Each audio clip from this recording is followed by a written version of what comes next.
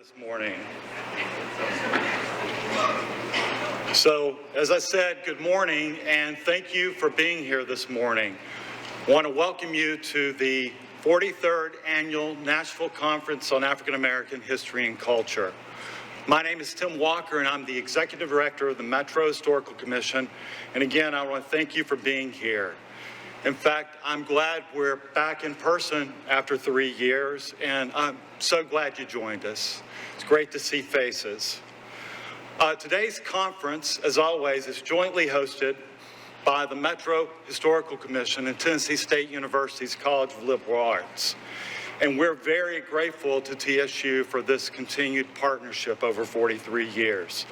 I also want to extend a thank you to the Metro Nashville Network and Metro Nashville Information Technology Services Department for their assistance in recording today's presentation, which will be available later this month on Metro Channel 3, so be sure to tune in for that. Well, in honor of this year's conference, it is the 60th anniversary of the Civil Rights Act of 1964 and the 70th anniversary. Let me get a little bit closer. Can you hear me now? Perfect. And the 70th anniversary of Brown versus the Board of Education decision. And this year's sessions center around our state's rich civil rights history under the theme, Marching Towards an Inclusive Future, Seismic Shifts in Tennessee Communities. Today's presenters will cover a wide range of topics, including school desegregation, mapping destruction in Tennessee's African-American neighborhoods, integrating the airwaves, and the history of Nashville's minority communities. And later, you'll be entertained by a musical performance of songs from the civil rights movement. So it's going to be a full day of both education and entertainment. You're going to love it. Before we get started with our sessions this morning, I want to share a few updates on projects the department is working on that are related to the conference and document and celebrate our city's rich African-American history and culture. The first, in December, we've just completed a 2-year African-American civil rights grant with the National Park Service. That grant documented Nashville's student movement and the set-ins. While the primary deliverables for the project were a countywide National Register of Historic Places historical context document and 2 individual nominations to the National Register for Clark Memorial Methodist Church and First Community Church, the project has allowed us to have a strong public engagement process through interviews with many civil rights veterans. And more recently, the Metro Historical Commission assisted the Friends of Hubbard House with a grant application for $150,000 to the National Trust for Historic Preservation's African American Cultural Heritage Action Fund. This grant will fund phase 1 of a much larger rehab of the National Register listed George W. Hubbard House in South Nashville. The Hubbard House, as many of you probably know, is the last remaining structure from the original Meharry campus in South Nashville, and it's an early residential design of Moses McKissick. So a very important structure, and we're glad to help with that. And finally, we're also beginning work this spring on an underrepresented communities grant from the National Park Service. That will document mid-20th century historic neighborhoods that were developed by and for Nashville African Americans. The Historical Commission has created a study list to date of neighborhoods, and it's names of neighborhoods many of you probably know or may live in. It includes Enchanted Hills, College Hill, Haynes Heights, Garner's Gold Coast, Haynes Manor, Haynes Mead, Hillhurst, Clintondale, Gardner Meadows, Fisk Park, and Cumberland Gardens. We'll be surveying these neighborhoods with a goal of creating a countywide historical context document, and we'll be nominating at least one of the neighborhoods to the National Register of Historic Places. So we're excited to get started on that grant this spring. And finally, I want to just take a moment before we get going to recognize those who who are here today that have helped make this conference a success over its 43 years. I want to start with the conference's planning committee. Many of them are here this morning. They worked very diligently for months on end, working on the logistics of this conference. And I can tell you that they've already started planning for next year's conference. So it's an ongoing process, but I want to recognize them and thank them for their work.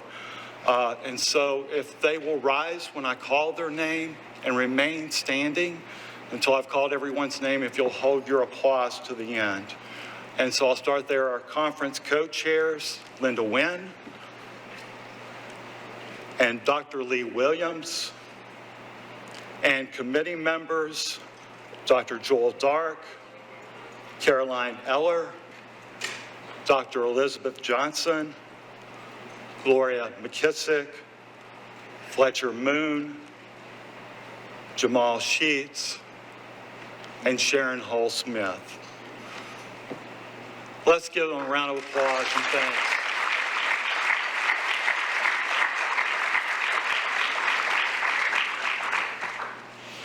I also want to recognize the Metro Historical Commissioners that are here with us this morning. And if you will please stand as I call your name and remain standing, and we'll hold applause to the end.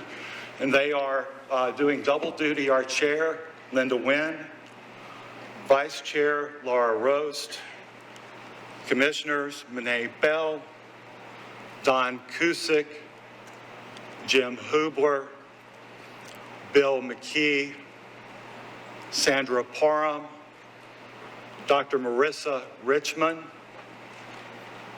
and County Historian, Dr. Carol Busey, and I'll add to that our partner, sister organization on the Metro Historic Zoning Commission, Dr. Lee Williams.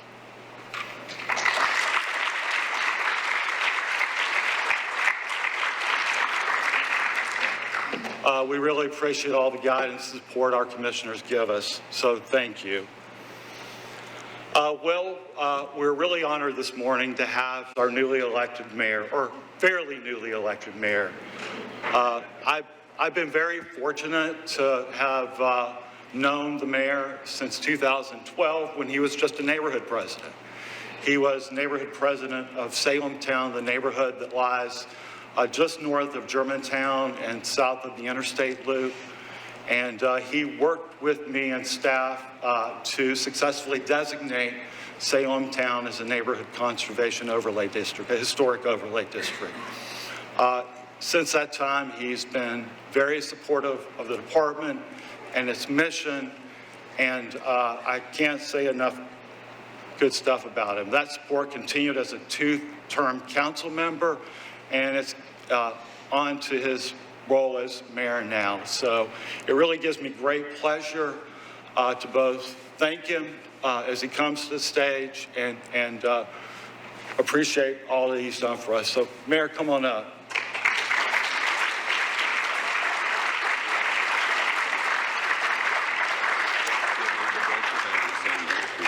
Oh, did I say that? Yeah, don't worry about it. Gosh.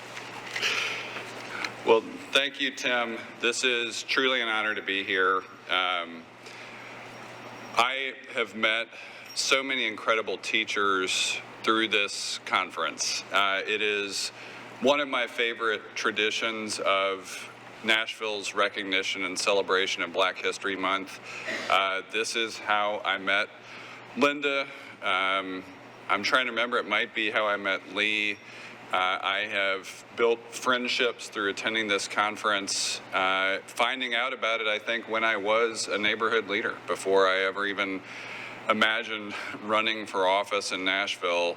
And this is a room full of teachers and students, and I am here today once again as a student. The volumes of information that come from this conference are instructive, but if you look at this year's program, in the tradition of where this conference has been, it isn't just dry classroom lectures. It is sprinkled with performances because this is a conference of history and of culture.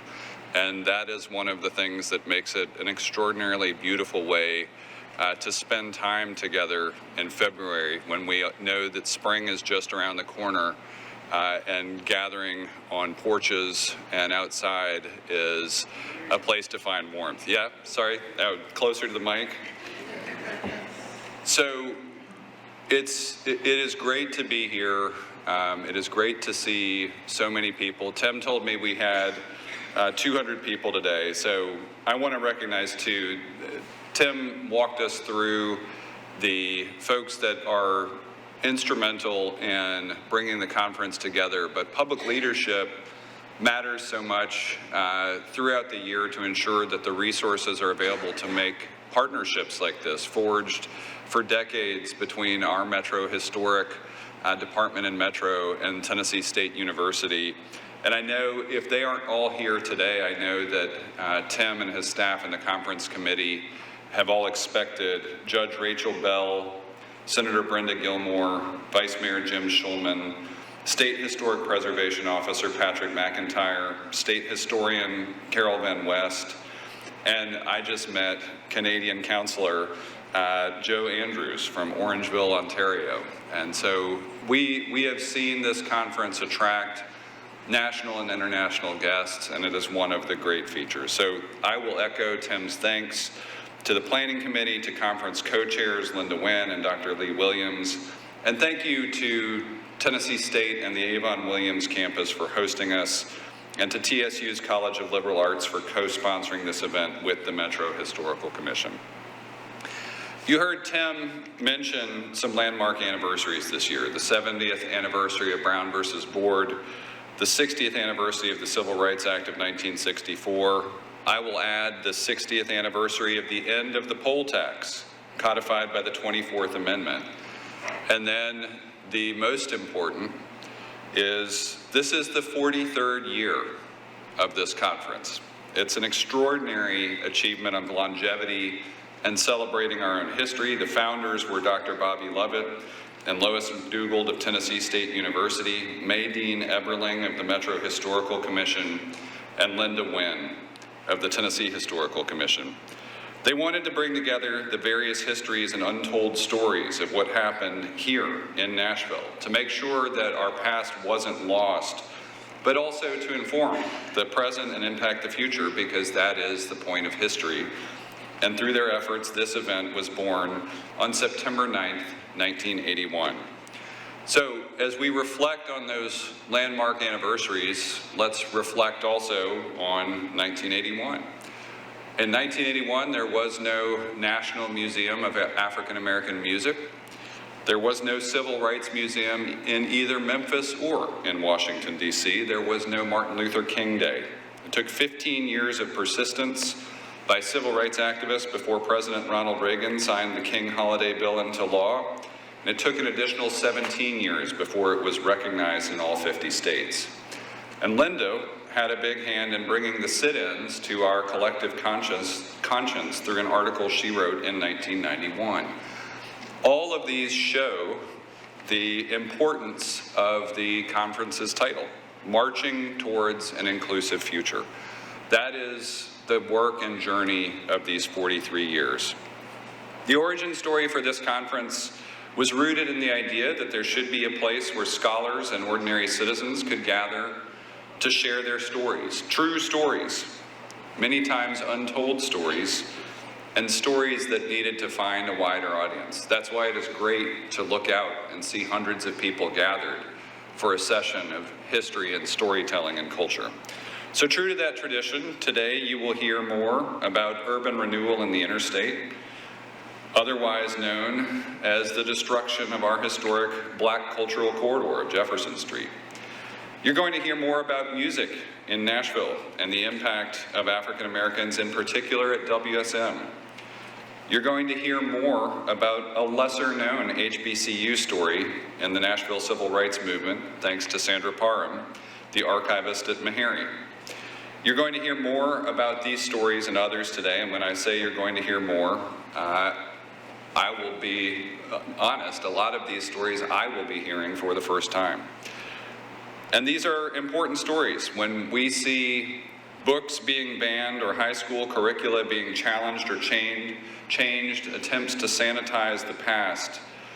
That's people battling over who gets to tell the story of history. And that's why this conference is so important and its durability so profound today as it was 43 years ago. We live in a divisive time.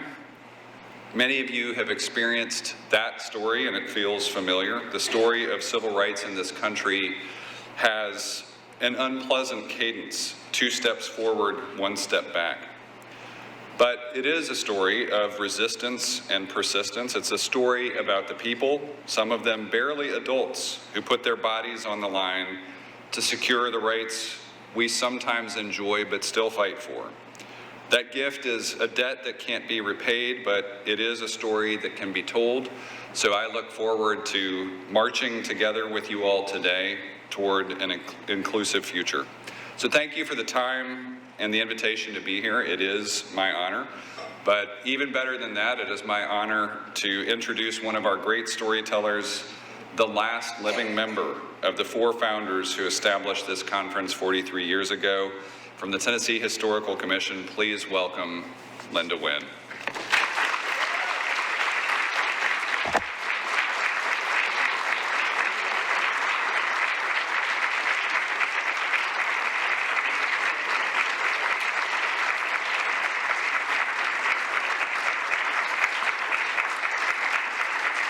Thank you, thank you, thank you.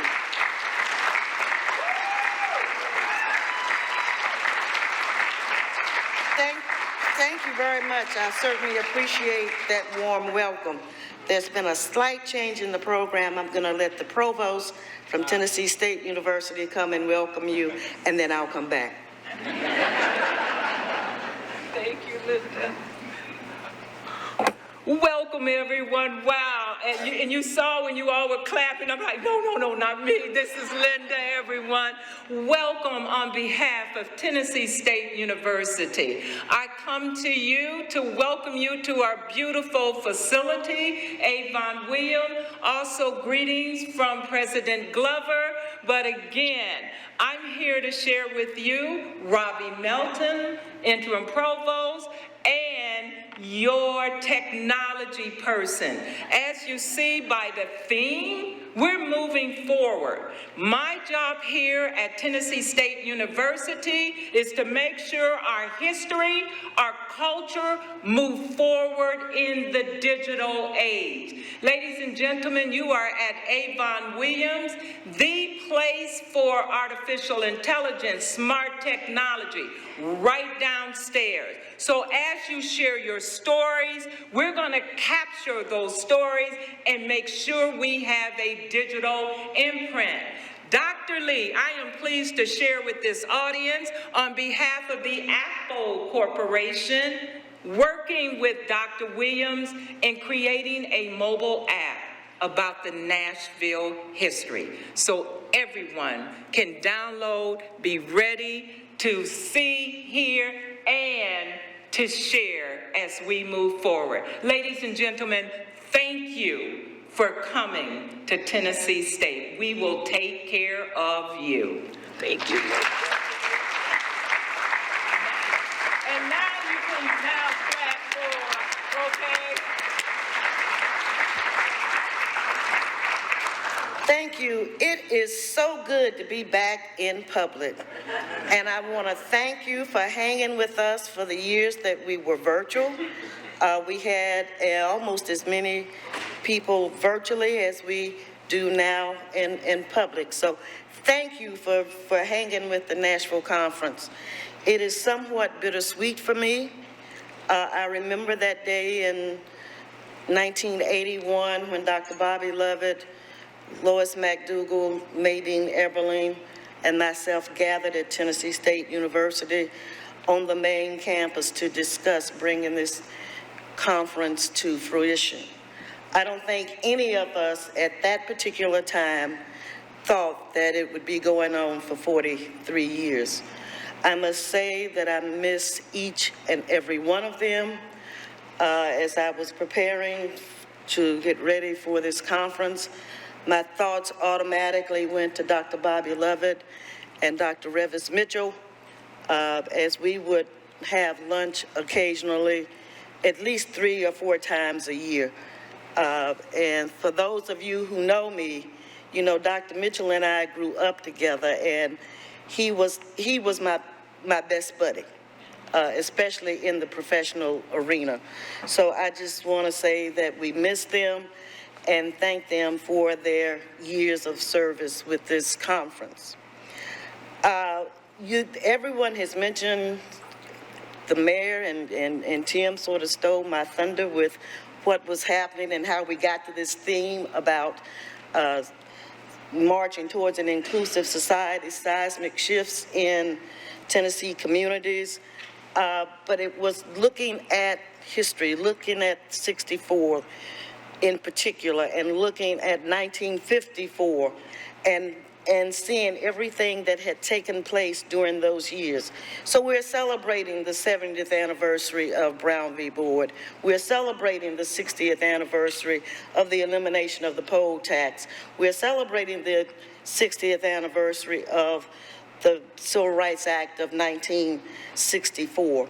So that is how the conference theme came about, and that's the way we built the conference for this year. I would like to give a special thank you to Caroline Eller of the Metro Historical Commission.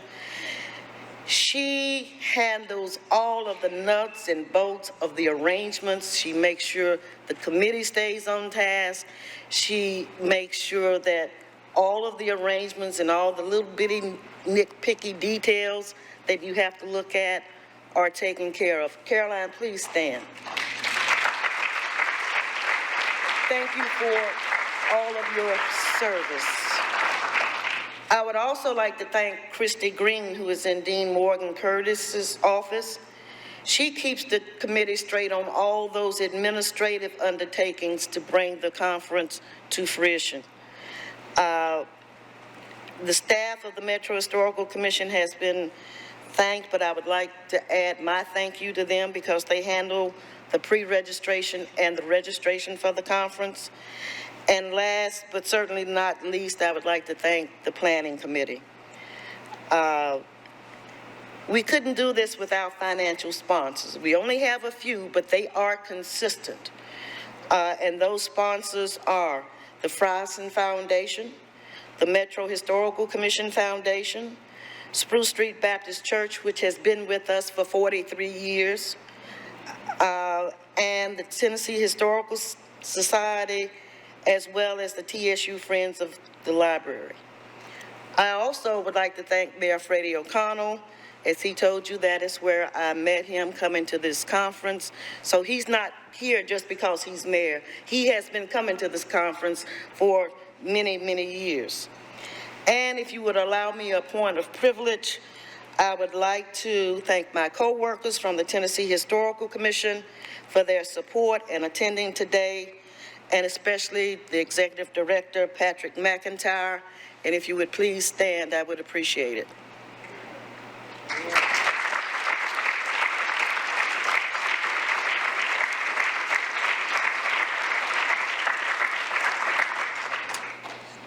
And I would also like to extend my condolences to the King Holland family. King Holland was a civil rights activist who passed in December. King was one of the 14 students who desegregated Father Ryan High School, and he went on to become an activist in the Nashville civil rights movement. So I would like to extend my condolences to his family. Services for him will be held on February the 17th at the Fisk Memorial Chapel. King was a graduate of Fisk University. At this point, I'm going to turn it over, is Gloria McKissick here? I don't see her, but when she comes in, we'll do a special presentation this afternoon. Thank you.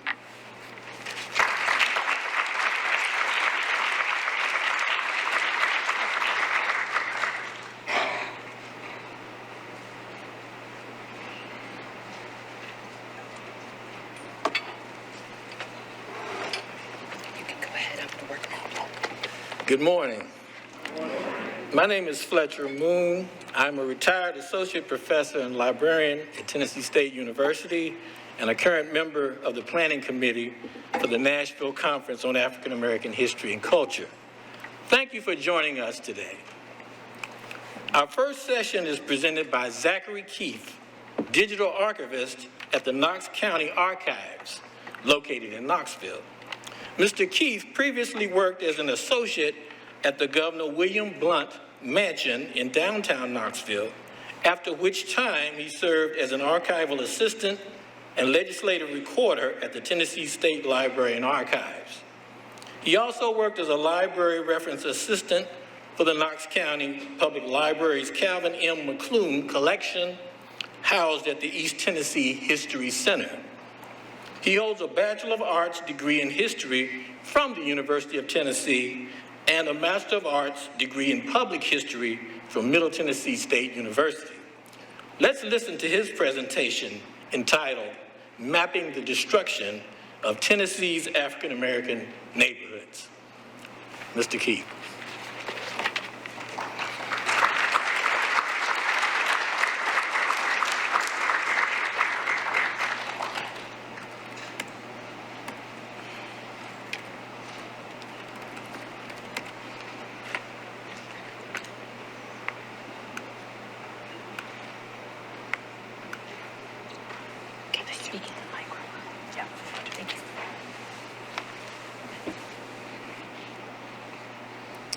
Thank you for having me. Thank you to TSU and the Metro Historical Commission for putting this conference on. It's a great honor to be here presenting. Today I'm going to talk about a story map that I created while I was an employee of the Tennessee State Library and Archives. It uses historical maps overlaid with present-day maps to demonstrate the destruction of some of Tennessee's historic African-American neighborhoods by mid-20th century public works projects. First, I'm going to give a background of public works projects across Tennessee, how they've affected the communities, and I was hoping to do a demonstration later, but we were having technical difficulties, so that may not be an option. So the mid-20th century building of the interstate highway system, public housing projects, and so-called urban renewal projects are commonly viewed as key elements in the modernization of America. However, these produced unequal benefits to Tennessee's citizens. For those whose neighborhoods were unaffected, statistically more likely to be white and wealthy, cities became more attractive and travel easier. For those whose homes or businesses were destroyed, more likely to be poor and African American, the projects caused a serious disruption or even destruction of their communities, and made it more difficult to accumulate property and wealth. The effects of these programs persist today, even with the progress of the civil rights movement in the mitigation of Jim Crow laws. Urban renewal began in 1937 with the passage of the Wagner-Steagall Act, which extended federal subsidies to local housing authorities to produce housing projects. The Housing Act of 1949 extended these to urban renewal programs and mortgage insurance. In 1945, the Tennessee General Assembly passed the Slum Clearance and Urban Redevelopment Act, which allowed local housing authorities to condemn blighted areas and raise them in the name of urban renewal. Of course, it left the discretion to the local housing authorities to determine what constituted blight. In 1956, the Federal Highway Aid Act was passed by the federal government, which created, of course, the interstate highway system to accommodate increased travel associated with the post-war economic boom. The interstate highway system, of course, revolutionized automobile travel across the nation. Construction of the highway systems through rural areas caused few issues, but of course, construction through cities was much more problematic. In Tennessee, urban planners typically ran those highways through African American neighborhoods. which caused destruction of these historic communities, typically settled in the wake of the Civil War by free communities. In addition to the destruction, they often bisected the communities or isolated them from the rest of the city.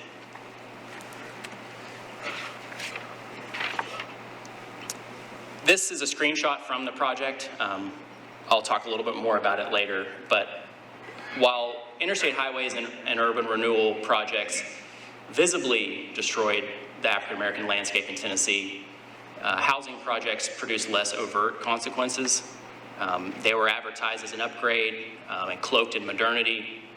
These housing projects were touted as housing of the future.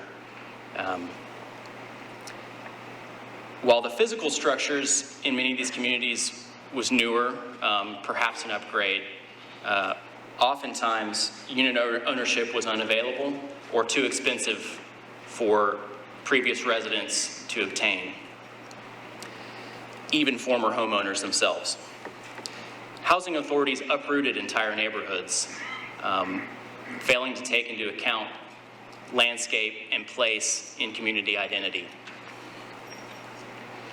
Additionally, many of these housing projects increase segregation by concentrating people along racial lines. Interstates then surrounded the housing projects in the neighborhoods, further isolating them from the rest of the city.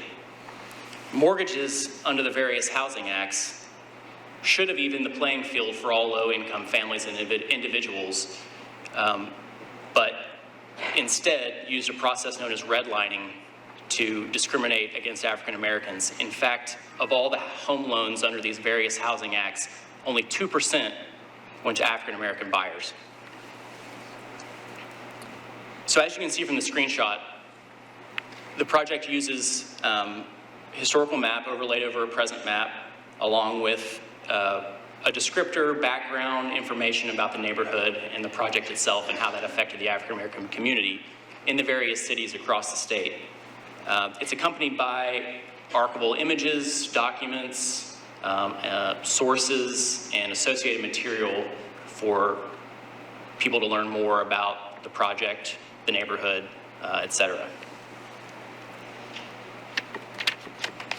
So the first neighborhood I'll talk about is probably the most well-known, especially here in Nashville, Jefferson Street, which is the hub of one of Nashville's African-American neighborhoods, North Nashville. Known for its commercial prosperity, thriving music scene, and intellectual achievement. North Nashville was settled by freed African Americans who helped construct the fortifications of Fort Gillem in 1864. In 1955, Nashville began planning interstate construction, jumping to take advantage of federal funds to accommodate increased traffic. I think something we can all sympathize with. And the original route planned by the urban planners was parallel to Charlotte Avenue, but the final plan is in its present-day location, running along Jefferson Street. In 1967, the I-40 Steering Committee, comprised of African Americans whose neighborhood would be affected by the final plan, selected Avon Williams Jr. as counsel and sued the state to prevent the construction of this highway, citing a lack of public hearing and alleging racial discrimination in the choice of the final path. The interstate not only would destroy the neighborhood, but bisect the remaining community. The Federal Highway Administrator then responded the following year that the final route was chosen because the initial route would have adverse effects on houses, apartments, and a hospital along Charlotte, the majority of which were white-owned and operated. In reality, the final route affected a far greater number of homes, apartments, businesses. In fact, twice as many homes, 3 times as many businesses, apartments, and churches were destroyed with the final route along Jefferson Street. The approximately 128 businesses destroyed or relocated with the construction of I-40 constituted 80% of Nashville's African American proprietorships. The court case ultimately failed as the district court and the appeals court sided with the defense, and the Supreme Court declined to hear the case. The next neighborhood I'll talk about is known as Hell's Half Acre. It's right along Capitol Hill. You'll see here 2 images from the Metro archives showing Capitol Hill before and after the clearing during the urban renewal project. Following the Civil War, the area around the Capitol became solidly working class with the construction of the railroad depot and factories just north of the Capitol. By the early 20th century, this became distinctly African American, with homes, businesses, black churches, a black hospital dotting the landscape. Following the Second World War, state legislators and Nashville's elite identified this area as a visible problem, and newspapers soon after started referring to it as a, quote, outrageous slum. The Nashville Housing Authority turned to the New York engineering and design firm Clark and Rappuano, who also were responsible for moving the I-40 construction to Jefferson Street, as well as housing projects in Edge Hill, to design the Capitol Hill redevelopment plan, which the first phase, in essence, scraped the north and west flanks of Capitol Hill of all businesses, homes, and other structures. The plan evicted 427 families, 279 single occupants to various housing projects across the city, including John Henry Hale Homes just south on Charlotte, and to Edge Hill Homes in the Edge Hill neighborhood. Of the 1,549 people relocated, 1,451 were black, approximately 94%. The promise of economic revitalization never materialized, as this area still remains an extension of the state campus and is essentially mostly surface parking lots.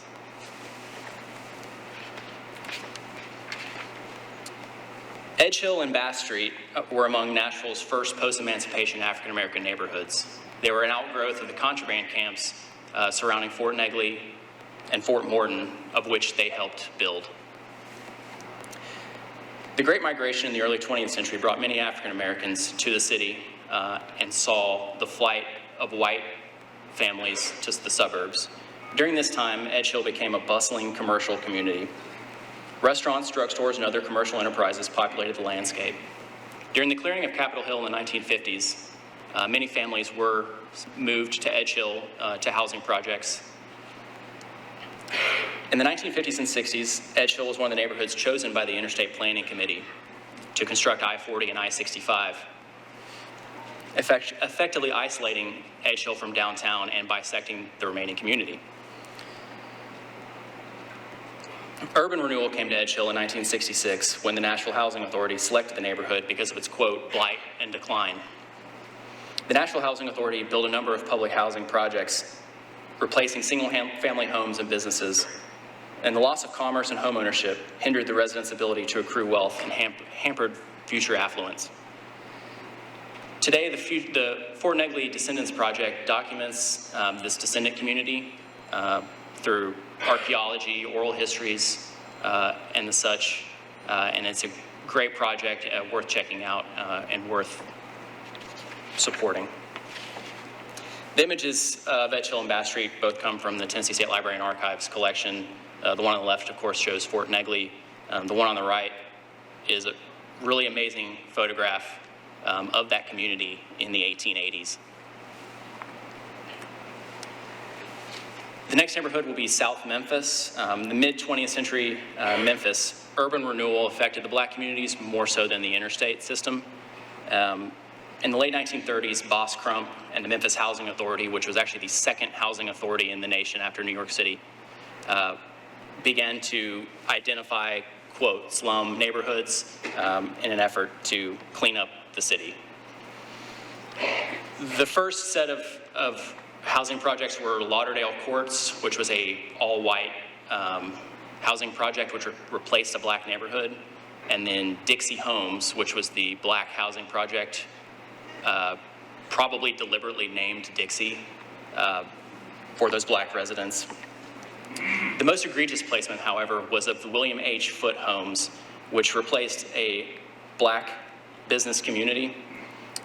You can see here that triangle in the image to the right on the 1928 map of Memphis, which is part of the project, maps perfectly to the black business community there in South Memphis.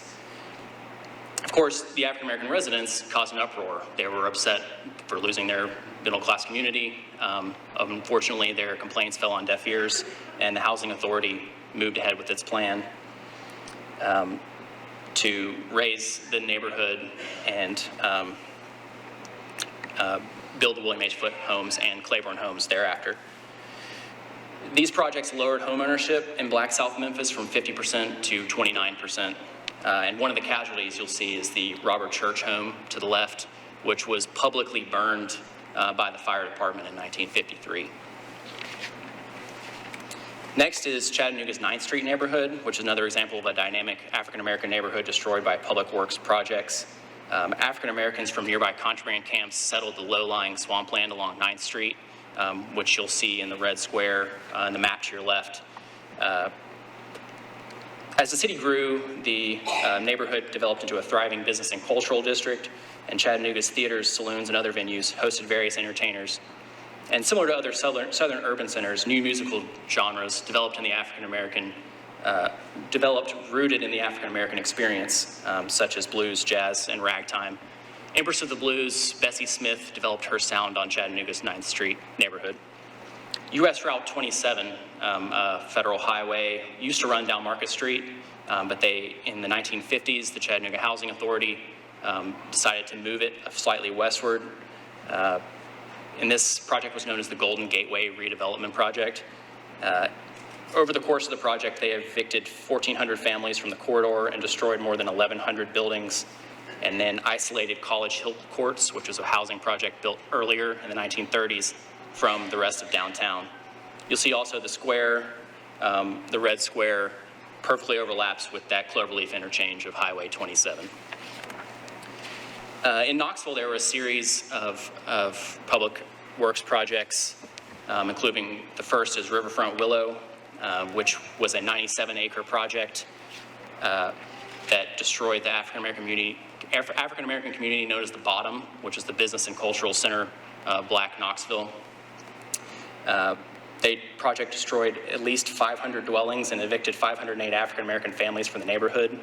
The neighborhood lost 15 churches, 100 businesses, schools, the Carnegie Library, the African-American Carnegie Library, the Gym Theater, and the Black Medical Arts Building, where a number of African-American physicians, dentists, and optometrists practiced.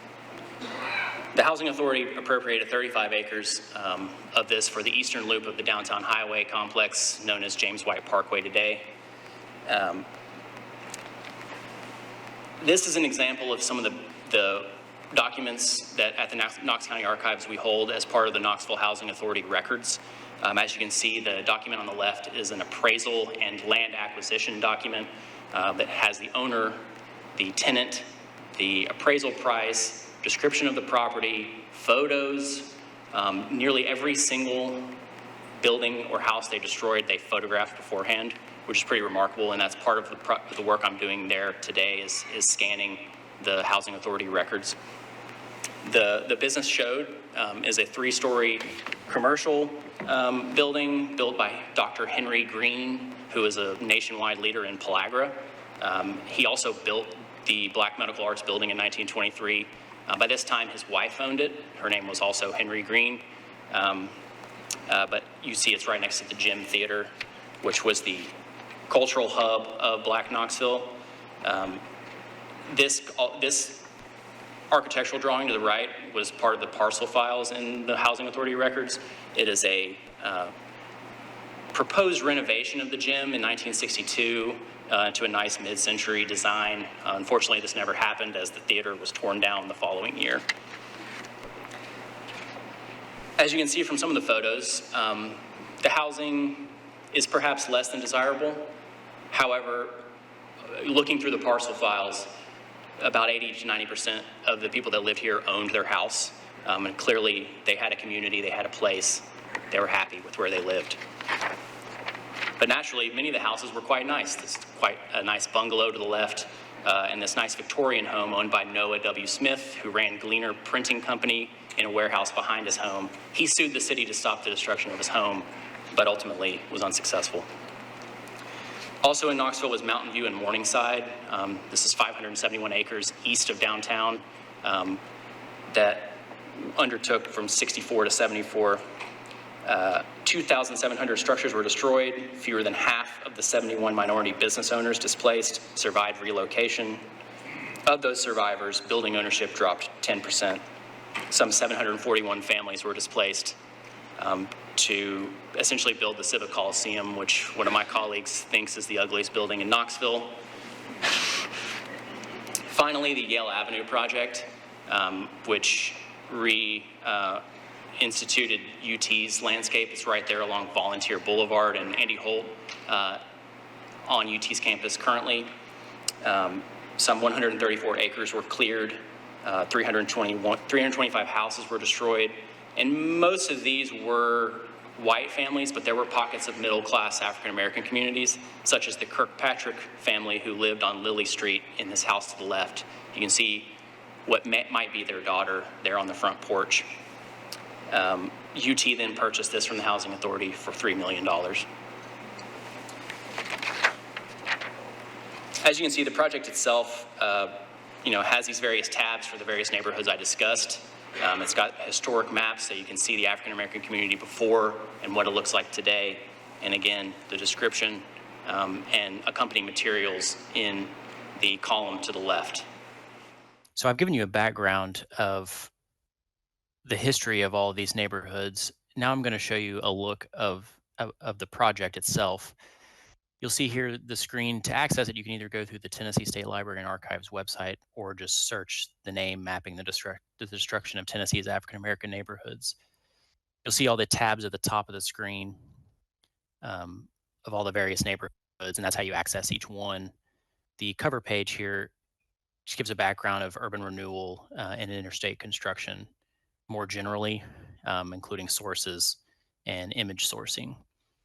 You'll notice if you click on any of the tabs, they all have their own background and history, and usually accompanied with archival images and photographs and documents, as well as where they came from and the sourcing for the history of each neighborhood. The application itself is pretty robust, so if your internet's not great, sometimes it'll take a while for it to load, as it is in this case. There we go. So you'll see this is a map of Memphis, and if we zoom all the way out, you can see the city as a whole.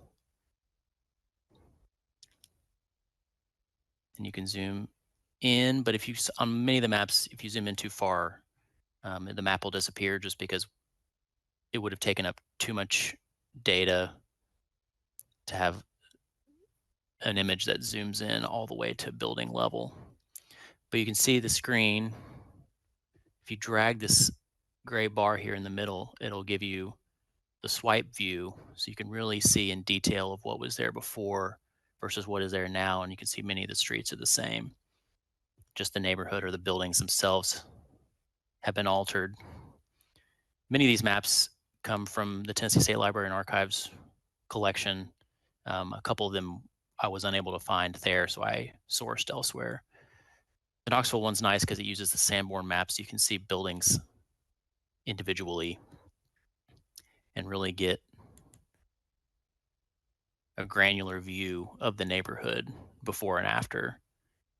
Urban renewal destroyed most of the buildings inside. That's pretty much the extent of the project. As you can see, again, each has their own sources and archival images and maps to associate with it, and hopefully gives you other reading opportunities and links to other projects to learn more about each of the neighborhoods and urban renewal in generally. That's it. Thank you so much.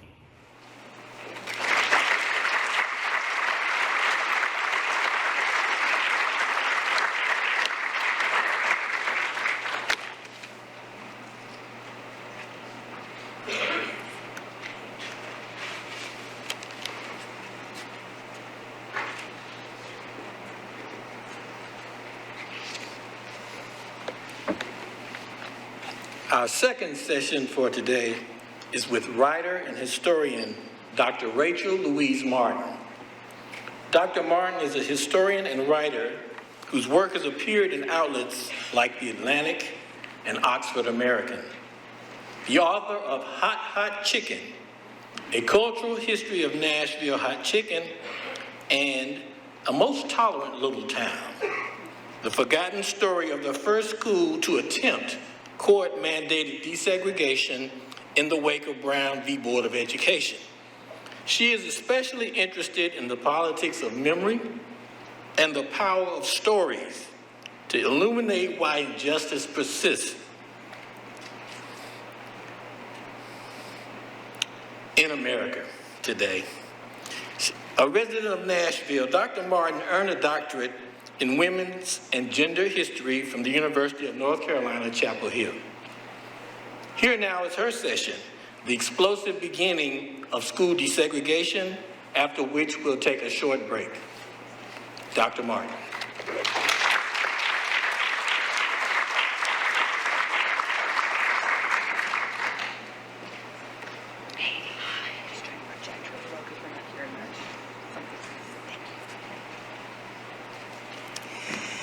Good morning. How are y'all today? Good. I just want to double check. Is everybody able to hear me right now? Okay, good. It is delightful to see your faces. The last time I did this conference, it was online. And as I recall, my kitten, who I had locked up to keep out of the way, attempted to reenact the storming of the Bastille. And then a set of salesmen knocked on my door to sell me windows. If you have windows to sell, I'm not interested. Thank you. I am also delighted to get to share a bit of what I've been working on lately. I'm also so excited to hear what else is taking place in the historical field around Nashville and around Tennessee. So thank you again for a wonderful conference. And yeah, this is one of the few rooms where I assume most of you are already familiar with the town of Clinton, Tennessee. I don't often get to assume that. Just in case, though, let me give you some basic background. Clinton, Tennessee is the county seat for Anderson County. That is where you have both Oak Ridge and Norris Dam, the first TVA project in the nation. It is just outside of Knoxville. And before desegregation occurred, they had so few black high school students in town that the County Board of Education was able to say that they didn't have to provide a black high school. Technically, you had to provide a black high school if you had 70 black teenagers, and they had anywhere between 30 and 50 at any given point in time. Before 1940, that meant that after the 8th grade, most black students were simply forced to drop out of school, and they had no opportunity to go on for further education. The only way that was different was if somehow their parents had the resources to send them to a private school or had family members somewhere else. Some of them had relatives actually here in Nashville, so they would send their kids to live with aunts or uncles and go to school here in town. But otherwise, all education ended for black students at the 8th grade level. In 1940, a set of black parents decided that was not right, that was not just, and that was not preparing their students for what was coming as the world was increasingly technologically driven, as people were moving out of agricultural work and into cities and other spaces like that. They took up a petition across the county, and they ended up forcing the county school board to begin busing their students to a high school in La Follette, Tennessee. And actually, a couple of the parents signed up for high school as well. They ended up earning their high school degrees. One woman was 29. Several others were in their mid-40s. Several of them went on to college and earned college degrees as well in Knoxville. So there was this tradition of longing for education, of valuing education, and that high school in La Follette is actually not a great place to get that education. It was rated as a failing school. That made one black mother in town very angry. Her name was Winona McSwain. She had been forced to drop out of school when she was in the 8th grade. And she decided this was not going to be what happened to her children. She began by telling the county school board that if they were cutting a check to send to La Follette High School to cover the cost of her kids going to school one county away, they could cut the same amount and send it anywhere else that she might happen to want to send her kids. I guess maybe this is an early version of the voucher system that worked. It doesn't mean we now think it's a great idea. Anyway, Winona McSwain did that for her oldest 5 children. And then one day, one February morning, she got a call from her son who had been living here in Nashville and going to Pearl. And he was panicked because he'd been kicked out of school because his tuition had not been paid. She went to the superintendent. She said, "What the what?" He said, "The answer is very simple. You don't get to choose where to send your kid to high school, I do." Yeah, that was her reaction. He agreed to send one more check to Nashville so he could finish out the school year. And the following August, her son, along with 4 other students, marched into the principal's office in Clinton High School in August of 1950 and demanded to be allowed to enroll in the high school in their town. They made 2 arguments. They said, first of all, shipping us out of county is inherently unequal. Therefore, it violates the law. Second, you are sending us to a school that is not quality. Clinton, by this time, was one of the top-rated schools in the nation. They were preparing their students to go to work at Oak Ridge. They wanted their kids to become engineers. They wanted them to become chemists. They wanted them to become physicists. They were doing STEM before we knew really what STEM was. And Winona McSwain and the other parents said, that is our children too. They forced the Knoxville NAACP to bring a lawsuit. The Knoxville folks said, and actually they then also contracted with Avon Williams through the Knoxville NAACP. He was one of their lawyers. And they were warned, you are likely to lose this lawsuit. And in the first round, they did. The county school board then switched the kids to Austin High School in Knoxville itself. Austin was an A-rated school, so they said now this education is equal. They also said kids around the county get bused. Your kids getting sent 45 minutes or an hour on bus is the same thing as a kid coming out of New River, riding an hour to Clinton on a bus. And the federal judge agreed with them. But there was another set of cases also making its way through the courts. These were the 5 cases that we now know as Brown versus Board of Education. And so when they appealed the case, the federal courts put that appeal on hold, pending the decision in Brown. In 1954, when that decision was handed down, when we were told that desegregation, then in the next year, 1955, when that was clarified and desegregation came to mean all deliberate speed, I think we all know how well most communities around the South used that phrase, to prevent desegregation. For them, deliberate speed meant if they were deliberating, it was speeding. There's a whole history to that phrase. I won't go into it now, but it originally said speed thee slowly, which is one of the most accurate representations of what we did with this ruling possible.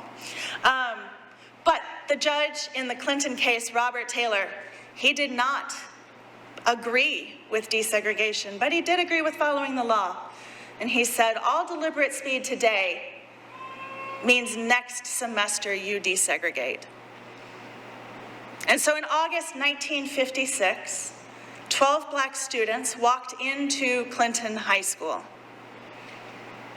At first it seemed really hopeful. And I know today that seems absurd or unbelievable to us. Today we live in a world in which we know what happens next. We can predict the violence. We can predict the abuse. We can predict that this goes badly for these kids. But nobody had done this before. And so these 12, 13, 14, 15, 16-year-old kids who are being sent onto the front lines of this fight, they actually think this might go well. At the end of the first day, one of the girls, Joanne Allen Boyce, had been unanimously elected as vice president of her homeroom. No, she doesn't know what that really meant either, but she was very excited about it. And the other candidate was one of the starting football players. So that seemed really encouraging to her. Other kids had had such great interactions with their classmates and their teachers that they told a reporter that they thought that by the following semester, they'd even be allowed to try out for the basketball team. That this wasn't going to just be academic desegregation, that this would become actual integration. A concept we have yet to try here in America. They predicted, they thought, they hoped that just maybe Clinton High School would be a space where they could thrive, where they could be in their home community, getting the education, making the friendships, playing the sports. Winona McSwain's daughter wanted to be in the band.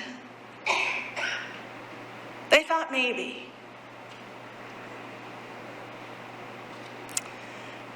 The title of my talk gives it away. It did not end up that way.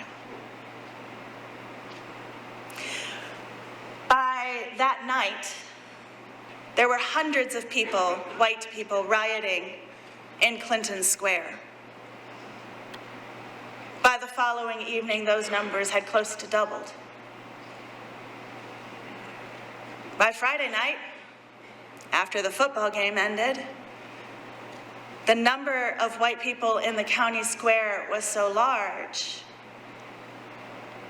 that the local leaders started to panic.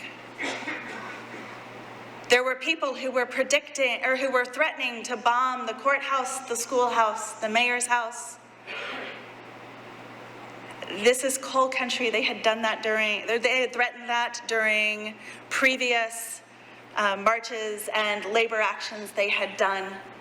Everybody took that very seriously because there was dynamite everywhere in town. Eventually, the governor did send in the National Guard. Unlike what happened a year later in Little Rock, he sent the National Guard to enforce the court order instead of to prevent it. And so there was nominal peace.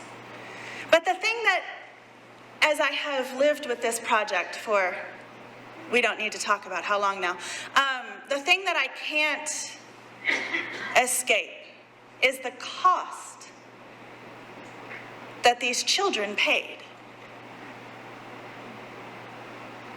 They weren't young adults. They were barely teenagers in most cases. I want you to imagine being 14 years old and going an entire school year,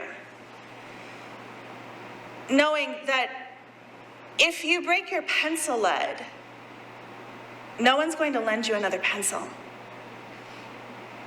If you run out of paper, no one's going to hand you a sheet of paper. When you wear a really cute dress that you're so excited about because you just got it, no one's going to say, "I love your dress today." No one's even going to make eye contact with you. You do not exist.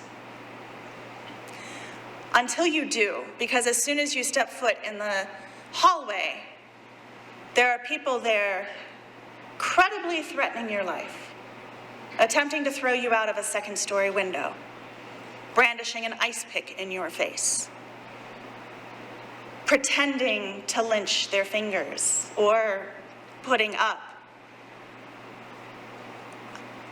lynching dummies, hanging them from the trees of the school. And I'm talking about this aspect of this because I am terrified about the direction we as a nation, but specifically we as a state, are headed right now. And the fact that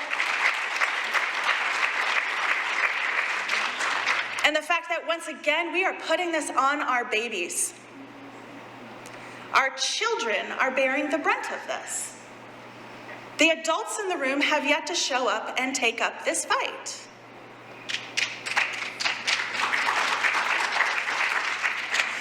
People like Winona McSwain show us it doesn't take our governor doing it.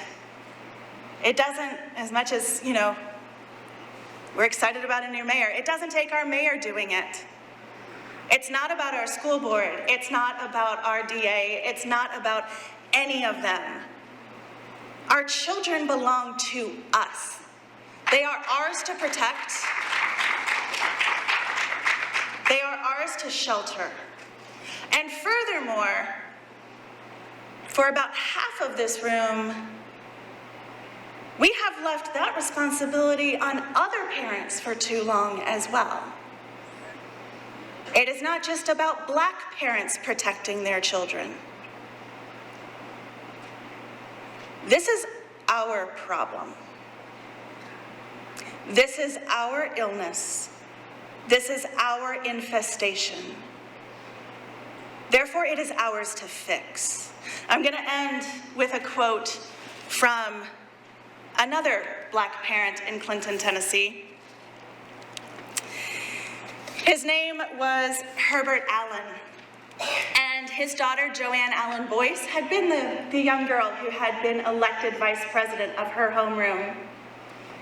And Herbert Allen would go on to go to Highlander and give lectures alongside people like Rosa Parks and Martin Luther King Jr. about the pressures of desegregating and what you do.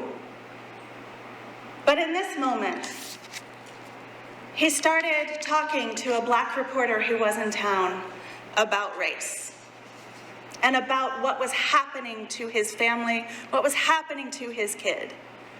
And this is what he had to say.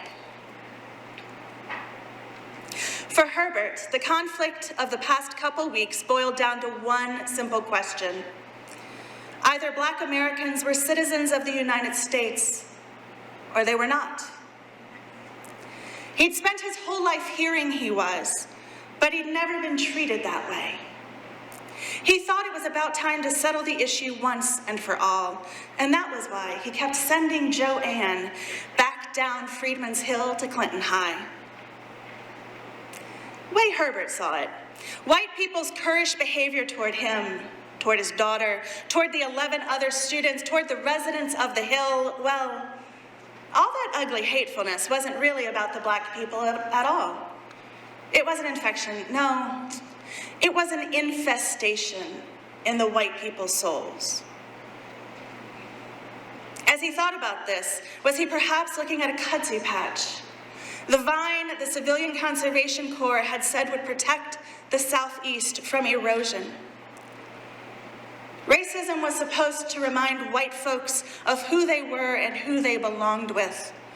But the vine and the malignity grew and spread, one across the landscape and the other across souls, choking out all life wherever they took root. Sometimes he'd seen white folks prune their noxious weeds, a painful process that was only a temporary fix.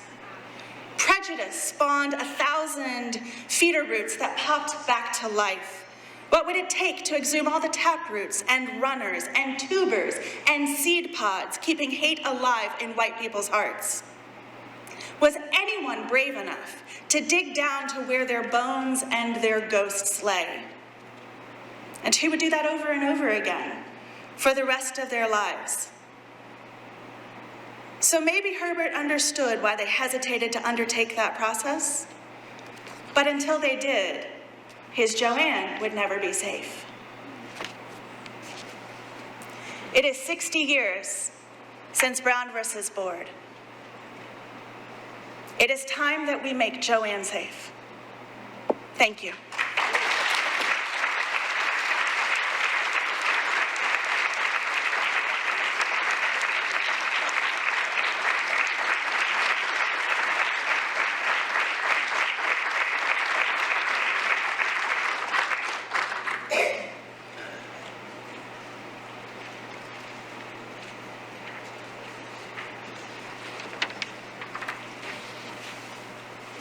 Gloria, if you would please come forward. Gloria, please come forward.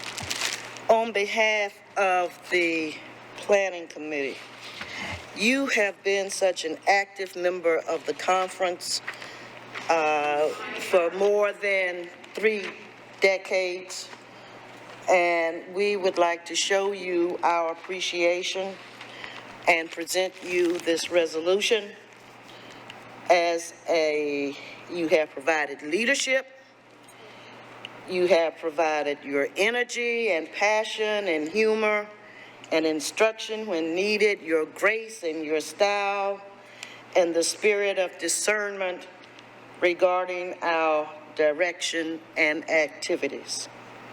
Therefore, on behalf of the Planning Committee, I present you with this resolution on this day, February the 9th, 2024.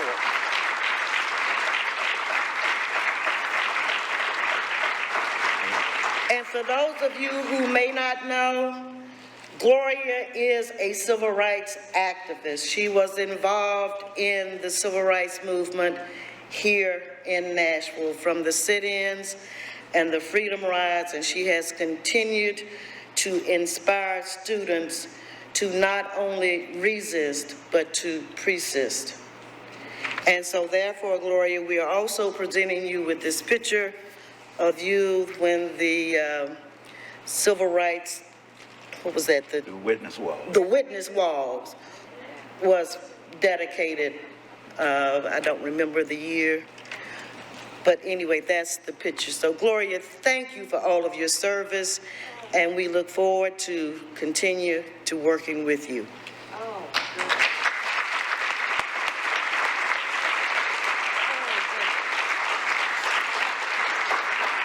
This is beyond my expectation. I'm just, you don't know, I'm just overwhelmed and just so delighted and pleased, and you have no idea, no idea. I've gone through a decade of illness, from colon cancer to kidney failure, and I'm still trying to hang in there and do things. It's not over till it's over, and it's not over for me.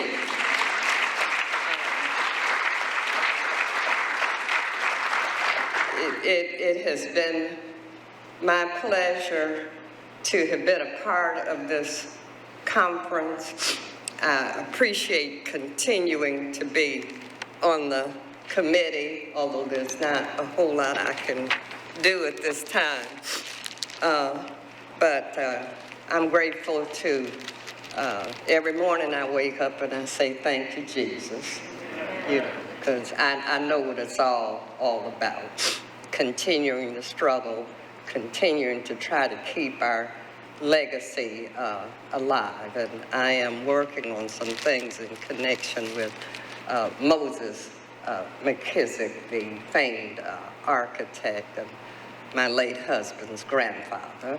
So thank you, thank you, thank you, God Almighty, thank you.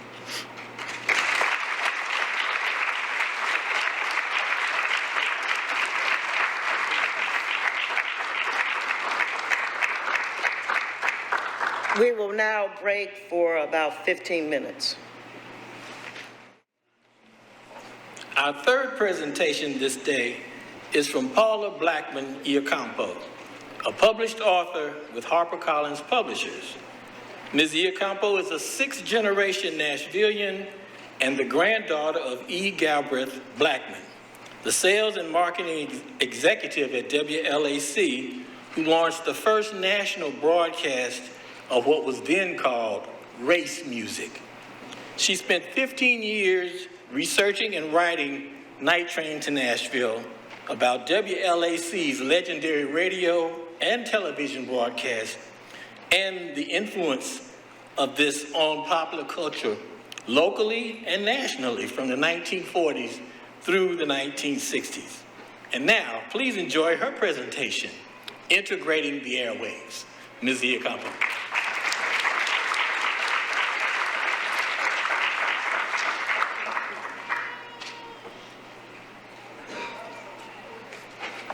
Thank you so much for inviting me and allowing me to participate in this. It's an incredible conference, and I am honored to be here. It's sacred ground to me here. When I pass the historic marker that identifies where the sit-ins started, where the students came from TSU to go downtown to protest the fact that they were unable to eat at the lunch counters in downtown Nashville, that marker gives me the same feeling that I had when I went to Boston and saw the Freedom Trail. So you know what happened with people like Paul Revere and James Hale and all of the men that participated in the Boston Tea Party. And in my mind, that's what these student protesters that started here at TSU, they're the same. When we think about Dr. James Lawson, who I interviewed for this book, and Diane Nash and John Lewis, Paul LaPrade, the white guy who was beat, we'll have a picture of it here. In my mind, those stories should be taught, not just in Tennessee schools, but in all the schools, in the same way that we teach about Paul Revere and the Boston Tea Party. So I did spend 15 years writing and researching this book, and part of it is probably because I'm not educated as a writer or a historian or a journalist. But fortunately, just by quirk of my birth, I was raised by one of each. So my mom was an award-winning columnist and managing editor of newspapers. So my first job, beginning at like 13, 14, was editing her columns. And so from that, I learned how to write. My father was a newspaper publisher. My mom was a journalist. From them, I learned how to do the journalistic research. Had I been educated here at TSU, maybe I would have done it a little more efficiently or a little quicker. But I'd like to start out by setting the stage. And earlier, let's see. If y'all were here for the first speeches, the first presentations, the man who spoke about the wiping out of the Black neighborhoods through urban renewal, he showed some of the same pictures that I'm going to show you. But these iconic photographs detail what life was like when the story opens, it's 1946. So these were the pictures of Capitol Hill that he showed earlier. This was a neighborhood just a stone's throw from here, really, not far from the Capitol. This is what Nashville looked like prior to that urban renewal and desegregation. And the part of town that, when you crossed Charlotte Avenue, when you crossed that, you came into what was then called the colored side of town. And so as we came in from Charlotte and we made our way up to Jefferson, that was where the majority of the African Americans in Nashville lived at the time. Now, I didn't live in this neighborhood, and we will come back to that, but I spent an awful lot of time at 4th and Church, 3 blocks down the street. My very dear friend that helped me with this book, Harriet Bridgeforth Jordan, can you stand up, Harriet?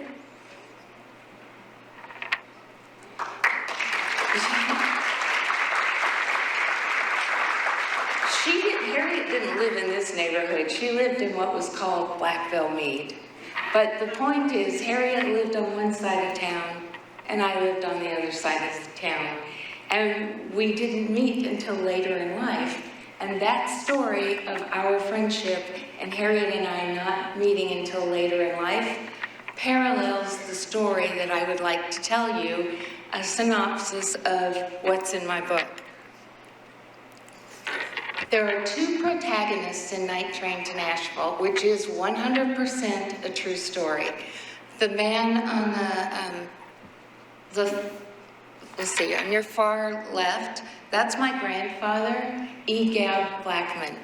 The man on the far left in the other photograph is Harriet's father, Sue Bridgeforth. Now, these men led parallel lives.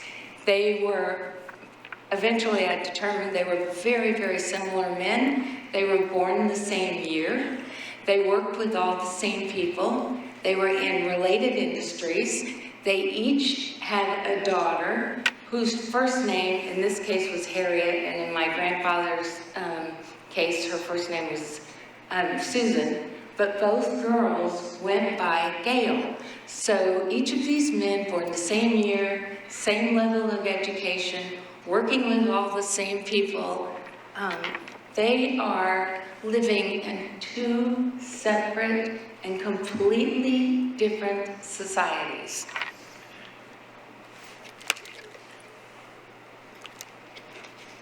Sue Bridgeforth owned the legendary nightclub called the New Era Club. For those of you who are familiar with the music history of Nashville, this nightclub is where Etta James recorded her iconic album, Etta Rocks the House. He also owned a local black baseball team. He owned the Birmingham Black Barons. He was the kingpin of North Nashville. He had the most exciting black nightclub that brought in all the best acts.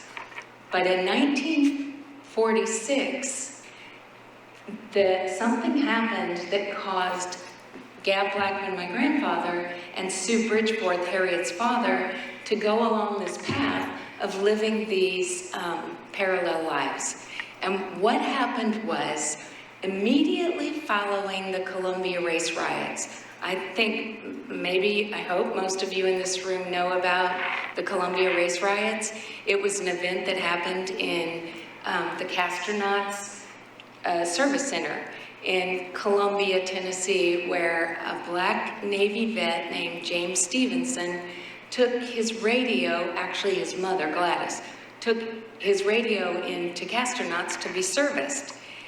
He was on his way back from serving in the Pacific, and he had called his mother and asked her to pick up the radio.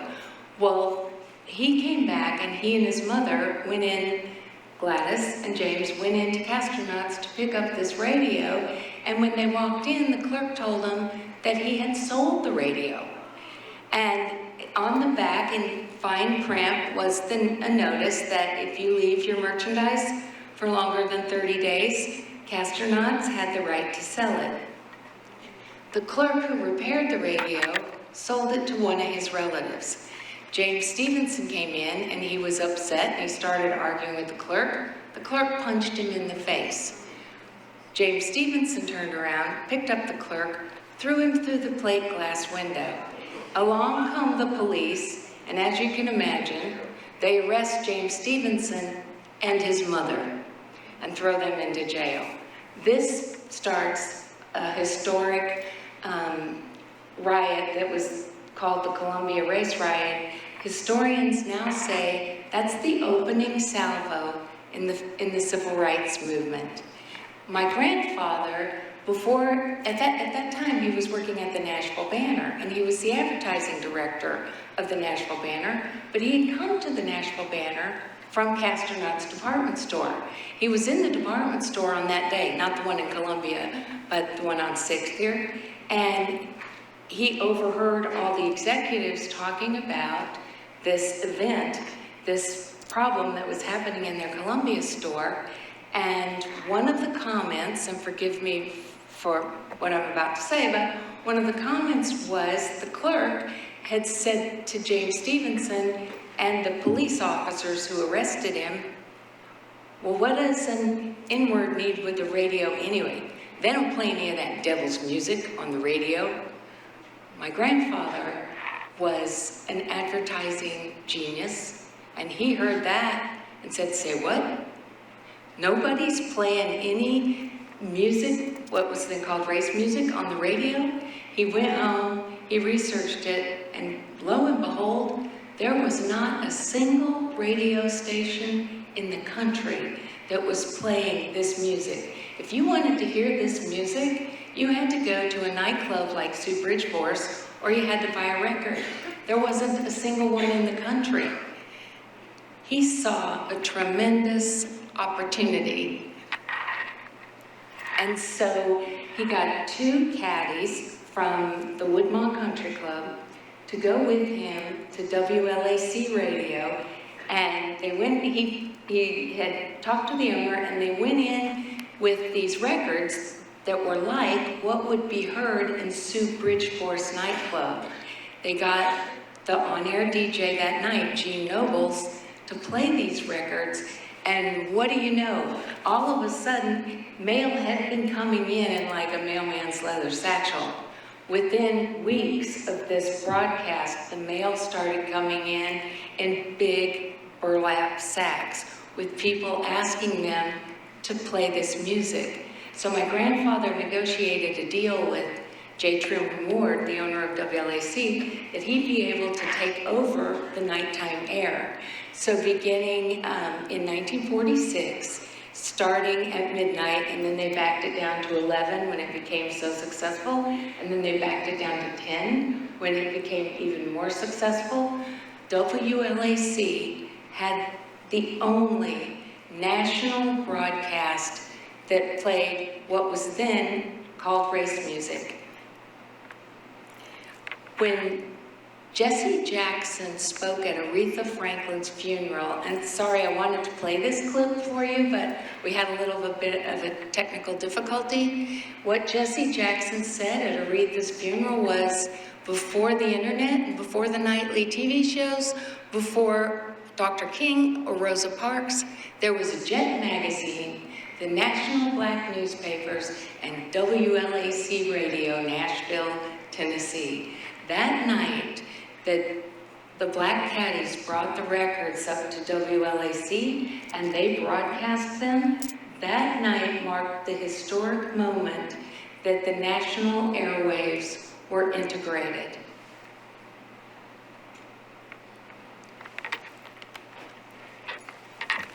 Now, how this music came to be called R&B and this whole genre came to be discovered is mentioned in the title.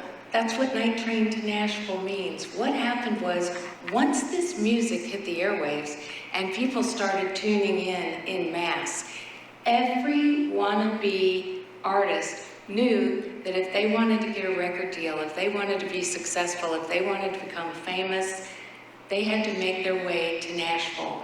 And because the South was segregated at the time and they couldn't always guarantee that they would be able to eat or get a hotel room, they took the night trains into Nashville.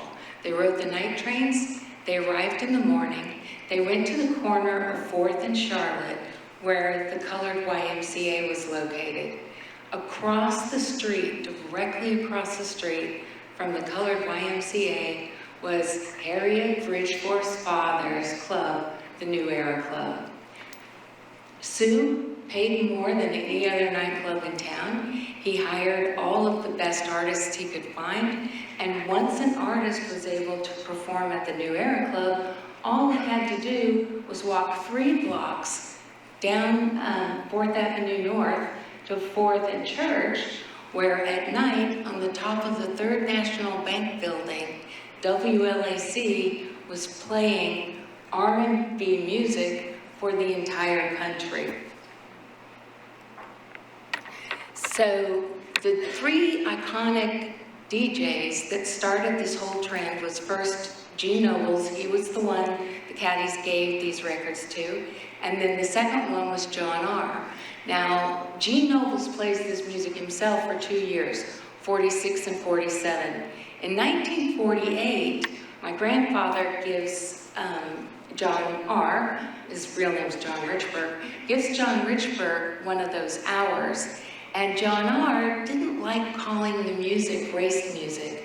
So he came up with a new term that he used when he signed on in May of 1948. And John R. called it rhythm and blues.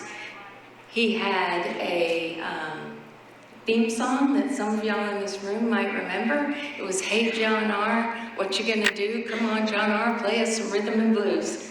2 months later, Jerry Wexler, who is an editor and reporter at Billboard magazine, Jerry Wexler changes the category of that music on the charts from what it was called then, I think it was Sepia Records or something, it had originally been Race Records. He changed that category of music to rhythm and blues, and then he took the credit for creating that term because he was the first to put it in writing. But it was actually John R. that did it.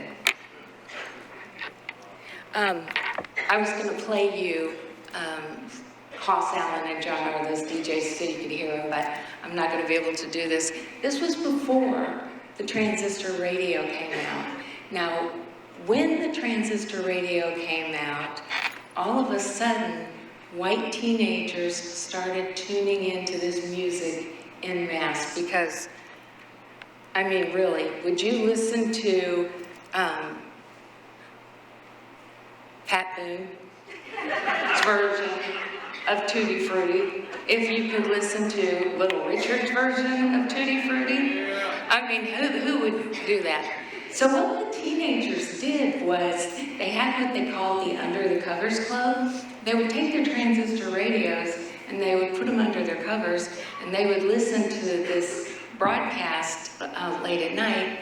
They would order the Pat Boone record of Tutti Frutti and they would put that on their dresser and then they would hide the Little Richard record under their bed. They'd have them sent to other places because it was considered taboo music. They had considered this music prior to this broadcast as too low class and dirty for the airwaves. So the teenagers tried to hide this music from their parents.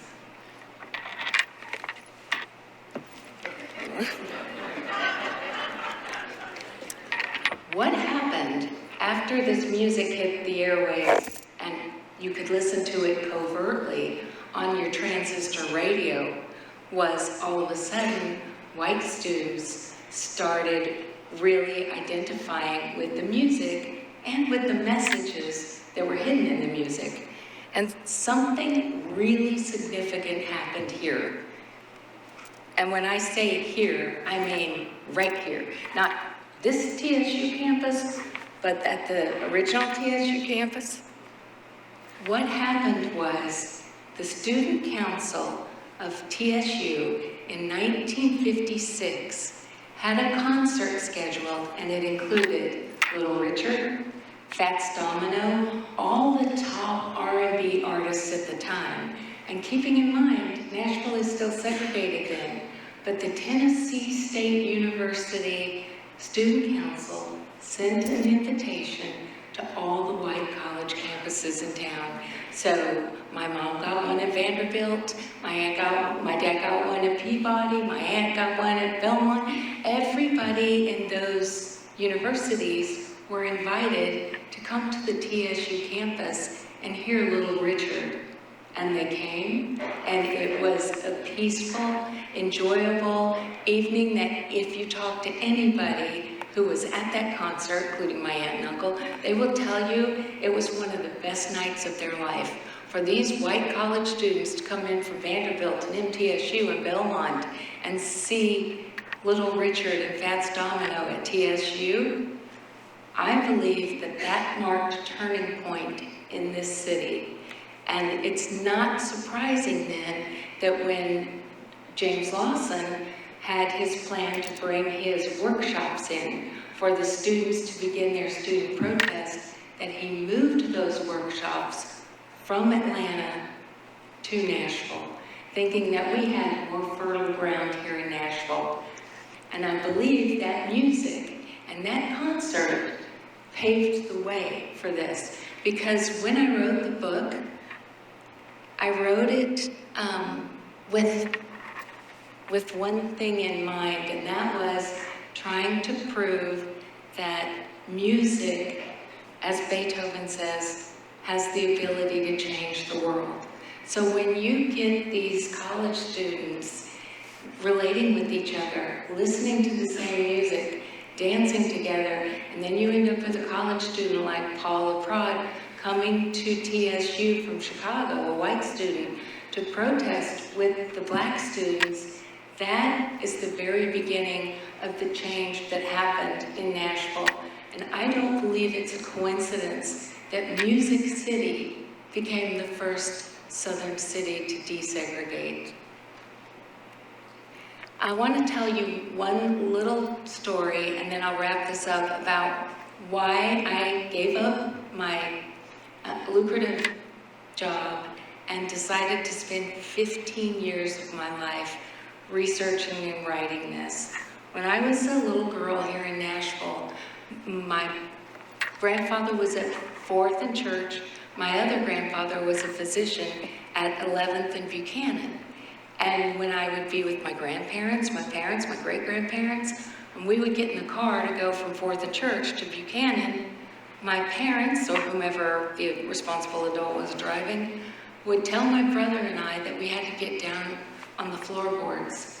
We couldn't be seen crossing the colored neighborhoods. Now, we didn't know why we had to get down on the floorboard and we weren't allowed to be seen. I found out a few years later when my mother was late and Aggie, our nanny that took care of us, missed the bus. Mom came to me very quietly and privately and said, "Paula, we're gonna have to take Aggie home. And this time, when we come to the border of the colored part of town, don't get off the seat. Stay up there, and we don't want to hurt Aggie's feelings." None of this made any sense to me, but I sat up there and we took Aggie home. And when we pulled up at her house and I saw an outhouse, no running water, no screens on the windows, the kind of conditions in which she lived, I cried all the way home. I thought every single person in Nashville lived exactly the same way that we did. And I was absolutely devastated to learn of the extraordinary inequity that was in this city. And at the time, people turned a blind eye, or they considered it, just the way it had always been. But inherently, it was evil, and it was devastating to a young child to learn a lesson that way. Similarly, in the book, you will read about how Harriet, her mother, like mine, tried to protect her from the evil sting of the ugliness of racism. And I don't know, I think Harriet was 10 or 11 years old when she went to a drugstore in Donaldson and tried to order a cheeseburger. And the woman at the counter told her, "We don't serve colors." And Harriet said to her, "What does my skin color have to do with me wanting to buy a cheeseburger?" And then Helen, Harriet's mother, comes to tell her that, well, there are some places that won't serve us. And Harriet's response is like, "Well, and you're just telling me this now?"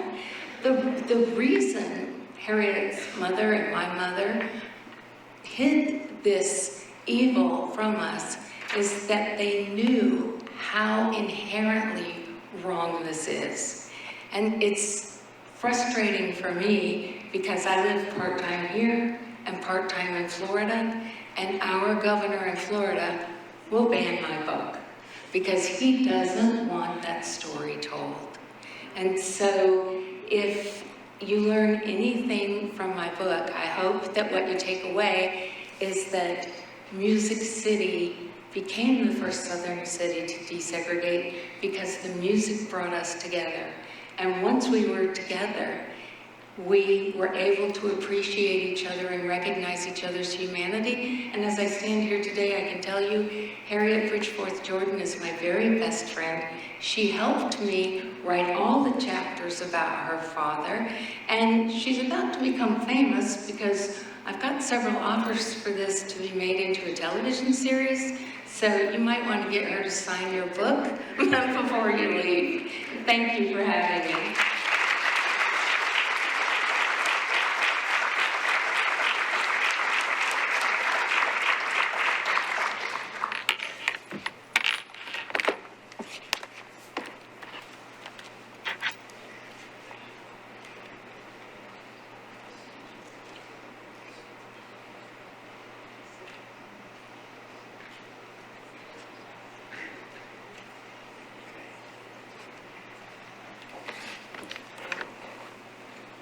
Our fourth session today is led by Sandra Martin Parham, Library Executive Director at Meharry Medical College.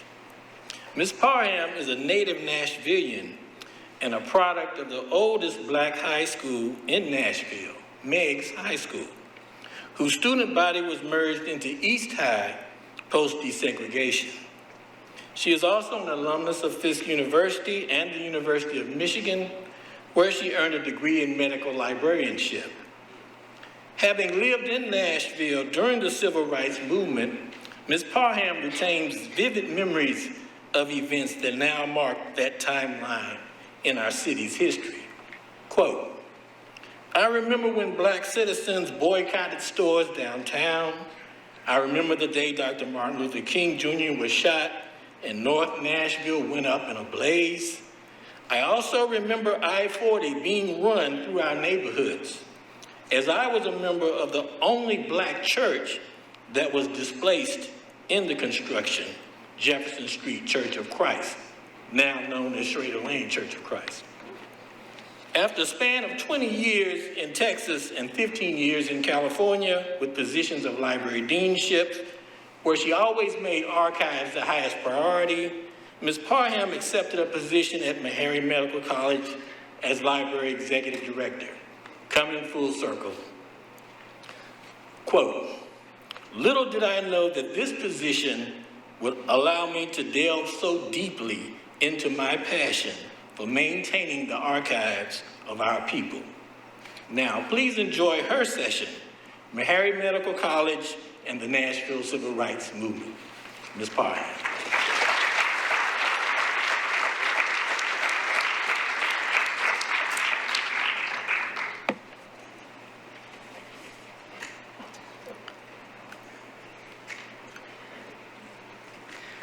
Introduce the video, or you want me to start it? I want to do an introduction. Okay. Good morning. I want to first thank the conference planners for inviting me to speak. I want to especially thank Commissioner Linda Wynn, who has become my mentor if she didn't know it. I hope each of you were able to pick up a copy of the book. If you didn't, just let me know and I'll get you one. want to begin with a short video on the very beginning of Meharry. I know a lot of you know, of course, Meharry Medical College, but do you know the humble beginning? So again, just a brief video about the history of Meharry.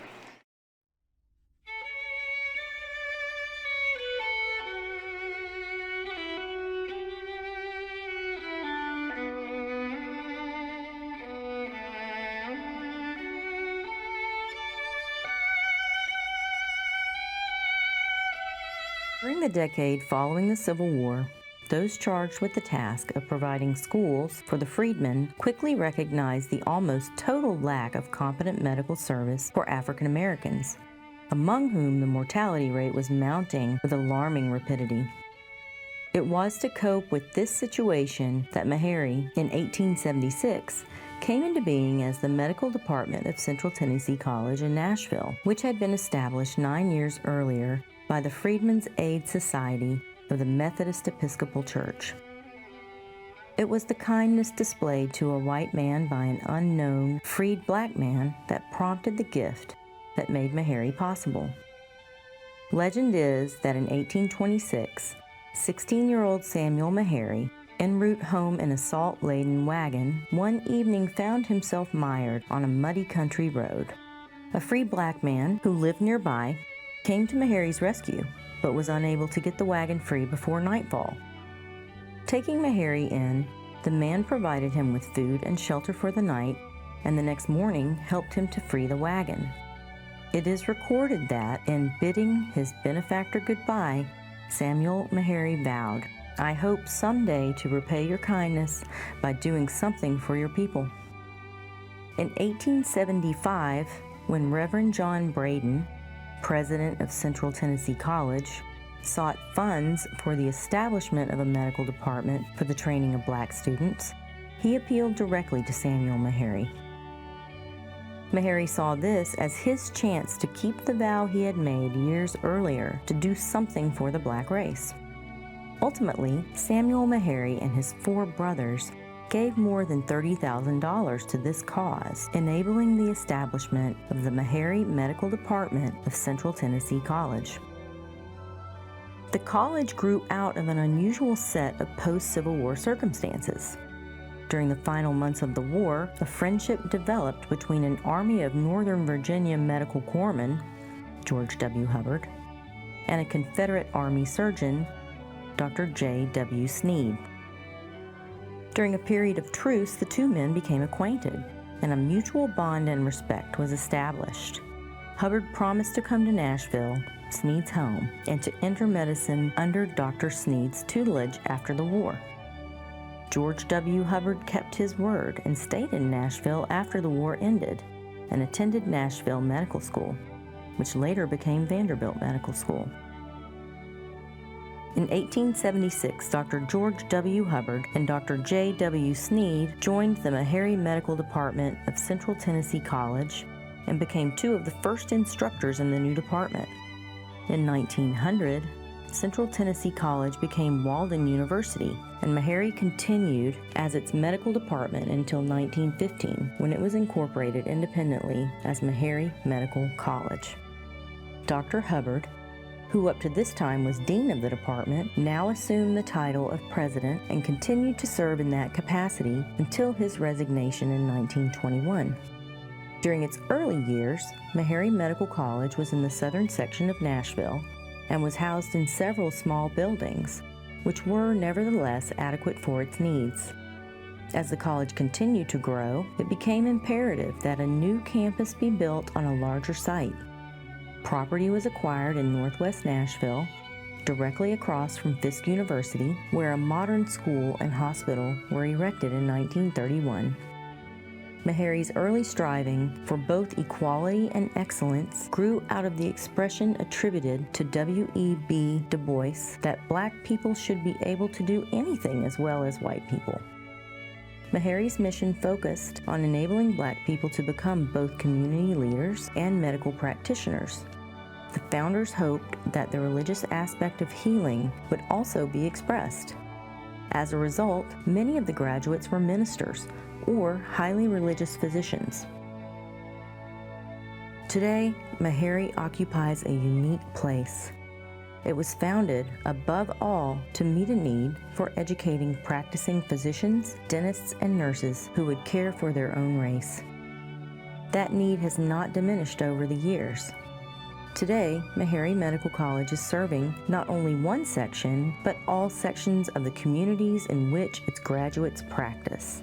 Meharry proceeds with its work with rightful pride for what it has achieved and in rightful humility before the ends it tries to serve, in keeping with the inscription on its cornerstone, dedicated to the worship of God through service to man.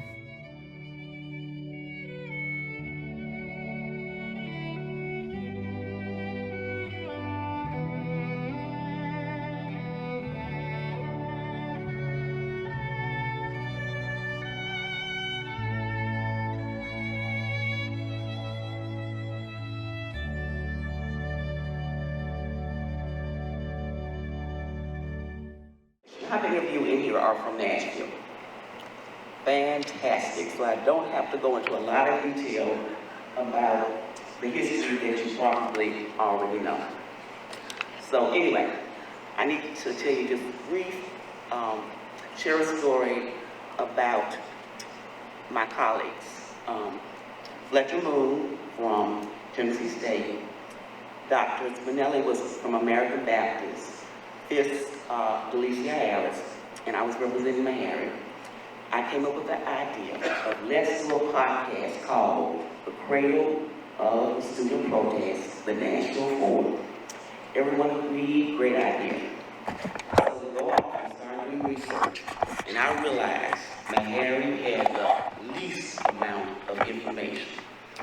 This had plethora of sources. As Tennessee State, and of course American Baptists had their materials were burned, but they could at least recreate some of the John Lewis material. So anyway, go to look in the archives and can't find anything on the movement. I mean, the strange part about it is Meharry kept everything.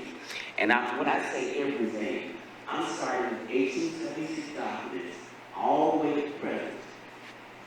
And I'll be honest, my specialty is really early heritage. So it was really odd that we didn't have anything on the movement. And again, we had a source called the Meharry News. It not only documented the catalog and students' attendance and names, at the very end, it actually presented the social side of Meharry. Sandra, sorry. Come over. It's Michael. Sorry. You can hear me better here. Right Can you hear me better here or here? there. Yeah, just here. This one? Okay. All right, so I'm on a deep search for anything I can find about the history of Meharry, going back to the civil rights period. So I called Fletcher. He said, Sandra, don't forget to look at the children. There's an account by Rodney Powell and his wife, Gloria Johnson Powell. So pulled the book, started reading, and I was just totally dismayed. It was not a pretty picture of Meharry and the movement at that time. It was more of him talking about the students weren't that engaged and they just were not as interested in the movement. Well, luckily I had the chance to call Rodney, he lives in Hawaii, and ask him about his comments. He said, you know, time actually softens your memories. He said, I was critical, but when I look back, it was Meharry. And most of you, if we're from HBCUs, you know, sometimes we struggle through. When you graduate, you have one perception or feelings. 10 years out, you're giving money. 20 years out, I love my experience. 30 years out, can you believe it went so fast? And the memories actually get better. So I was actually glad that Rodney softened his depiction of Meharry at the time. So, long story short, we didn't do the podcast. We kind of just let it go and didn't finish, but I remembered the lack of information about Meharry during the civil rights time period. So lo and behold, Commissioner Wynn called and said, will you do a presentation on Meharry and the civil rights movement? I was like, sure.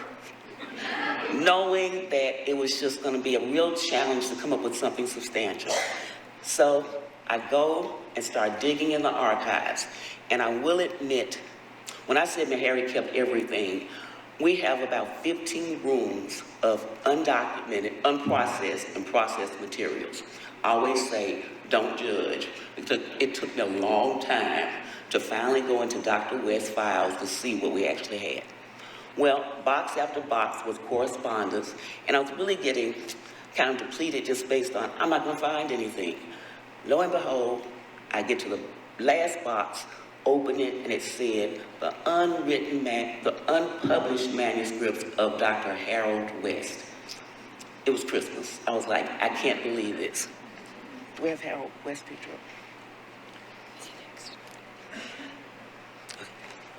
Dr. Harold West.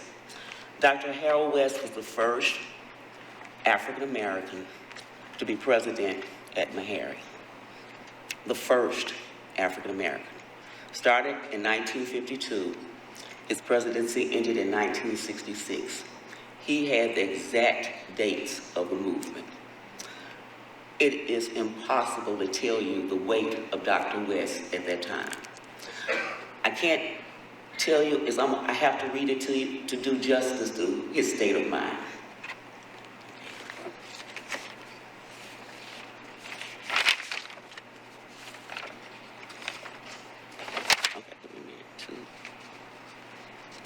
This is what you get when you talk and don't stick to your notes. Just give me a minute to find my place.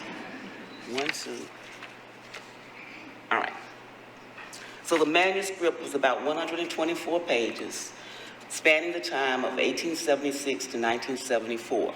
That's the time when Dr. West actually died. He passed, so he didn't complete the book, and somehow it just got put in a box. No one went looking for it. No one asked what happened to the commission work that we gave Dr. West. So I'm looking in it, and there's a chapter called, again, The Civil Rights Struggle and Meharry.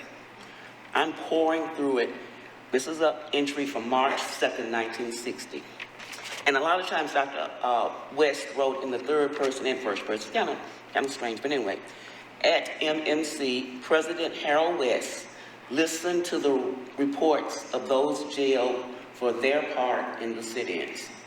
None of them, he learned, were his students. He could not help but be relieved as he turned back to his desk, piled high with papers and problems and the fresh crisis of the morning. The treasurer had just estimated that by the end of the annual accounting period, Hubbard Hospital's deficit would be nearly twice what it had been the year before. At the same time, resignations from gravely underpaid faculty members were becoming commonplace. Without an adequate staff equipped to teach an increasingly diverse number of subjects, the college's medical and dental education program faced a loss of accreditation. Survival of Meharry depended on the drive for $20 million just getting underway. And its lifeblood of research grants first tapped by Dr. West's administration, and in his view, its most important achievement had to continue to flow. This was the state of Meharry at the pinnacle of the movement. So the story of Meharry, you can't help but draw, again, the conclusions of how Dr. West must have felt when he was, again, the first African-American president, and this is what you face. Okay, next slide. All right. Okay. I know if you're a Nashvilleian, you know the Z. Alexander Luby story. You may not know the relationship of Luby to Meharry. In 1931, Luby was appointed lecturer in medical jurisprudence at Meharry. So again, years later, as a successful civil rights attorney, thus the bombing incident. The key is Luby's house was directly across the street from Meharry. Quote, April 16, April 19, 1960, 4:40 a.m. Alexander Luby's home was bombed directly across the street from the campus. By the way, this photograph is from Meharry, 1960 yearbook. The key is that's the only document I could find as far as a picture. Now, you would think, I'll admit, I didn't look in Tennessee State yearbook, I didn't look in Fisk yearbook, but wouldn't you think over a span of 10 years, there'd be more pictures of something indicative of the movement? Just this picture from 1960 yearbook. So this really thrust Meharry in the middle of the movement, along with our other sister institutions. Most of you know that the march behind this bombing is the famous march that is said to have broken the back of segregation in Nashville. Of course, that's the Diane Lewis and the confrontation with Ben West, okay? So, keep moving. There was one other chapter in Dr. West's manuscript titled On Meharry's Doorstep. I want to share this with you because sometimes you sting when people come from the outside, when I say outside of Tennessee or Nashville, and they start to make conclusions about Nashvillians. So I will admit, when I read some of this, it's like, okay, that's an opinion. Quote, prior to the lunch counter sit-ins of 1960, the general atmosphere of race relations in Nashville was one of relaxation and apathy, until the legal challenge mounted by young Robert Kelly, son of activist A.Z. Kelly. By the way, Nashville's a small town. The Kellys, A.Z. Kelly was a barber. The children went to Meigs. Kanzada was with our class, and Robert was older. So anyway, Attorney Z. Alexander Luby, contributions from public schools that remained segregated. Hotels and restaurants were likewise reserved to white patrons before the student campaigns for open accommodations. Again, this is a quote from Dr. West. A downtown theater allowed black people to sit in the balcony, which they reached by going down an alley to the side door. I remember the Paramount and the Tennessean. Again, when you're in that generation, that you remember these small details, and then later on when you read it, it sparks a memory. I remember, again, Nashville was unlike Birmingham and Mississippi, no Bull Connor, no George Wallace. So it was a slightly different atmosphere in Nashville. I was told when I went to Michigan that you don't live in the deep South. I was friends with those from Louisiana, Alabama, Mississippi, and I was kind of collected. We're all from the South. They always said, no, you're different.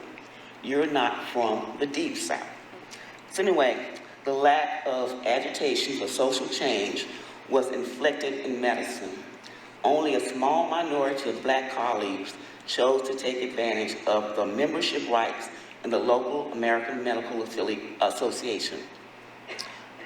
These rights were won in 1954 by Drs. Matthew Walker, E. Perry Crump, and Axel Hansen. If you're old enough or past 50, those names probably ring a bell. So the presence of Hubbard and Riverside Hospital meant that local black doctors did not strictly require privileges at other institutions. Having facilities that were separate but genuinely equal, Nashville's Negro physicians were slow in mounting a drive to integrate clinics and hospitals. Again, this is a quote from Dr. West. Moreover, some of Meharry's veteran faculty members had a large investment in the status quo. Dedicated to the College of Survival, they had made considerable personal sacrifices to help assure it. The faculty developed an unshakable loyalty and an esprit de corps that in turn helped to sustain the institution as it teetered on the edge of bankruptcy. Simply holding fast under such adverse circumstances bred commitment and a slowness to yield in the face of a challenge. As doors elsewhere swung open slowly, the young members of the Meharry felt in general more strongly the demand of the movement for their own personal participation. The internships and residencies that had been rare for their older colleagues were now available with ample living wages and the chance for a broader professional horizon. Most of the burden for advancing the cause of Black equality in Nashville had continued to be carried by young people. By 1962, the Student Nonviolent Coordinating Committee, SNCC, had joined the NAACP and the local chapter of the Southern Christian Leadership Council Conference in lending direction to the desegregation campaign by students from our campus. I think I missed one point about Nashville and the movement. I really remember conversations where A.Z. Kelly was explaining to my father why Black men weren't on the front line. If a Black man lost employment, there went his family. The encouragement of students, women, and children to be in the movement. Again, if I'm a Black man, I go to jail for whatever period of time, and mostly the Black male was the breadwinner. What would happen to the family? And I think that does explain somewhat of maybe what Dr. West saw as, I don't know, apathy. So, let me show the SNCC letter. Okay. I wanted to show you the Board of Trustees for Meharry at that time. Believe it or not, Dr. Davis, president of Tennessee A&I then, was on the Meharry board. A little unusual to have a president on the board. But one other Black male on the board was a doctor named H.H. Walker. And he was actually a World War I veteran hero. He was on the board. And one female who was with the Atlanta Urban League. The rest of the board were white men. Okay. So, I wanted to show one letter from SNCC that was inviting students to participate. The students included, of course, Tennessee State, Fisk, Meharry, American Baptist, Cameron, Meigs, and Pearl. That shows you as many high schools were involved in the movement as colleges, right? So finally, with the passage, again, of the 1964 Civil Rights Act, the campaign that began in 1960 ended quietly on a southern summer's day. Now, again, I will admit, going through Dr. West's papers and just finding two documents that explained why Meharians were not as active. There's a chapter in one of our first histories written by C.W. Roman that said Meharry was different. Meharry was different. Now, I will admit, when things go awry at Meharry, we all quote that. You know, Meharry was different. But the side that made us different then, unlike Howard, unlike Morehouse, Drew wasn't in the picture then. We didn't have an undergraduate population. We were strictly a medical college. Again, we thought differently when you say, are you going to send your medical students out on the line? Dr. West was all for it. But when he was in front of the trustees, he had to kind of soften it. I don't know what our students are doing. I'm trying to keep them together. In the meantime, Meharry never expelled a single student. American Baptist never expelled a single student. Fisk never expelled a single student. Now, mind you, Dr. Davis was on Meharry's board, president of Tennessee A&I at the time. They expelled students. Vanderbilt expelled students. So when we go back and I'll revisit the history of Meharry, I'll have to say, there's a part of me that said, were we really that different? Maybe in the fact that not as many numbers of students participated, but there was participation. Let me go back. One more, Molly Moon. We're past time. Okay. All right. Wait. Okay, no, that's fine. One more. You talk so much, you run out of time.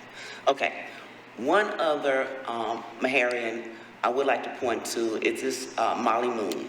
The book is Our Secret Society. Hadn't been out that long, but in the book, Molly talks about putting on galas for the support of the movement. She was a New York society lady. She had the attention of both white elite as well as African American. She often had Dr. King to come to speak to the group.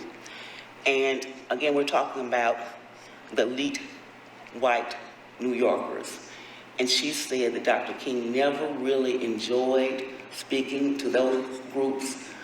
He then put on his Harvard-educated tone of just talking, unlike the black preacher with a resonant voice. But again, I just wanted to note in terms of contributors to the movement, Meharry people did contribute financially. I go back to Nashville's love of our 4 institutions. I think Tennessee State gets the most love just because it's more of you. But right behind is my alma mater, Fisk, American Baptist, and Meharry. Meharry. I want to end, and I'm glad the previous presenter ended with a personal note. So, as a native Nashvilleian, my grandfather lived in Nashville on Albine, not Albion. Albine. I always say, don't gentrify our names, okay? So, he'd been there since the 1920s and bought quite a bit of property on Albine. Well, by 1970, an older man, he was going to have to go to the hospital for surgery.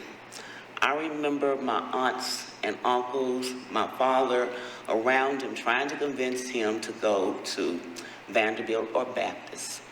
Again, it's 1970, you go anywhere. So he said, I want to go to Meharry. I wanted to say, Meharry is the college, Hubbard is the hospital. I didn't dare say that. I remember him saying, Meharry is as good a place to die as any. I always laugh at that, and it's a sweet memory because he did die there. He had a massive stroke after surgery. I put in his obituary, Meharry is as good a place to die as any. The love of Meharry and Hubbard Hospital can't be discussed, just as they're just for 2 pieces of Black Nashville. Meharry, Hubbard Hospital, the ties that bind, Fisk across the street, Tennessee State up the street. We call it the academic mile now. American Baptist, the Nashville 4, the cradle of the movement, and Meharry was a part. Thank you for your attention.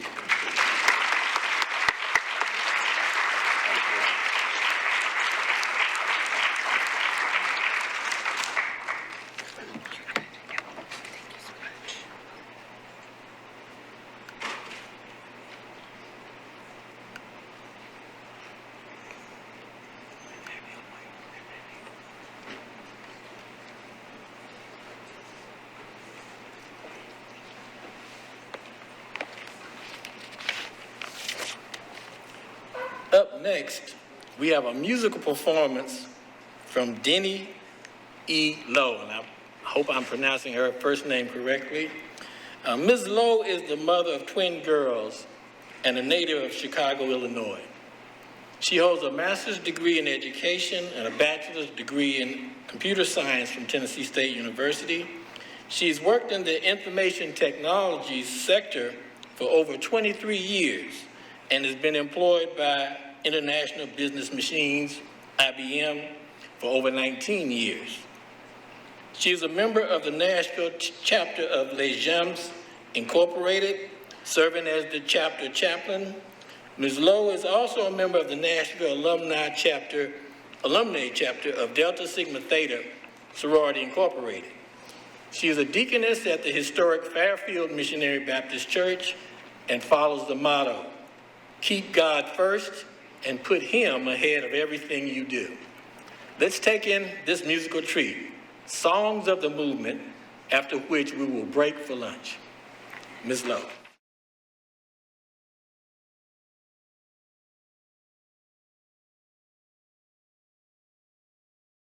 First, I do want to thank the conference organizers for not scheduling me before lunch because I really hate to be between a group and a lunch when you can smell it, okay?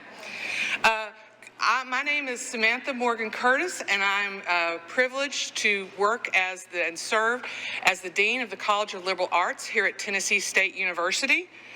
And I know many others have brought you greetings, but I appreciate my opportunity to do the same. Today's event epitomizes TSU's commitment to lifelong learning. To look so effortless, however, takes a lot of work. And my thanks to the Metro Historical Commission for their partnership. Special thanks to Linda Wynn and Lerotha Williams, because I know neither of them had anything else to do besides help the planning committee. And to Mrs. Christy Green and Ms. Tevis Haney, who you saw, who made sure everybody got their lunch. Could I have a round of applause for those folks?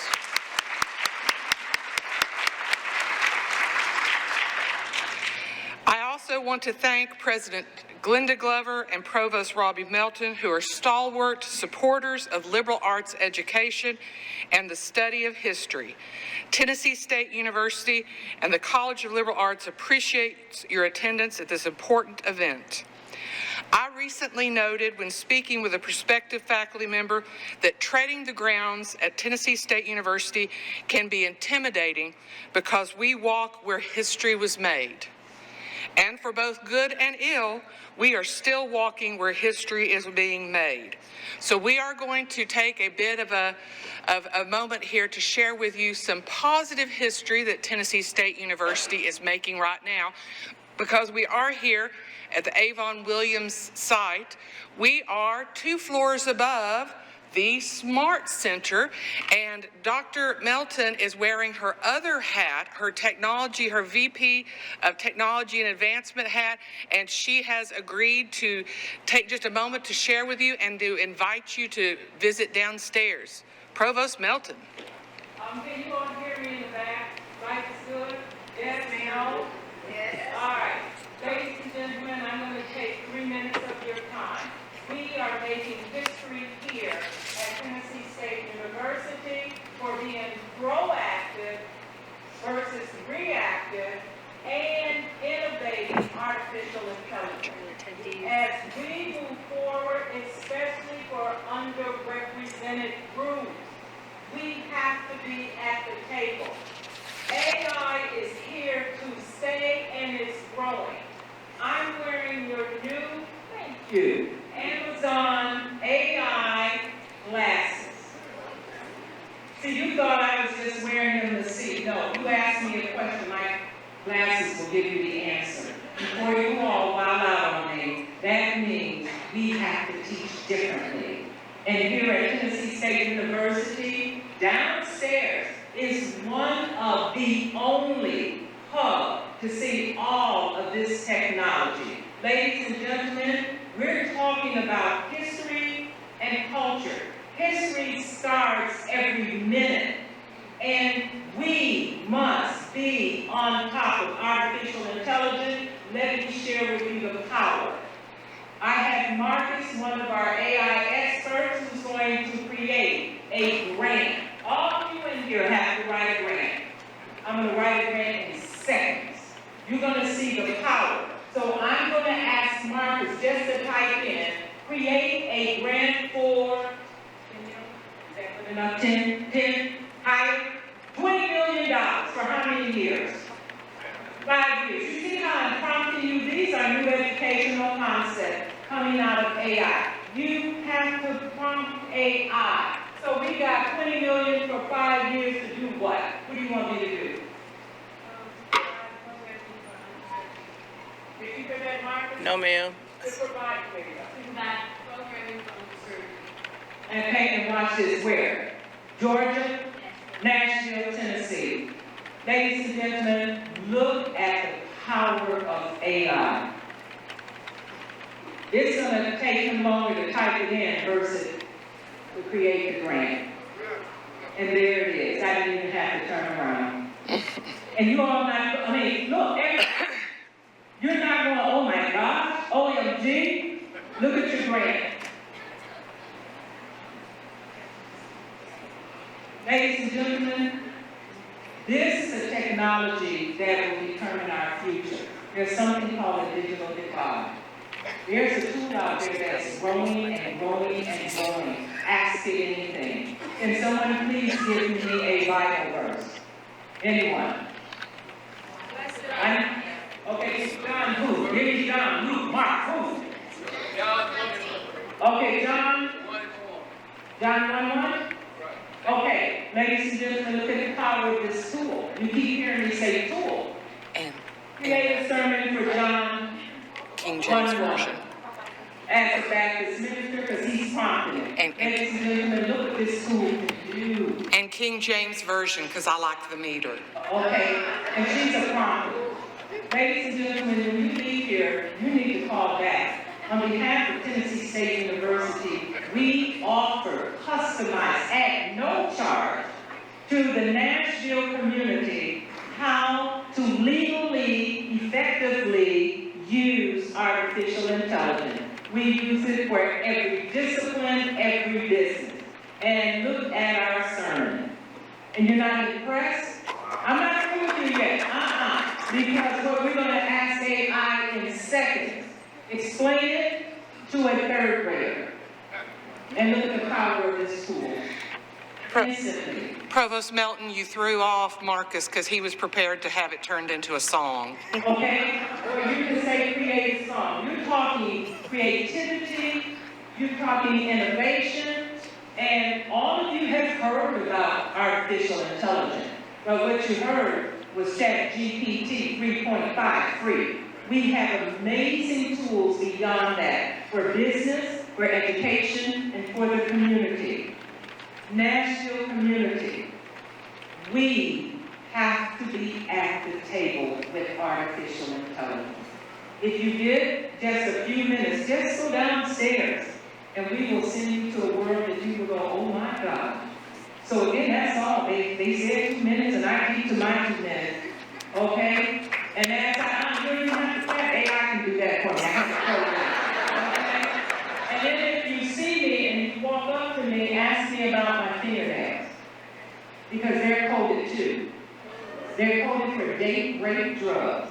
So if I'm someplace you all are eating out there, all I have to do is tap, tap, tap in the liquid, and guess what? If it turns green, it means drugs. Look at all this technology coming in. Ladies and gentlemen, this is the Tennessee State University, the hub for the HBCUs when it comes to emerging technology. Thank you all very much.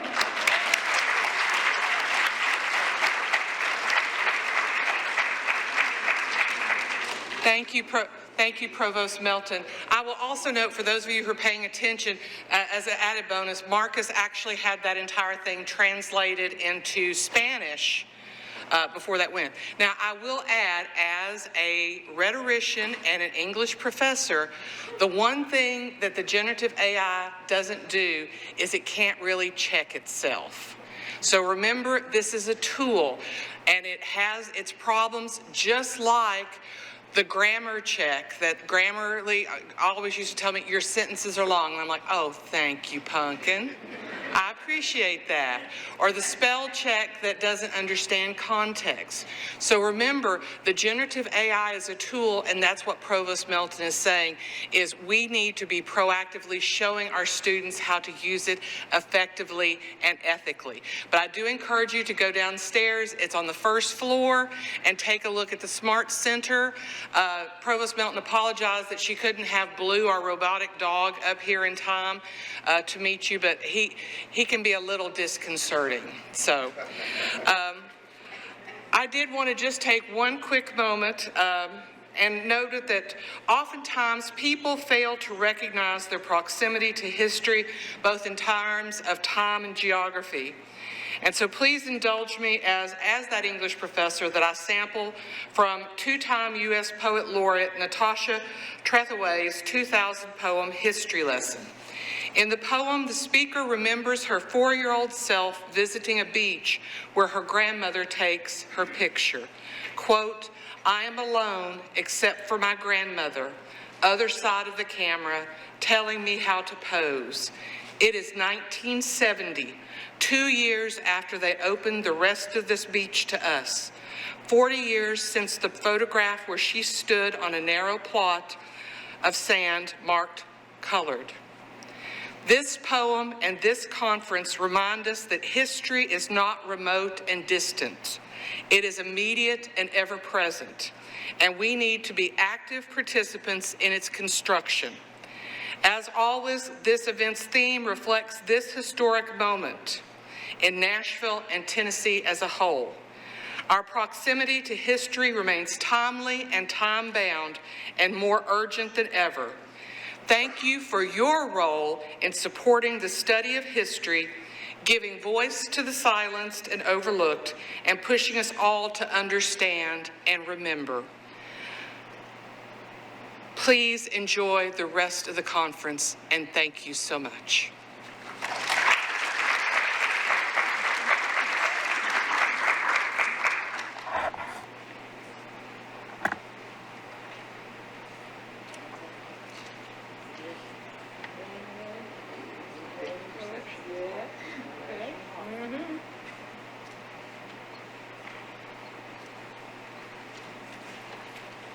Good afternoon. I am Dr. Elizabeth Johnson. I am Associate Professor and Assistant Director at the Brown Daniel Library here at Tennessee State University. I am a member of the Conference Planning Committee, and I have just served my second year in that capacity. I am going to introduce Robbie Jones. Our fifth session presented by Robbie D. Jones, Principal Senior Architectural Historian and Tennessee Branch Manager for Cultural Resources Management Firm Richard Grubb and Associates. A seventh-generation Tennessean, he holds a bachelor's degree in architecture from the University of Tennessee and a master's degree in public history from Middle Tennessee State University. Mr. Jones has over 30 years of experience as an architectural historian for projects in 20 states. He has presented scholarly papers throughout the country and published numerous articles, book chapters, books about historic architecture, including the award-winning The Historic Architecture of Sevier County. Is that right? Sevier County? Okay.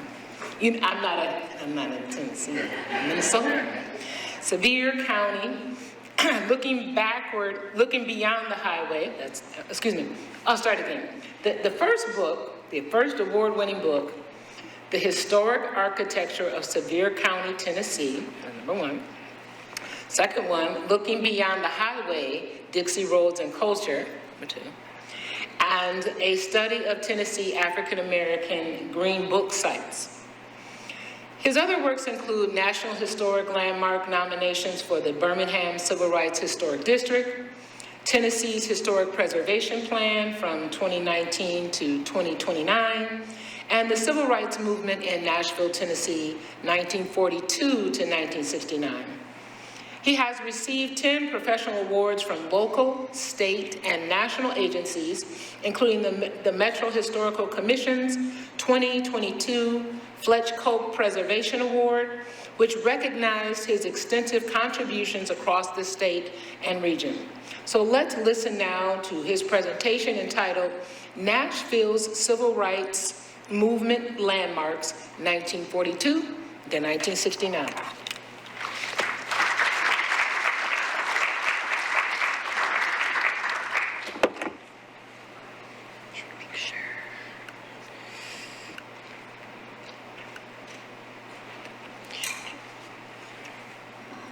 Can you all hear me? Thank you.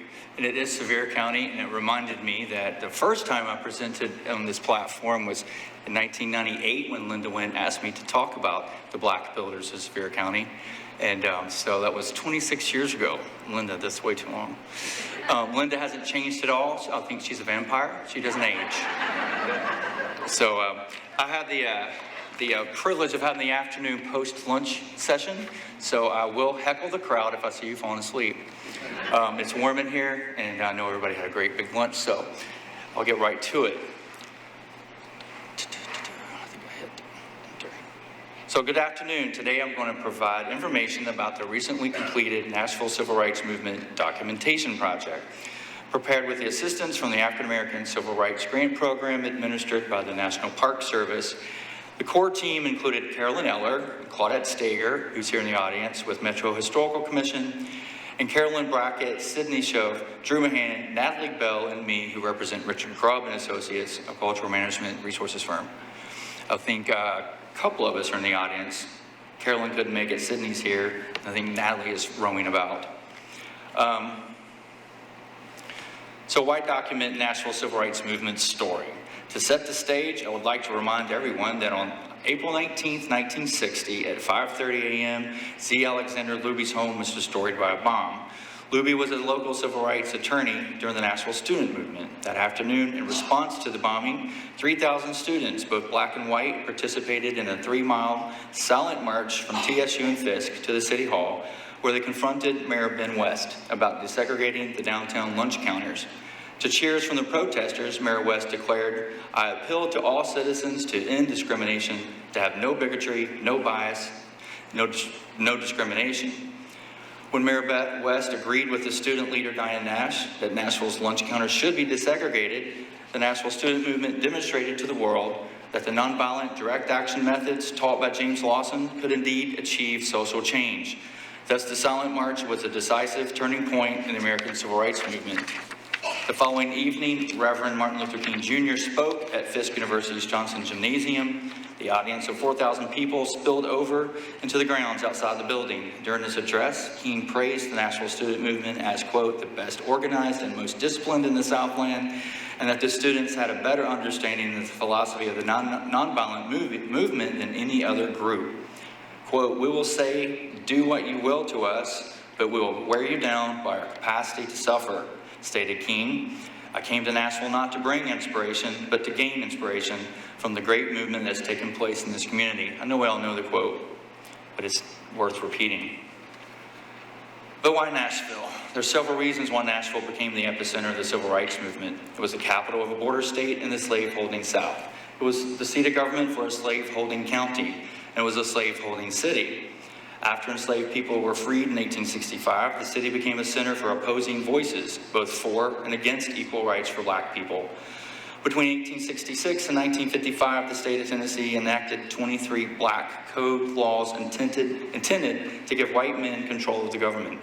These Jim Crow laws mandated school segregation, separate accommodations on railroads and streetcars, outlawed marriages between black and white people, restricted black men's voting rights, and mandated segregated public accommodations such as schools, theaters, and churches. Nashville is home to several black institutions of higher learning, including Fisk, Meharry, American Baptist College, and Tennessee State University. The Athens of the South was also home to several white colleges and universities, including Vanderbilt, Scarrett College for Christian Workers, and the George Peabody College for Teachers. Each of these institutions provided leaders that fueled the Nashville student movement. As Nashville's African-American community established a new society with schools, churches, businesses, recreational and entertainment centers, and neighborhoods, They faced the unrelenting challenges of segregation and barriers to the full rights of citizenship. African American leaders responded to these challenges by rallying Black citizens to activism, partnering with supportive white citizens, and advocating for change to Nashville's white-controlled political and civic institutions.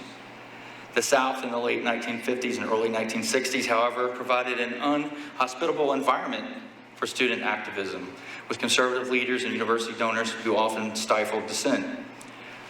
Nevertheless, a Southern student movement developed around a number of movement centers that offered a mixture of characteristics that made activism possible, according to historian Jeffrey Turner.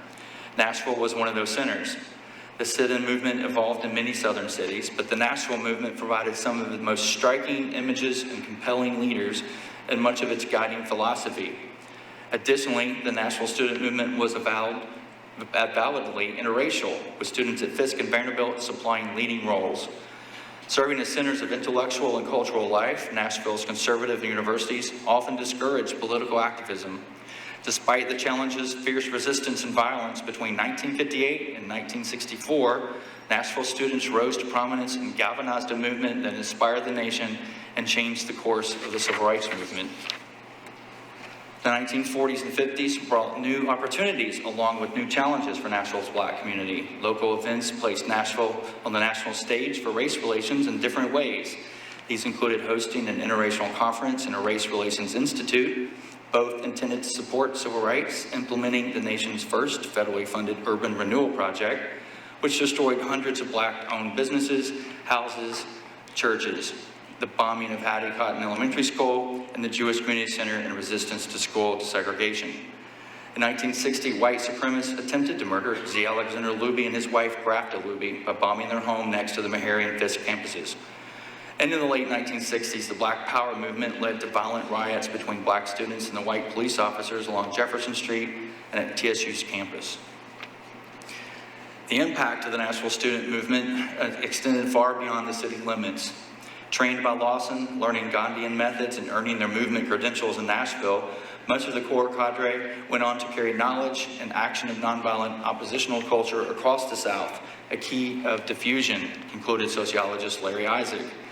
Without the Nashville cadre, it is uncertain whether there would have ever been a SNCC, the organization that played a dynamic role as daring shock troops throughout the South's Southern struggle. The Nashville Regiment were present in every civil rights flashpoint, from the campaigns in Albany in 1961, Birmingham in 1963, Selma in 1965, to the March on Washington in 1963, and the Freedom Summer of 1964. During the Freedom Rides of 1961, Nashville intervened when Corps staggered and provided a cavalry of reinforcements. According to SNCC veteran Bob Moses, only the Nashville student movement had the fire to match that of the burning bus in Alabama. The fire of the Nashville student movement was set aflame during James Lawson's movement school, the workshops held in the basement and back rooms of Nashville's Black churches. Between 1958 and 1964, it was an unimagined federation of courageous students that transformed Nashville into the cradle of the civil rights movement. And I have to take a second to drink some water.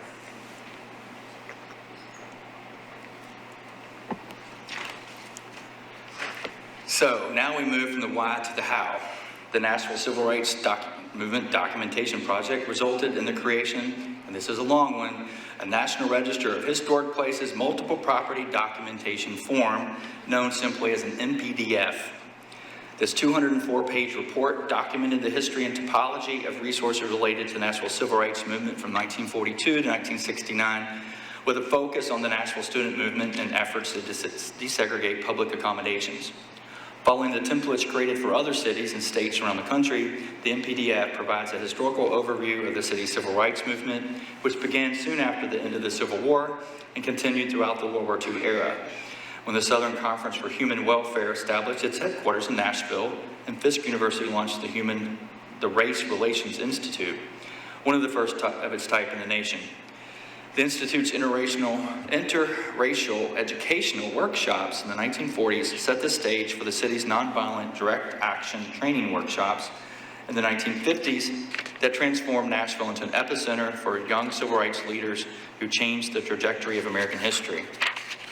While centered on the public accommodations theme, the MPDF established a framework for the development of additional historic context focused on themes such as equal education, housing, voting rights, equal employment, and criminal justice.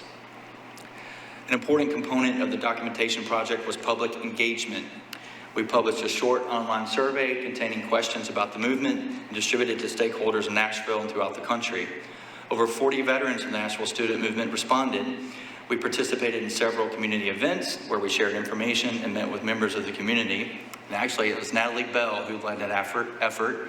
I don't know if Natalie's in the room, but she's out in the lobby. If you know who she is, go ahead and say hello. And most importantly, we interviewed a dozen veterans of the Nashville student movement conducted by Natalie Bell. The interviews were vital in gathering firsthand information about the nonviolent workshops, protest marches, and a variety of demonstrations, including sit-ins, stand-ins, lie-ins, swim-ins, sip-ins, nil-ins, picket lines, and boycotts. From these veterans, we learned about nonviolent training and violent resistance. We had the honor of meeting in person with veterans such as Bernard Lafayette, Gloria McKissick, who's down here on the front row, Frankie Henry, Novella Page, Reverend Troy Merritt, Phyllis Qualls, and King Hollins, who sadly passed away recently. As part of the project, we held 2 public gatherings. First at the Clark Memorial United Methodist Church, where Reverend King gave a speech in 1961. And the second at First Baptist Church, Capitol Hill, where we were privileged to hear stories of the movement from Reverend Kelly Miller Smith Jr. At these gatherings, we made important contacts with people who shared information about Nashville Civil Rights Movement. We also shared the results of the project with members of the Metro Historical Commission. The MPDF was prepared by evaluating previous surveys and undertaking extensive original research, interviews, documentation, and a comprehensive survey of 112 extant resources with a focus on those associated with desegregation of public accommodations, movement leaders, and locations of significant events. We created a master resource inventory spreadsheet for those 112 resources, as well as 93 resources that have been demolished, including 2 that were demolished during the project. The spreadsheet database cross-referenced deed and property records, real estate records, previous surveys, National Register nominations, current photographs, and archival data. This was a lot of research that Carolyn and Claudette started a year before we started.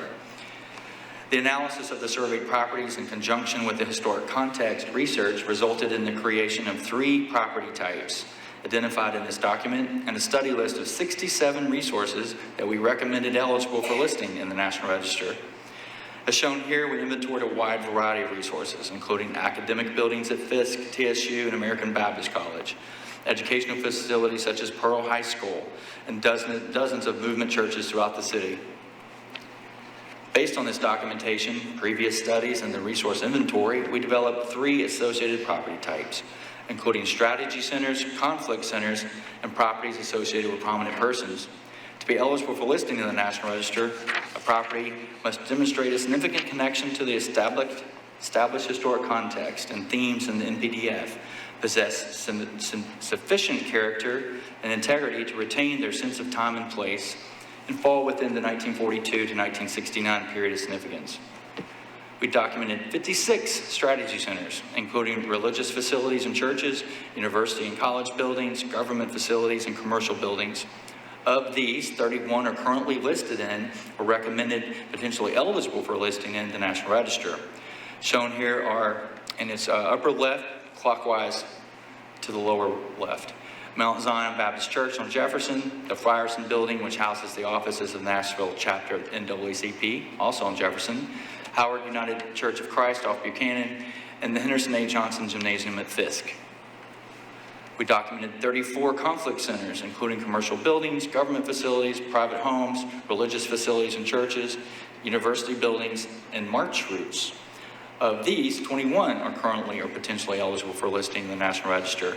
Shown here are Walgreens and the Arcade, Woolworths and other businesses along Fifth Avenue, Z. Alexander Libby's house. This is the house built after the bombing, and the Davidson County Courthouse and City Hall. One of the most important conflict centers is the Jefferson Street March Route, a 3-mile corridor connecting TSU and Meharry and Fisk with the downtown City Hall.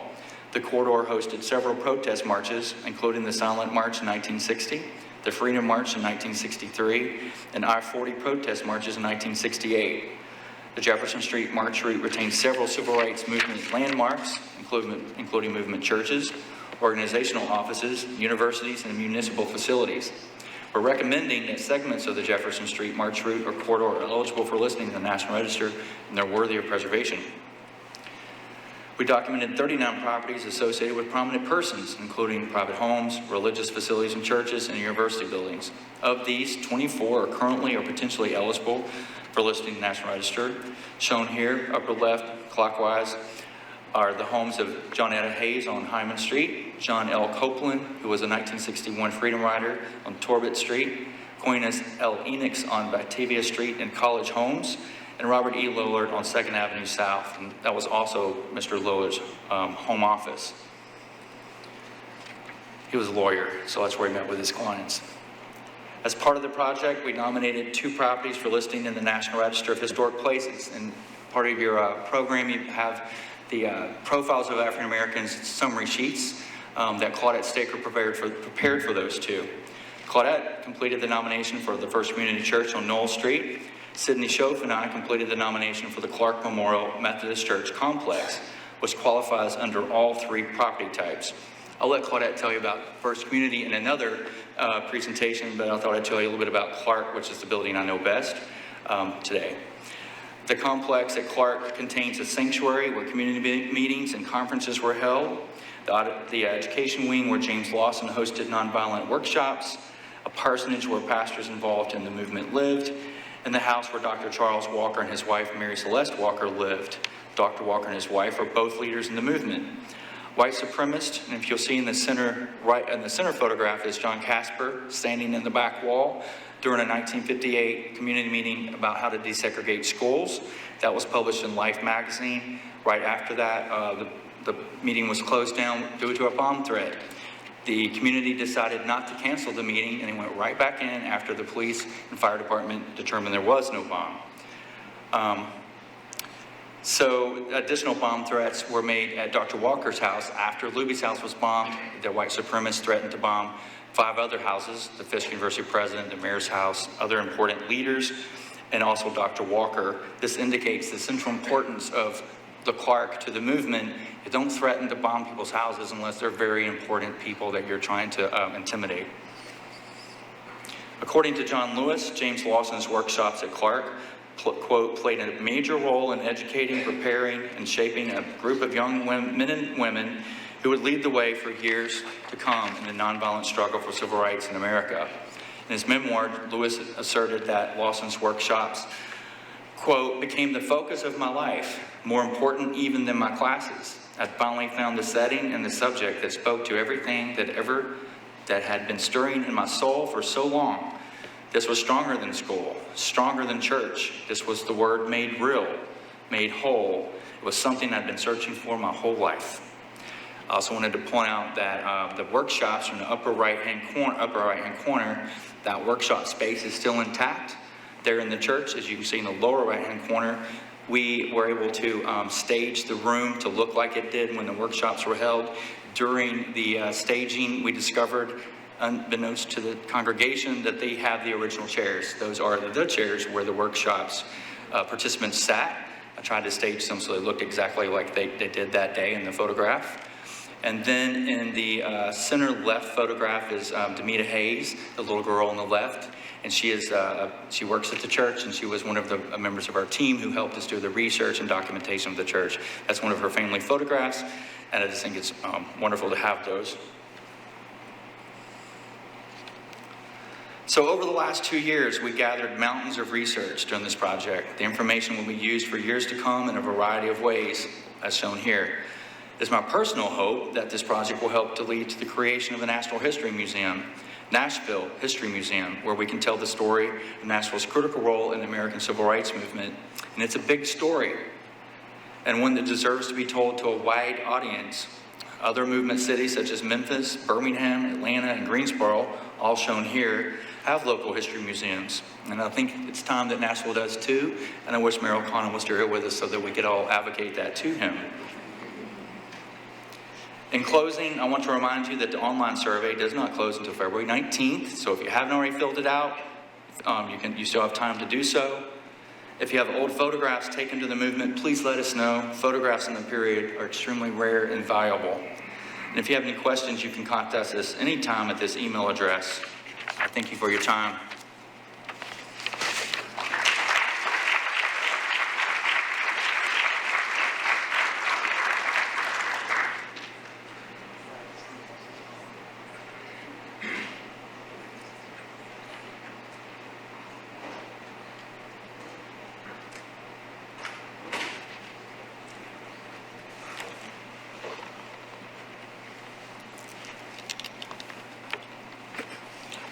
Our next session is led by Elliot Robinson, a program specialist in the Nashville Public Library Special Collection Division, downtown, home of the world-renowned Civil Rights Room, which shares stories of Nashville's significant impact on the modern civil rights movement in a beautiful, introspective space. Mr. Robinson joined the library in 2014 and considers himself a steward of stories of those upon whose shoulders we now stand. He freely and genuinely shares with all who enter, whether they be students from the second grade all the way up to graduate school, both local and from around the country, members of faith and community-based organizations or corporations, even family reunions. His team uses the historical resources of the library's civil rights collection to craft and execute informative, thought-provoking engagements to fulfill the desired interests of participants, while also inviting them to consider such things as personal responsibility, citizenship, racial and social justice/injustice, community activism and hope, what they mean then and what they mean in today's America. So now I ask you to join me in welcoming Elliot Robinson for his presentation, The Civil Rights Room, 20 Years of Sharing Nashville Stories in the World.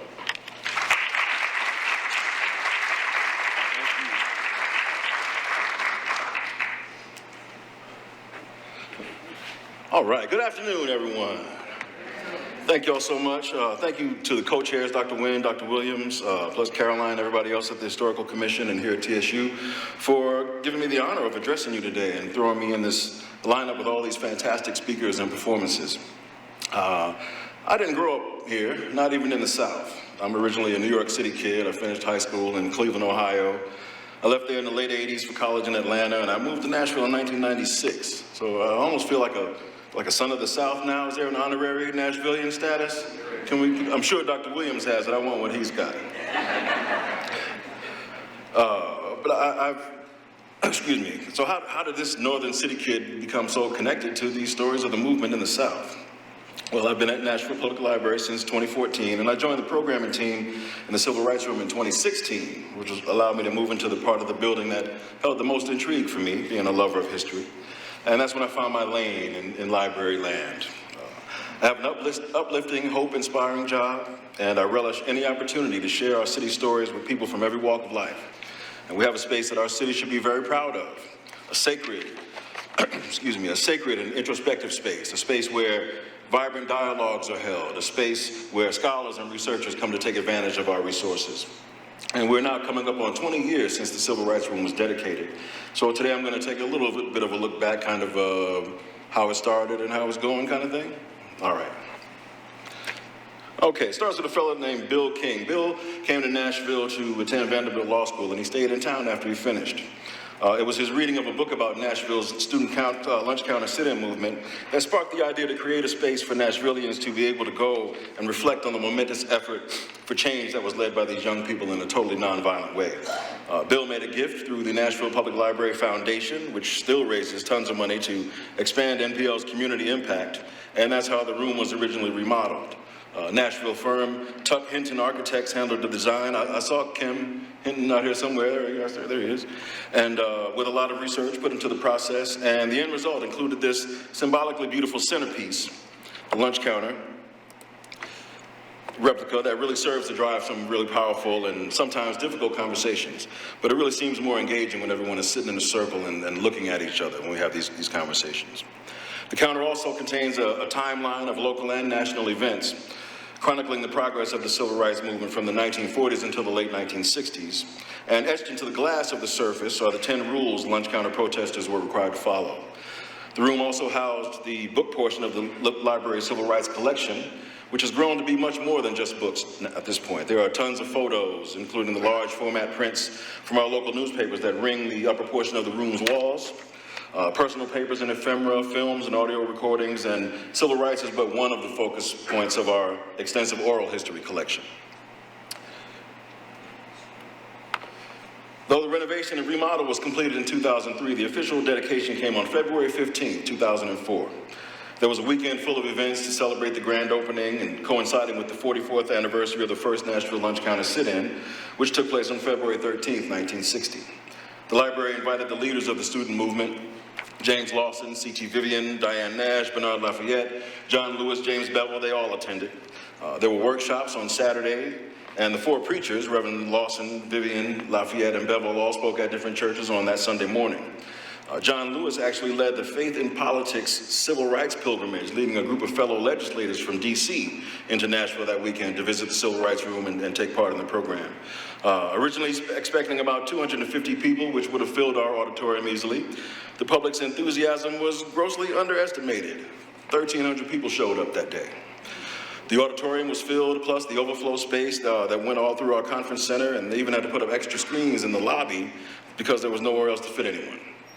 In the dedication booklet, Bill King wrote that it was a magical weekend, one that brought together for the first time in decades men and women who, in their college years, changed the course of American history. And he hopes that the Nashville Public Library, through the Civil Rights Collection and the room which houses it, can assist in fulfilling the dream that defined the sit-ins of 1960 and the civil rights struggle that followed. I like to think that we are doing justice to the people who really made the room possible, people whose stories we are charged to preserve and to celebrate. So what are these stories? One is the desegregation of our public schools, September 9th, 1957. Important because Nashville was the first major southern city to actually do something to try to at least look compliant with the Brown versus Board ruling of 1954. When you set up your tour, your program, you'll learn about the brave families who endured threats and intimidation for having the nerve to seek what they felt was a better educational opportunity for their child. The harassment effort was aided by a local newspaper publisher who actually printed the names and addresses of the families who had pre-registered. So if you come and view historical images like these surrounding the story of the first Nashville families to send their children to previously all-white schools and how they withstood the backlash of a community that was largely not in favor of integration, showing up in great numbers and even bringing the kids out to protest against these other kids who might, in some cases, have even been their neighbors and playmates. And learn about the dynamiting of Hattie-Cotton Elementary School in East Nashville, a message of intimidation sent because of the enrollment of one black child that first day of school. You'll also learn more about the student nonviolent movement of 1960, when young students from the city's 4 HBCUs, along with many white co-conspirators, began staging sit-in protests at local lunch counters downtown to dramatize the indignities that people of color faced as they patronized these downtown businesses. Learn about the preparation, the workshops led by Reverend James Lawson, and why they chose the lunch counter as the battleground. Learn about this seemingly simple-sounding tactic of not leaving one's seat, and all that really went into executing the plan while strictly adhering to the rules of engagement that they themselves crafted. Learn how these young people stayed true to the principles of nonviolence even in the face of violence. Learn about the economic boycott that allowed the entire black community to participate, and the backlash which once again reared its ugly head.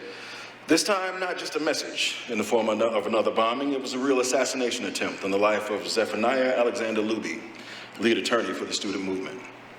Learn about the community's response to that cowardly act and a powerful silent march and meeting with the mayor on the courthouse steps.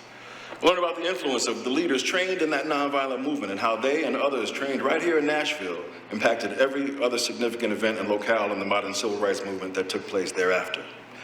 I'm deliberately not going into too much detail. I'm sure I don't have to inform or remind many of you about these stories that we hold in our room. I just wanted to throw a little teaser at those of you who might not be as familiar with our space or the stories, and hopefully you'll come and see us. One of the really awesome things about working in this space, in this city, is that from time to time, actual movement veterans show up. This really wasn't that long ago, and there are people still with us, as we all know, who lived this. Here you see Mary Jean Smith addressing a recent group. Dr. Lafayette was here a year or two ago for an event and stopped in to snap this awesome picture. Reverend James Lawson was in about a year ago when Vanderbilt opened up the Lawson Institute for the Study of Nonviolent Movements, and that was a very powerful experience for me to be able to meet him. The picture that I wanted to talk about with him in it is actually older than that, but I chose it because there's a great shot of him and Brother Rip Patton, who was one of the two veterans we used to see in our space the most often, the other being my father-in-law, Kwame Lillard. Sadly, both have now passed on, and we really miss them both. They would both come and address groups all the time.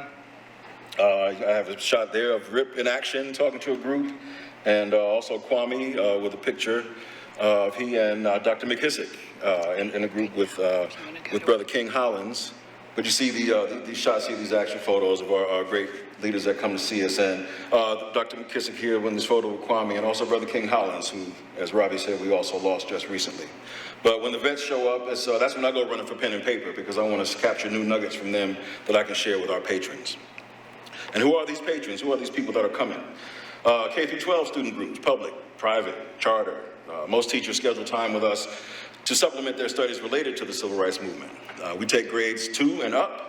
For younger students, we kind of tiptoe lightly around the heavier aspects of the stories and focus more on themes like leadership, empathy, compassion, as opposed to, and then they got beat upside the head at the lunch counter.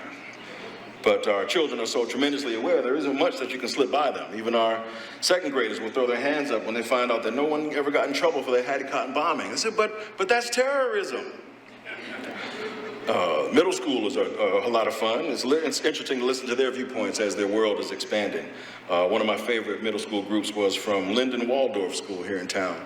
Their 8th graders came over for 1 year for a program about music of the movement and the importance of the protest songs. And we ended that engagement in our teen studio. If you got teenagers, send them downtown to the studio, where the group performed protest songs for each other that they wrote that very day. But we craft all of our programs with the goal of satisfying our patrons' desires. What do you want us to focus on?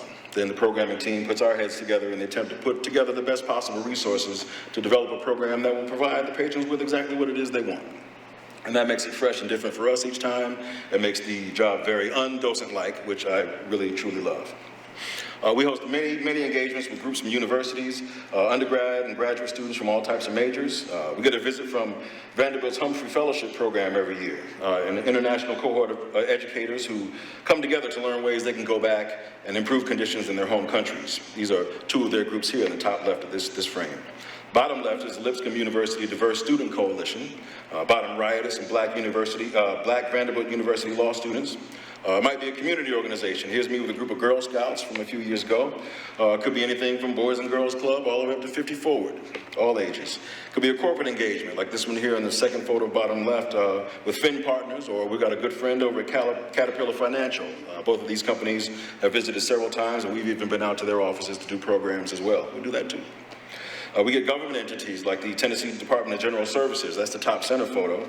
And it might even be a none of the above situation. Top row, second photo from the left was a young lady who actually brought a group of her friends to the Civil Rights Room because she wanted to celebrate her birthday by learning about Nashville history. How cool is that? And then there are the random couples who email ahead and request a tour when they come into town. And then there's your homeboy who has never been to Nashville, but he's in town with a couple of his Masonic Lodge brothers. Or having the opportunity to meet and talk with an actual human computer. Top right, second photo from the right, Dr. Christine Mann Darden. So also strongly represented in our programming is the faith community. Churches bring groups of all ages, and we've hosted councils of church elders and groups of pastors and parishioners, young and old, all the way down to the summer program kids. And we've also visited churches to address parishioners and the youth groups. So how many are coming? Our numbers really picked up when we began the Civil Rights Civil Society program. These engagements were designed to be a deeper dive into the stories of the room, leaning more heavily on our resources and involving them more fully in the programming. CRCS started primarily with law enforcement. Every new Metro cadet class would actually come down to our space for a history lesson before they got out into our streets. And they would also send their Citizens Academy to visit, which is like a parallel arm of their training. They kind of fell off, and then a previous chief stopped them from coming altogether. But we began to see tremendous growth in every other category, especially after 2016, as more and more people wanted to look deeper at these stories. Why was it necessary for these folks to take these actions? Why are we still fighting today so many of these same battles they fought so long ago over racial discrimination and police violence and voter suppression? This was a really successful initiative. We touched a lot of people of all ages, expanding our reach not only in our community, but across the nation. We've got a lot of visiting groups who are traveling along the U.S. Civil Rights Trail, on which our room is now an official stop. We get university-sponsored youth and summer programs like Lipscomb Engage, which is geared toward young people who are interested in the ministry. Groups of students who are on HBCU bus tours. We get this awesome group from Pittsburgh, the NEED program, every year. Groups of faculty or administrators, alumni groups, conventions, even athletic programs. For example, Vandy has brought all their freshman athletes before, and also the entire football team came out last year. Never seen so many big dudes on our little stools in the room there. And our numbers continue to grow every year, as you can see. And remember, this is just for Civil Rights Civil Society. This doesn't count all of the other groups that came in just for general tours. It doesn't include the tons of tourists who constantly flow through our space. Some who know we're there, all the way down to the ones who wander in like, what's in here? And then they're wowed when they get into the space. And actually, the 2019-2020 numbers are about 4 months short of finishing out the year. That's when this little thing called COVID happened. Yeah, and we were really ready to soar even higher at that point, too. The pandemic was a little rough for me. I was having withdrawal pains from not being able to engage with the people, man. I mean, this is what I love most about the job. We figured we had to find ways to reach out somehow, so we started with the youngest. We started what we call Triumph Tales, story time type content to run on our Facebook page. These are stories about historical figures and events with the themes of triumph and perseverance. The first came out around the 2020 election, Miss Lillian's Right to Vote. She's actually a fictitious character, but it's a very interesting story about her reflecting on years and years of the struggle for black people to secure voting rights in America. All of the others are about real individuals and situations, artists like Alvin Ailey and Billie Holiday, leaders like John Lewis and Martin Luther King Jr., sports stories about Hank Aaron, Wilma Rudolph, the Williams sisters, or college basketball pillar, Coach John McClendon. I know you all know that name around here. I think my favorite might be Pies from Nowhere, which is about a regular old lady who sold dinners and pies and secretly donated the money in church to help the Montgomery bus boycott.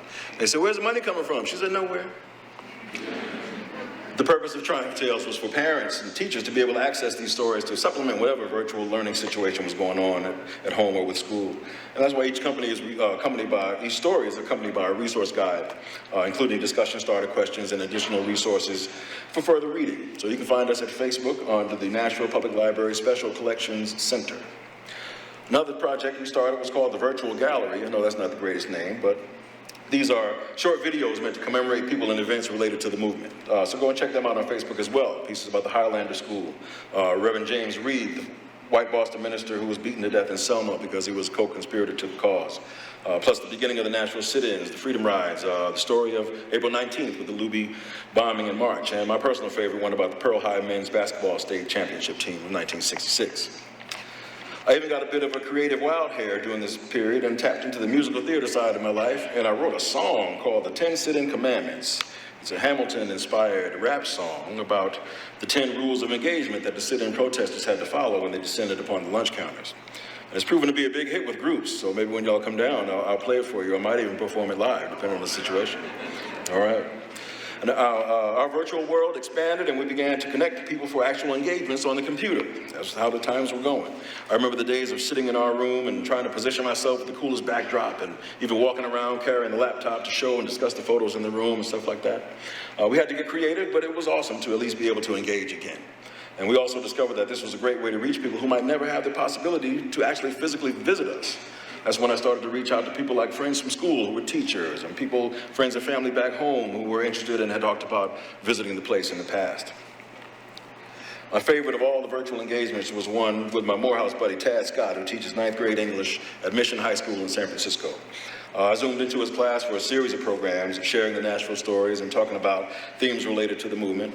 Please excuse this photo. That's me taking a picture of my laptop screen at home. But Tad, I wanted to show this slide because Tad had his students add a slide to their living portfolio. They were like chronicling their school year and all the things that they had been working on. And I really love this one. I know it's hard to read, but the students said that they wanted to include a slide on Diane Nash because of how selfless they thought she was for choosing to risk her life to fight for what she believed in. So how cool is that? I mean, who knows? Would these students have ever encountered Diane Nash in any other kind of way? We don't know. So what we do, one of the things we do is sow plenty of seeds and hoping that they fall onto fertile soil and maybe inspire our next generation of community leaders.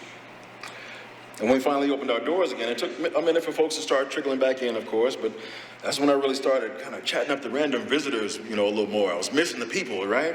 So, but I enjoy the random encounters because it gives me really an invaluable opportunity to get a feel for where people are coming from, where they're visiting us from. Where are they visiting on purpose or by accident? Did they just wander in? And I get to talk to them about the stories and how the space makes them feel, And these random encounters often turn into bigger things.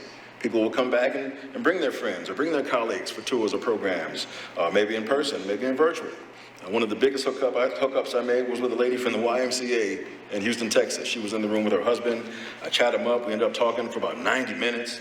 And that turned into a series of 3 programs, 2 that I did virtually for folks in Houston about the Nashville movement, and one where I actually read a triumph tale to a group of grandparents who were watching their little ones for the summertime. So another favorite was a librarian I met from Anne Arundel County, Maryland. That's where Annapolis is, I believe. And she went home. She was so impressed. She went home and facilitated a meeting with the county library director, and that turned into me presenting a public program for the folks in Anne Arundel County, sharing the Nashville stories with their patrons. So now we're picking up again, and folks are coming back, and new ones are coming in for programs in the Civil Rights Room and the new Votes for Women space, which was completed in late 2020. And we're taking it on the road again as well. And we're getting a new wave of tourists, too. We're getting really a lot of people from overseas, especially from Europe. And I've really been able to meet people from every continent on this planet in this Civil Rights Room. We're taking it on the road again as well. I use this picture from Fall Hamilton School, which is over by the fairgrounds, because we're headed back over there in a couple of weeks. These are second graders dissecting photos from the movement, playing detective, to try to decipher what's going on in the photo and speculating about the feelings and the involvement of the people in the pictures. Like I said before, their awareness and understanding is way beyond where I was at that age. It's such a different world for them, and we get to learn from them as well as teach. Always cool to give social media shout-outs. That's the Vandy team, football team visit on the left. The middle is from a trip to MNPS, Early College High School. And some of y'all might recognize the tweeter on the right. He's actually a pretty amazing person to follow on the X, as is Dr. Nguyen. They're constantly sharing pearls of wisdom and knowledge.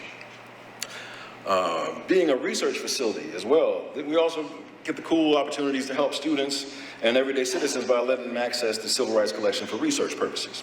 Many students have come back after they visited for a program to dive further into the collection for projects or papers, and either individual or group efforts. And people have used our resources for writing books like this one by Dr. Ansley Erickson, and even in the development of film projects like By Design about Nashville schools, and the highly acclaimed Belmont student documentary Exit 207 about historic Jefferson Street.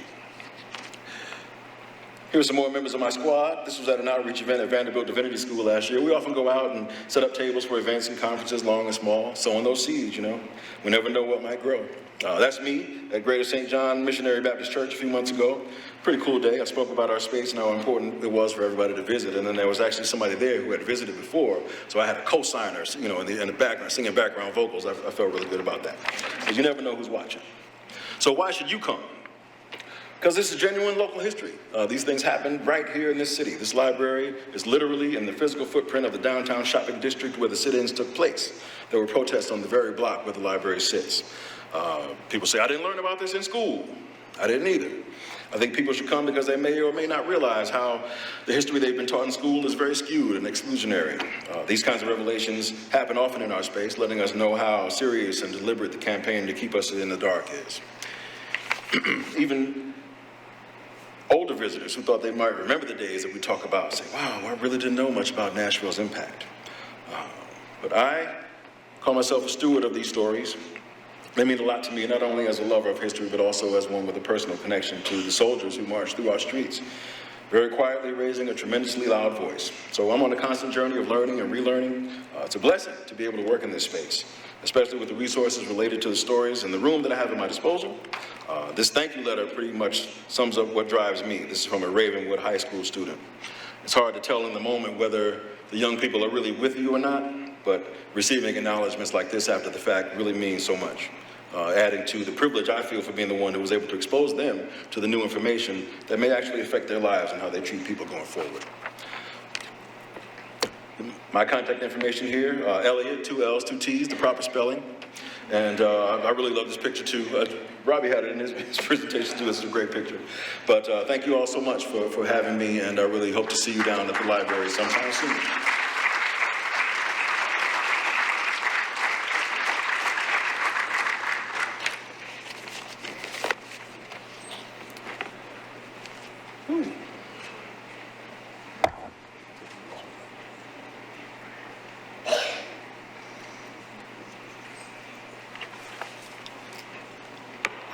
Now we are going to have a conversation with Linda Wynn, Gerald Oliver, Andrew Marinis, and Joe Herbert. I'll introduce them while they're coming up. Andrew, did I say your name correctly? Marinis? Oh, Marinis. Linda T. Wynn is the Assistant Director for State Programs with Tennessee's Historical Commission and a former member of Fisk University's faculty, where she taught subjects in history and public administration in the Department of History and Political Science. She earned her BS and MS degrees in history and a master's in public administration from Tennessee State University. A co-founder of Nashville's Conference on African American History and Culture, she is an active scholar and contributor to numerous publications, including Profiles of African Americans in Tennessee, which was co-edited with Dr. Bobby Lovett. Another publication called Freedom Facts and First, 400 Years of the African American Civil Rights Experience, which was co-edited with Dr. Jessie C. Smith. And she's also the editor of Journey to Our Past, a guide to African American markers in Tennessee. She has served as a consultant to Frisk Museum, Tennessee State Museum, and has served as a consultant with the Nashville Public Library, including its newest room on Votes for Women and other organizations. She contributed a chapter to the Frisk Museum's award-winning We Shall Overcome catalog, which is entitled Nashville, an Inspirational City. Mrs. Wynn curated and narrated Nashville sites, Nashville Rights Movement walking and driving tours. She currently serves on the Nashville Public Television, it's NPT Advisory Board, Preservation Society of Nashville Board, and the chair of the Metropolitan Historical Commission of Nashville and Davidson County. Now, Gerald Oliver, he is a native of Nashville who has been acting for over 10 years. He is both excited and blessed to be part of the Nashville Conference on African American History and Culture. His portrayal of Perry Wallace in the theatrical performance, Strong Inside, the theatrical performance was called A Strong Inside, is an inspirational true story of an athlete turned civil rights trailblazer.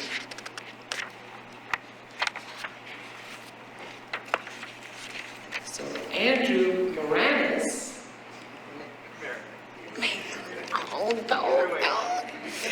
is a New York Times bestseller author of narrative nonfiction for teens and adults, focusing on the intersection of sports and social justice.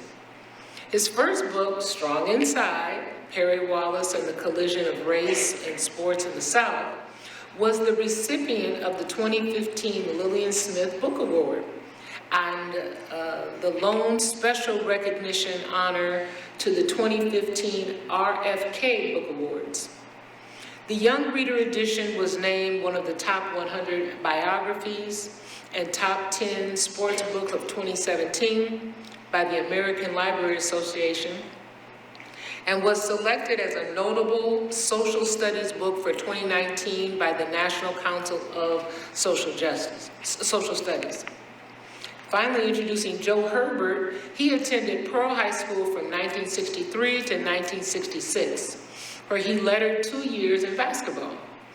After playing on the junior varsity team his sophomore year, the following 2 years, Joe was a member of 2 state championship teams.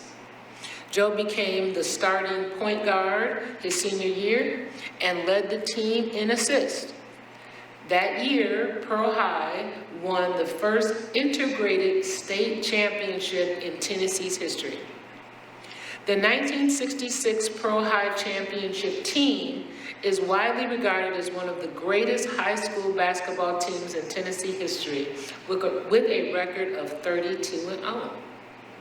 After graduation, Joe earned a basketball scholarship to Fisk University, playing basketball for 3 years and baseball for 2 years. While at Fisk, Joe majored in health and physical education, earning his BS degree. He also earned a master's degree and an EDS in school administration from Middle Tennessee State University. After college and graduate school, Joe Herbert began a 43-year career in education, working at Rutherford County Schools as a teacher, coach, assistant principal, and coordinator of adult education. Now, please let's enjoy their session.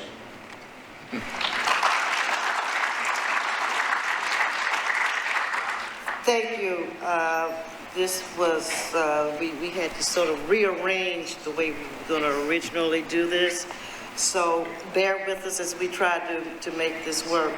One thing that I want to say is that when we look at basketball in particular, within the Nashville African American community, what Pearl accomplished in 1966, and I'm not trying to take anything away from 1966, since I'm a member of that class, but it was not new within segregated Black Nashville. If we look at the 1950s at Tennessee State University, the basketball team of 57, 58, and 59 won 3 consecutive NIA championships. And it took them until 2019 to be inducted into the Hall of Fame. And Richard Dick Barnett started that fight a long time ago, and it took a long time for that TSU team to be recognized. If I look at Pearl High School prior to 63, 66, I can look at the women's basketball team of the 1930s, where Sadie Galloway Johnson was a winning coach of girls basketball and won several national championships. When I look at Pearl men's basketball in the 1950s, they also were winning championships. The point that I'm trying to make is winning within the African American community was not anything new. What made 63 to 66, and specifically 66, so special is that we won in a desegregated basis.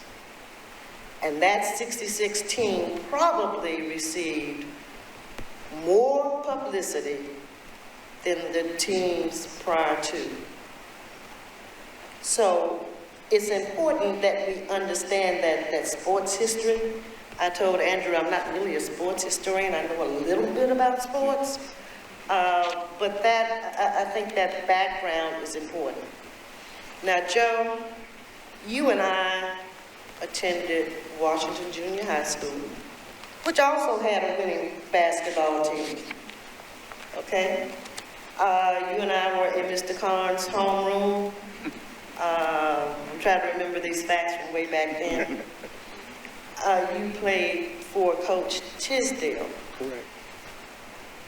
What was it like being on that team with an anticipation of moving to Pearl High School and playing for Coach Cornelius Ridley? I played 2 years at Washington Junior High School under Coach Tisdale. Most importantly, most people do not know anything about Coach Tisdale. His record was 629 victories with 30 defeats for a 45-year span at Washington Junior High School.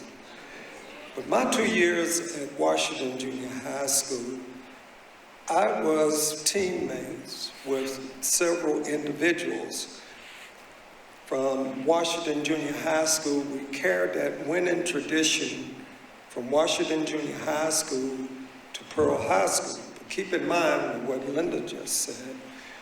There were a lot of individuals who had a winning record before we got to Pearl. And some of those individuals, some of you may have heard of: Ronnie Lawson, Victor Rouse, Leslie Hunter, and I'm gonna name a few others. Henry Watkins, who played at Tennessee State, Jesse Rucker, Raymond Sweat, Thomas Brown, Fred Kelly, and Johnny Petway. All of these individuals played prior to the success of the 66 basketball team. Now, what's so important about the 66 basketball team? 4 of the starting 5 played at Washington Junior High School. So we had a relationship that we played throughout the year at Bethlehem Center, Watkins Park, Hadley Park, and at Tennessee State during the summer. But we had a relationship and we knew how to play with one another during that time. Now, Perry Wallace joined up with us my sophomore year at Pearl High School. Now, Pearl was on a winning track at that time. We had Perry, Walter Fisher, Jimmy Douglas, and Theodore McLean, and I round out the top 5. But let me tell you something else that a lot of individuals today, and Linda, you may not know this either, but that entire team, 8 members of that team are Hall of Famers here in the Nashville athletic program, Nashville Public Schools athletic program. And I can name all of them. Coach Black, assistant coach. James Armstrong, assistant coach. Cornelius Ridley, head coach. And Perry Wallace, Walter Fisher, Jimmy Douglas, Theodore McLean, and myself. The whole starting 5 in the Hall of Fame here in Nashville. And 8 out of the 13 members of that team. Okay, and I believe from that 50s era, Ronnie Scott Lawson is also in that Hall of Fame. What was it like playing for Coach Ridley? How did Coach Ridley, you all were already sort of molded into a team, but when Perry came up, how did he mold you into a team? Well, Coach Ridley, if any one of you knew Coach Ridley, Coach Ridley was Coach Ridley. And you had to listen to Coach Ridley, and he was a one-man show, and you had to listen. But there's one thing about Coach Ridley. He understood young people. He coached with the talent that he had. Most importantly, he had a plan for everyone.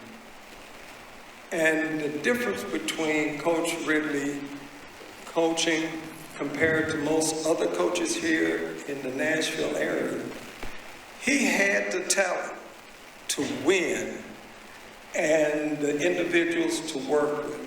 But the difference was Coach Ridley had discipline. He believed in scholarship. He checked out grades. And he knew how to manage young black students. And most importantly, he knew how to communicate with everyone on the team and other coaches in the community. He knew how to work with the faculty and with the school administration as well. Okay, one last question for you, Joe. What did that 66 team think about making history, or did even making history cross your minds, either collectively or individually? Yeah, at the time, I didn't know the significance of the impact of that team at that time. But over the period of time, it drew the black community together. And the pep rallies and the school spirit at Pearl High School it would just be off the meter if they had a meter in the gymnasium or even in the school at that time. The community was behind the team 100%.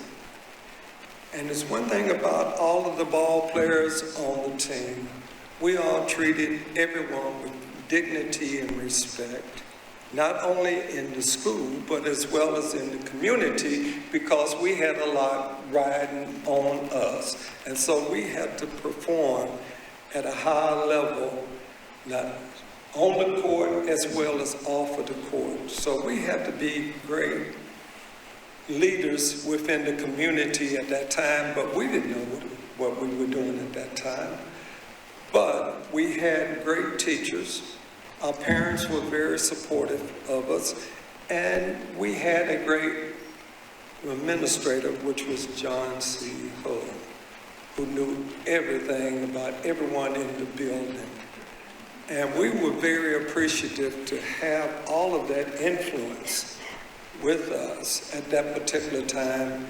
And what we did afterwards is what's more important about what we did while we were at Pearl. It was what we did after we left Pearl is very significant today. Okay, as I remember being one of the editors of the Pearl High Tiger for the class of '66, while we may not have known that history was being made, we on the editorial staff knew something, because we wanted to make sure that that rim you all broke down in Davis Stadium was reflected throughout our yearbook. So, you know, sometimes I think maybe we knew and didn't know, but it was something that there was some guiding force that sort of let you know that something important had happened, but you really hadn't put it into a context. Okay, Andrew. Yes, ma'am. You wrote the book, Strong Inside, Perry Wallace and the Collision of Race and Sports in the South. How did you learn about Perry Wallace? What brought him to your attention? Okay, so I came to school here in Nashville at Vanderbilt from Austin, Texas. I'd gone to high school there, and I was the sports editor of our high school newspaper and played baseball there. And one day I was walking down the hall of my high school, and there was a poster advertising a sports writing scholarship to Vanderbilt that was named after Grantland Rice, the old famous sports writer from the early 1900s. I applied for it. One day my mom showed up at school a couple months later crying. I didn't know why she was at my school, and my daughter now talks about happy tears. And so she was there to say, Vanderbilt called, you won the scholarship. So I come to this community thinking about sports writing. It's what brought me to college.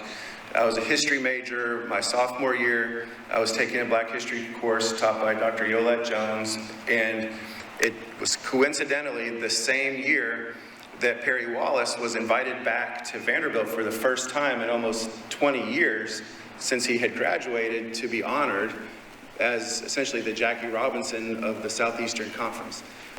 And so I read an article about Perry's experience. I'd never heard of him before, you know, not having grown up here. And I asked Dr. Jones if I could write a paper about Perry for her class. And I was really concerned that she was going to say no, you know, that we don't write about basketball in college. You know, we don't write about basketball players. That's not a serious enough topic. But thankfully she said, go for it. And so I called Perry from my dormitory. He was a professor, the first Black tenured law professor at the University of Baltimore at that time. And I wrote a paper about him when I was 19 years old. And that paper stayed on my mind as the most interesting thing that I had done in college for years. And so 17 years later, I met Betsy Phillips, who's in the audience, and others at Vanderbilt University Press. And I emailed Perry and I said, hey, do you remember me? I was a kid who wrote a paper about you a long time ago. I'd like to write a biography about you. And he said, go for it. And so I got started. I spent 8 years working on the book on the side of a regular job, 4 years of research and 4 years of writing. But it was that experience really of talking to Perry as a teenager and writing that school paper that eventually led to the book. So how did his narrative impact you? Oh gosh, Perry has had more impact on me than I would say anybody in my life, except for my parents and my wife. You know, he was a combination of father figure, older brother figure, professor figure, best friend figure. One of the good things about having it take 8 long years to write the book is that I got to know him better and better and better over those 8 years. And I remember traveling I think that's how you and I met. Yeah, you were one of the first people I interviewed for the book at the libraries, where we sat down and talked about your experience at Pearl High School. And I actually have that rim. I need to donate to the Pearl Archives. Perry gave it to me as he was passing away. So, but Perry was such an important figure, not just in sports, but, you know, since we're talking about civil rights, a legitimate civil rights figure. So many of the moments of his life track so neatly with important moments and places in the civil rights movement. You know, he started elementary school in 1954. Not that he was going to a desegregated school, but the year of Brown, you know, he's walking downtown as a 12-year-old kid. We saw a picture of Walgreens earlier. Like, he went down to Fifth Avenue and was watching the sit-ins. He said he wanted to see history being made with his own eyes. His recruitment to Vanderbilt was really partly a result of Vanderbilt's reaction to those sit-ins, with Reverend Lawson being expelled from the university. When a new chancellor came in, Alexander Hurd, who was a more progressive figure in the 60s, he felt like, for better or worse, people pay attention to sports, and that he could send a signal around the country that Vanderbilt was opening up and changing if they did something in the sports arena. And so he encouraged the coach, Roy Skinner, to recruit a black player. You know, and Perry being a star player, there were many star players on that 66 Pearl High School team, but also the valedictorian of the school, being recruited by pretty much every good basketball program in the country. It made sense that Coach Skinner might approach Perry to become, you know, the pioneering player in the SEC. The question is whether Perry wanted to do it or not. You know, initially he did not want to. Right. You mentioned the fact that we're in this ongoing struggle now for, we can call it civil rights, you can call it diversity, equity, and inclusion. How does Perry's life impact young readers? And the reason I'm asking you about young readers is because I think your book has been adapted for the younger reader. How does his life impact young readers when you go on book tours? Yeah, so that was a turning point in my career, is adapting the book for young readers. Now things like the play, you know, at Nashville Children's Theater have happened, and the books I've written since then have all been for young readers, also trying to use sports, which I think is accessible to kids, to introduce topics that are more important social topics. So I've had a chance to visit schools in 26 states now to talk about Perry. Very diverse range of schools, from the middle of a cow pasture in Wisconsin, you know, to the middle of New York City, schools that are basically all white, schools that are basically all black. Elliot mentioned, when you talk about you know, when kids in like 2nd grade are learning about injustices, and kids have such a strong sense of what is right and what is wrong. And I think Perry's story illustrates that in so many ways, and so they can relate to that. Sadly, one of the things that young readers relate to, and Perry had this phrase he would use in life, he would say, we can all be treated in any one of 3 ways at any one time, maybe in the same day. You can be treated well by other people, you can be treated poorly by other people, or you cannot be treated at all. You can feel isolated and ignored. And often people expected Perry to say that the most difficult part of his pioneering experience was the being treated poorly. You know, traveling down to Starkville, Mississippi, or Oxford, and feeling like he might get shot and killed on the basketball court, or literally getting hit in the face and bleeding, and the referee's not calling a foul, and the crowd cheering. But he would say that the most difficult part of his experience was that third way, that not being treated at all, which was on his own campus at Vanderbilt for 4 long, lonely years, where he was excluded from much of the social life on campus, or no one would sit next to him in class. And so a lot of times young kids will come up often African-American students who are at a predominantly white school, and they're able to say that, they can relate to that aspect of Perry's story. So, it's a story that largely takes place in the 1960s, but unfortunately is, extremely relevant to a lot of kids today. And I want to mention that when Perry went to Vanderbilt in 1966, he was accompanied by Walter Murray, who was the salutatorian. They both went to Vanderbilt at the same time. Right, and there's now dorms named after both of them on campus. Right. I remember when I interviewed Perry for a small piece that I was writing, he talked about something like a purple man syndrome, where he really didn't fit in, and he would kind of seek refuge back in the African American community. I know that he would spend some time at Fisk University. He would spend some time at Tennessee State. It was like to let me get my bearings back over where people know me and understand me, but yet he also had that feeling when I interviewed him of the pressure that he felt from the African American community that he could not fail. He had to succeed. And I always thought, and we sort of talked about it a little bit, that's an awesome burden to carry. And in some ways, I can identify with that. You can't let your community down if you are in certain situations. You have to rise above whatever it may be, but yet you seek that place of solace where you can go and kind of be you. And so that was one of the experiences that he talked with me about. Gerald, not leaving you out of this conversation. You portrayed Perry in Strong Inside. Yes, ma'am. At the Children's Theater. And if you did not see it, you missed an excellent performance. I was there on the first night. Thank you. And it was really interesting, watching you be Perry. So one of my questions for you is, how do you get ready to play an individual, a character?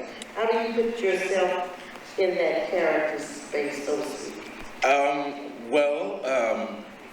Firstly, I went out and bought a barbell and started working out because he's in significantly better shape than I usually keep myself in. He's, but it was conversations with Andrew, reaching out and talking to many people in the community.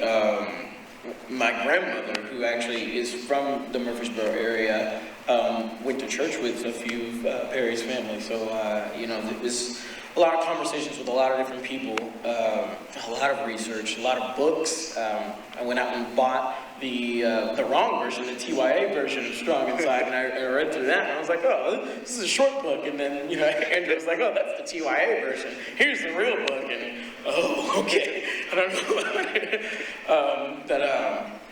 There's a lot of mental preparation. I bought a basketball, just thinking that, he was a student athlete, so I'm going to buy a basketball. And then when you start having these conversations with the people that he touched, you realize that he was so much more than just a basketball player, which was one of the first things that Andrew told me, which, the show itself, it stops right around his first game in Vanderbilt. But, I mean, his life was so much more than that. He ends up being a lawyer and a teacher. He's just a really, he played in the band at Morton too, I believe. I think he was a band player. Carries a trumpet. Yeah, band player, yeah. And there's a lot to, I even got a trumpet. It wasn't a good one. At a yard sale, and I was like, what in the world? So, yeah. So you had not heard of Perry prior to getting ready for that role? I had spoken, my mother went to Vanderbilt, and so I had heard stories of Perry Wallace, and just with him being a Tennessee figure, but it was really more of because I myself played football in high school, and I thought that that's what I wanted to do when I grew up. So I heard about him being a student athlete, and that was really the angle that my mother took, was that, look at these people, and he was one name in a long list of people that I had just heard their names. And so when I was approached to do this play, I knew that he was a student athlete, but I had no idea of just the reach that he had. It's so much more than just basketball that he contributed to just Tennessee history. Yeah, he was a phenomenal classmate, a phenomenal friend. I think Joe and I both, I know we both count him not only as classmates, but we were friends during our tenure at Pearl High School. Perry also could have a little fun. He had a good sense of humor. I used to joke with him all the time, and prior to practice, I would be joking with him about some of the classes that he was taking, and I would ask him about his grades and so on. And I would say, "Dog, man, that's great, man." I said, "Well, when you gonna start hanging out with us so you can learn something else?" He was known as a straight arrow, right? Right. Yeah. Yes. But he could have a little fun every now and then. He was pretty as straight as they go, which was a little bit different than Walter, his good buddy. Walter was a little bit looser than Harry, and they almost tied the valedictorian, so they were intellectually comparable as well. But Walter was just a little lighter, I think. Well, Walter had a different sense of humor. Walter was really friendly and outgoing. I'm not saying Perry wasn't, but Walter was really down to earth. He was a really great guy and very sensitive and very understanding about a lot of things. And he could communicate, both of them could communicate with a whole lot of topics that you want to talk about. Yeah, I remember, I don't remember the year of the class reunion, but it was one reunion that Walter came back for, and he was the featured speaker. And he recounted his years and Harry's years at Vanderbilt. And Walter did play in Vanderbilt's band. And he was going on about, first of all, if you played in the band, and I can't carry a musical note, play any instrument.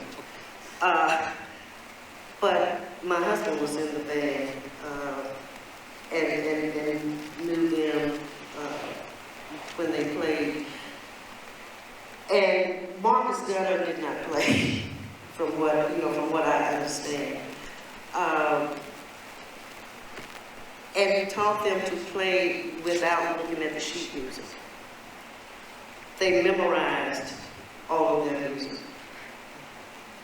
And one of the things that I remember Perry saying at that particular reunion, not Perry, Walter, was that the band director expected him to play with sheet music.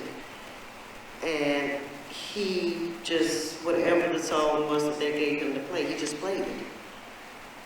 And the remark he made was that he was a Pearl High Tiger, and he had been taught by Marcus Gunner, who was over the band, and there would be no way that he would, and I'm doing a lot of paraphrases, disgrace Mr. Gunner by playing with sheet music. Now, I don't know if you're gonna really get what I'm saying or not, but in that day and time, we were taught a little bit different. We were taught that you had to be 200 to 300% better than your white counterpart. And that's what he meant when he said there would be no way that he would disgrace Marcus Gunner. I remember my husband had a small band that they used, and they never used sheet music. And I used to ask him, well, how do you all know what to play? What notes to play? And he said, we're students of Mr. Gunn. We don't need sheet music. Not when we're performing. So we were taught different. We were taught that we had to be 100 to 200% better. And I think that was demonstrated with Perry, with that basketball team of 1966, and with most students who graduated from Pearl High School up to 1982. Joe, if you agree or disagree? Yes, you're right. And I agree 100% with what you just said. I need to remind everyone, Coach Ridley went out on the football field and grabbed Perry Wallace and brought him into the gymnasium because Perry was out on the field playing an instrument, and he said, boy, you need to play basketball and come on and go with me. And that's how it started with his basketball career. And Coach Ridley just took him on for the man. Okay. Last comments, Gerald. In playing Perry, what did you take away from this story for your own personal life? Well, one of the big things, and it's a sentiment that's actually been previously stated, is that history is now. At my age, I don't really have a good grasp on these historical events that happen. I think of them as so separated from me, so distant. And just in doing the show and hearing the stories, just we had a workshop last summer, I believe it was last summer. Yeah, we had a workshop last summer, and we had people make. People were there who had met Perry, even Andrew who met Perry. And it's tough for me to really, before the show, it was really tough for me to sit down and think about the fact that this wasn't that long ago. When I think about, when I was young and even till now, my education, and it's very, my historical education is very sanitized. It's very, they take those minute details of how significant it is that them winning the NCAA state championship back in '66. It doesn't hit you the same way unless you're living in that world and really researching and really looking into what exactly the day-to-day looked like for a person back then. And it feels very separate. I even encourage me to spend more time at the civil rights room at the library. Absolutely. Let me say that I want to thank each of you for participating with this panel discussion. I think one thing that we did not mention, that all 5 players on that 1966 team graduated from Pearl and went to somebody's institution of higher learning. Each and every one. And I don't know about some of the others that were not on the first string. Well, all 10 had scholarships to attend, and 10 members of 10 universities, yes. So they were student athletes. As I used to say in my class, they put academics before athletics, but the two go together. Thank you.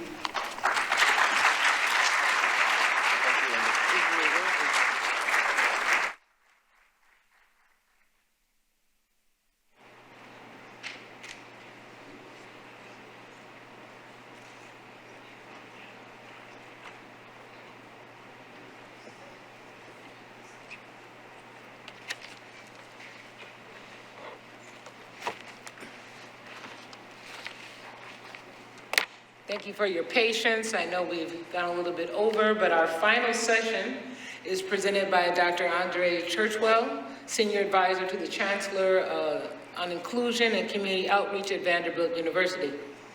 Dr. Crutchwell graduated magna cum laude from Vanderbilt School of Engineering. received his medical degree from Harvard Medical School, was the first African-American chief medical resident at Grady Memorial Hospital, and completed his internship, residency, cardiology fellowship at Emory School of Medicine. Currently, Dr. Churchwell serves as a professor of medicine, radiology, biomedical engineering, and cardiology. In addition to various leadership roles, he previously served as Vanderbilt's Chancellor for Equity, Diversity, and Inclusion, rising to Chief Diversity Officer position for Vanderbilt University Medical Center and Senior Associate Dean for the School of Medicine. Dr. Churchwell has received numerous awards, including the Distinguished Alumnus Award for Vanderbilt University School of Engineering and the Walter R. Murray Jr. Distinguished Alumnus Award from the Association of Black Alumni. His other accolades include being named in numerous national professional and health care publications, such as the Best Doctors in America, Black Health Magazine's top 15 most influential African-American health educators, and Modern Healthcare's top 25 diversity leaders in healthcare. He was inducted to the American Institute for Medical and Biological Engineering in 2016 and has been named the Associate Editor of Circulation. Here now in his presentation, Then and Now, the History of Minority Community in Nashville, a Vanderbilt University project in collaboration with the Nashville Public Library. Dr. Churchwell.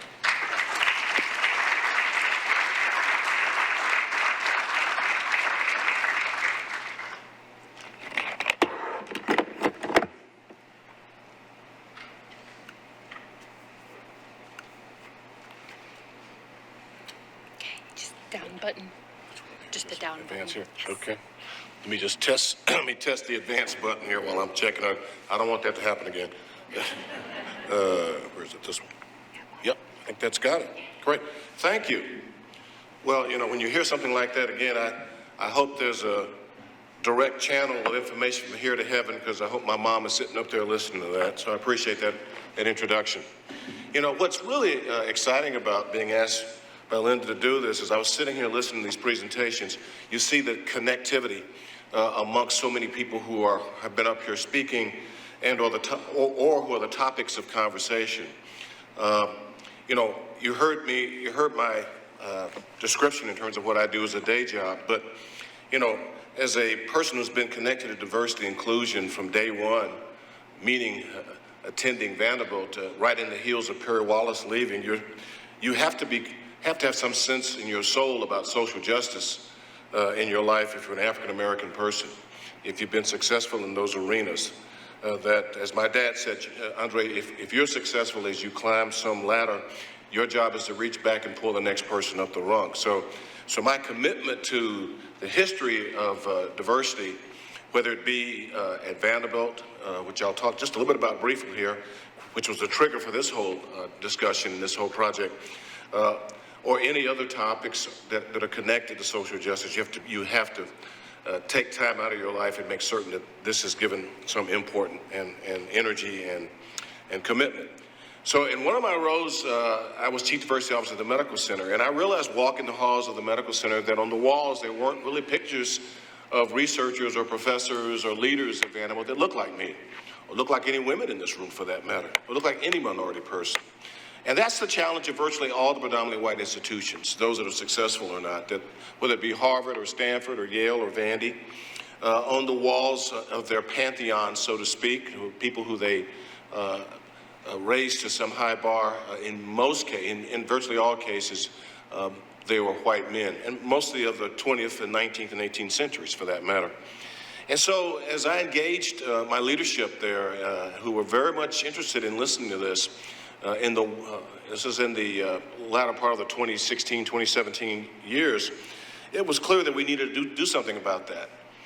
But one of the interesting challenges was, okay, who do we put up there? Because no one had been really keeping notes on that kind of thing. So I delved into their archives and I talked to thought leaders and kind of verbal historians at Vanderbilt and around Nashville who knew people.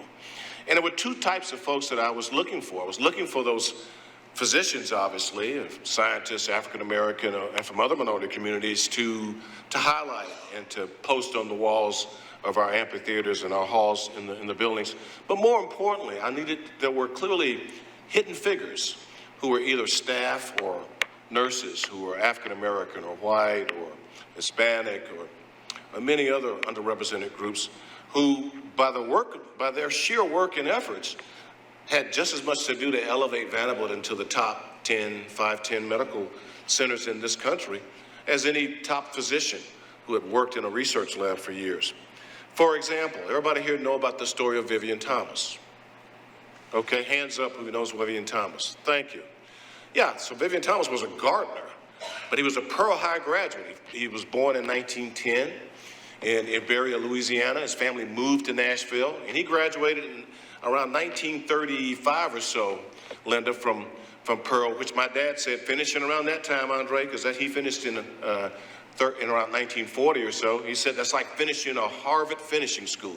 It's like a junior Harvard at Pearl High. It was stoked with these black teachers who, because of racism and Jim Crow, weren't able, with their brilliance, to go on to other careers in science, math, law, whatever. A few did, but many of them chose the teaching route, to teach high school, to teach college and HBCU. So they brought all of their energies and turned those energies and their life forces on these black students at places like Pearl. And in doing so, generated a whole crop of spectacularly gifted graduates such as Linda Wynn and others. And so it seemed to me that, boy, this guy goes on to become picked up by the head of surgery at Vanderbilt, Arthur Blaylock, because he needed somebody to work in his research lab, because he saw the immaculate handwork of the gardens outside his window at Vanderbilt Medical Center. And he asked this 19-year-old black young man, would you want to continue doing that work or come in my research lab? Well, that's an easy answer there, right? Okay. Even though that lab was not air conditioned, that still was an easy answer.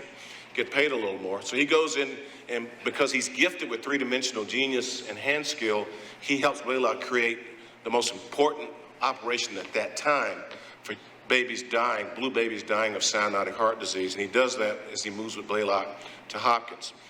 And so I said, gee, there's got to be a lot more people like that that are just not recognized. And we did begin to uncover a number of people like that. And Linda, I'll come back next year and share that story. But what's important is as I began to be moved up in the university and placed in a more senior position in the chancellor's office, it became clear to me, well, let's take a broader look at that, Andre. How about Nashville as a whole? What about the history of minority communities in Nashville? Are we taking time to actually delve down and capture those stories before these people leave? And for that matter, be part of Vanderbilt, be part of that whole process of history making and sharing.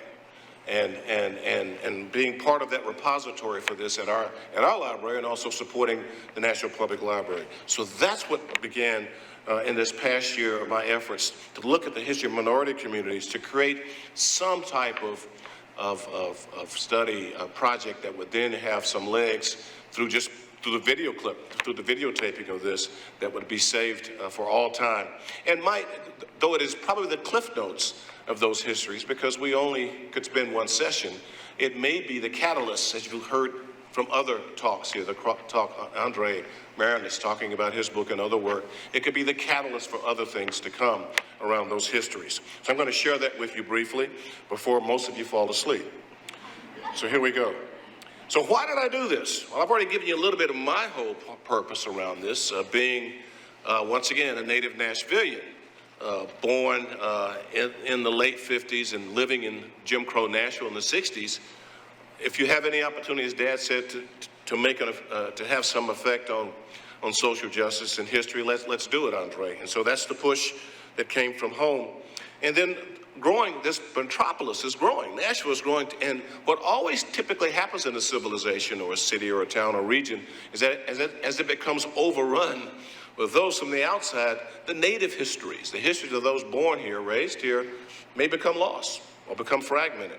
So I felt it was really a good time to then spend some time doing the work to pull together people from those communities, verbal historians and true historians, to kind of help us pull these stories together and to tell the stories. Well, who do we do? Well, I chose our minority communities. And typically, you know, there's a lot of minority communities here in town, but I began looking at the most underrepresented, the African-American community, and you'll see the others, Hispanic, Native American, Asian American, Pacific Islander, and also include the Jewish community, because they are a minority too, and they've played a significant role in Nashville's history, and they're also a community that has suffered through anti-Semitism and racism against people who are Jewish, and so I thought it was important to include that. And so who did I have to look for? I had to find historians, had to find thought leaders, and also community leaders to help me tell these stories. And I also had to have a partner, and that partner was, and how do we do it? I found a partnership with the Nashville Public Library, working with the special sessions leader, Rebecca Price. Rebecca, are you still here? If you're out there, raise your hand. There she is. And Rebecca's been a spectacular partner. That's the area that has the banner room and the civil rights room and the voting rights room for women and others. I might add, that's the room her dad's banner, being a banner reporter under under the control of a James Stallman, who was the Nashville Banner owner, was a challenge too. But he was a journalist and writer, and because his push to make us become committed to a life of the mind, I've stepped out of the role of being a cardiologist and stepped in the role of being an amateur historian for these regions, for this particular region in particular. And so you hear the voices of your mentors telling you what you should do at moments in your life. And then we worked with the special projects people there, and it became convenient for me to be supported at Vandy because this is our centennial year, 150th year celebration. So I have a lot of support from the university to put this together as a way, once again, to be connected to the community. If my role is senior advisor in inclusion and diversity and community outreach, boy, this is a great opportunity to then grab the ball and actually do that type of work here.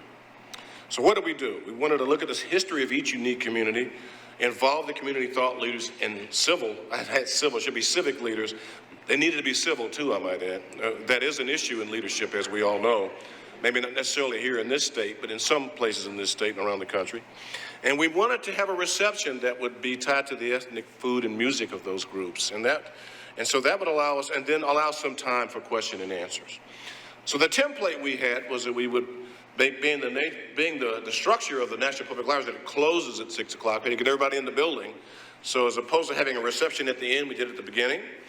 And then the template would be, we'd have a history, and then we'd engage minority leaders with their histories as we talk about the history of that group.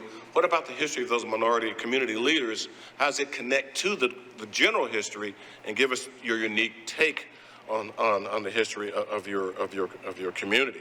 Then we'd have closing remarks, and we would include the chancellor in the opening session and the closing session to offer comments. So that was our template and how we put this together. And so we had a number. So far this year, we've done 5 sessions. We have one more to come, and we're planning to continue this on because I'm committed to it, number one. Number two, I have the resources to do it. And number three, there are more minority community stories to be told than the ones that I've just discussed with you or mentioned to you. So how do we do this? This is the program template you see here, and this is the first one. This is the African American or Black Nashville story. And as I began researching this, and my great leader in this and expert in this, thank goodness, was Linda Wynn.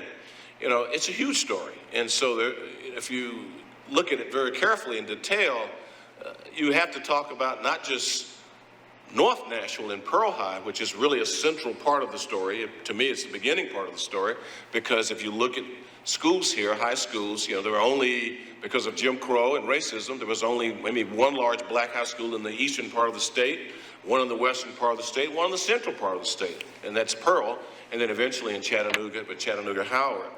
And so by the nature of the way things were, how things evolved, the history of the city, we focused on Pearl and North Nashville, and a lot of the people that were here for this last session were involved in helping us tell that story. We did include Linda to give us an overall history, and we gave a little touch about a panel to come in South Nashville around Cameron. There are some Cameron High graduates out here. Let's see a hand go up. There you go. So your story's coming next year. But we also touched on South Nashville, the Fort Negley story. I won't get into the details of that, but the Fort Negley black soldier story is really important, Union soldier story. We touched on that briefly. And then we really got into the panel discussion, include a lot of Perry's classmates, and Joe is here, and others were also on the panel. And I think it was meaningful for a lot of reasons. First off, it brought people together who had not been together, at least at that stage in the National Public Library, number one. Number two, it's videotaped. So if you want to watch these, they're all on the YouTube channel of the National Public Library. Just type in National Public Library then and now, and it'll pop up, and you'll see all of these. And unfortunately, you'll see my stupid face on all of them, but that's okay. But you'll see some really interesting stories. And as I said, they are the cliff notes, but they're the beginning, and they'll give you some, hopefully will stimulate others to do even more in-depth work in that. And so that was really impressive. The template of the flyer in the program was we wanted to use some iconic or image on the front of the program, and so there's no more iconic image from North Nashville than the Pearl High building built by McKissick and McKissick in 1937, the last Pearl High building, just phenomenal. And so that was our first one. It was the most attended. It was so huge. You know, the auditorium in the National Public Library seats about 230 people. We had so many people show up, we had to hold a reception in the overflow room, which is a large room. So it was really impressive. I have to really be, the thing that I learned from this, and I'll talk about this in a little bit, is that, boy, you know, you have to have humility and reverence for people who keep up this history, people who make this part of their life's work. So Henry Irvin and Melvin Black, and members of the Pearl High Alumni Board really put themselves out to help us pull this together. They are the archivists. They're the ones that saved the Pearl High graduation pictures from 1899, I might add, to 1982. They saved those pictures, and they're in great condition, mint condition in the archives section at Pearl High.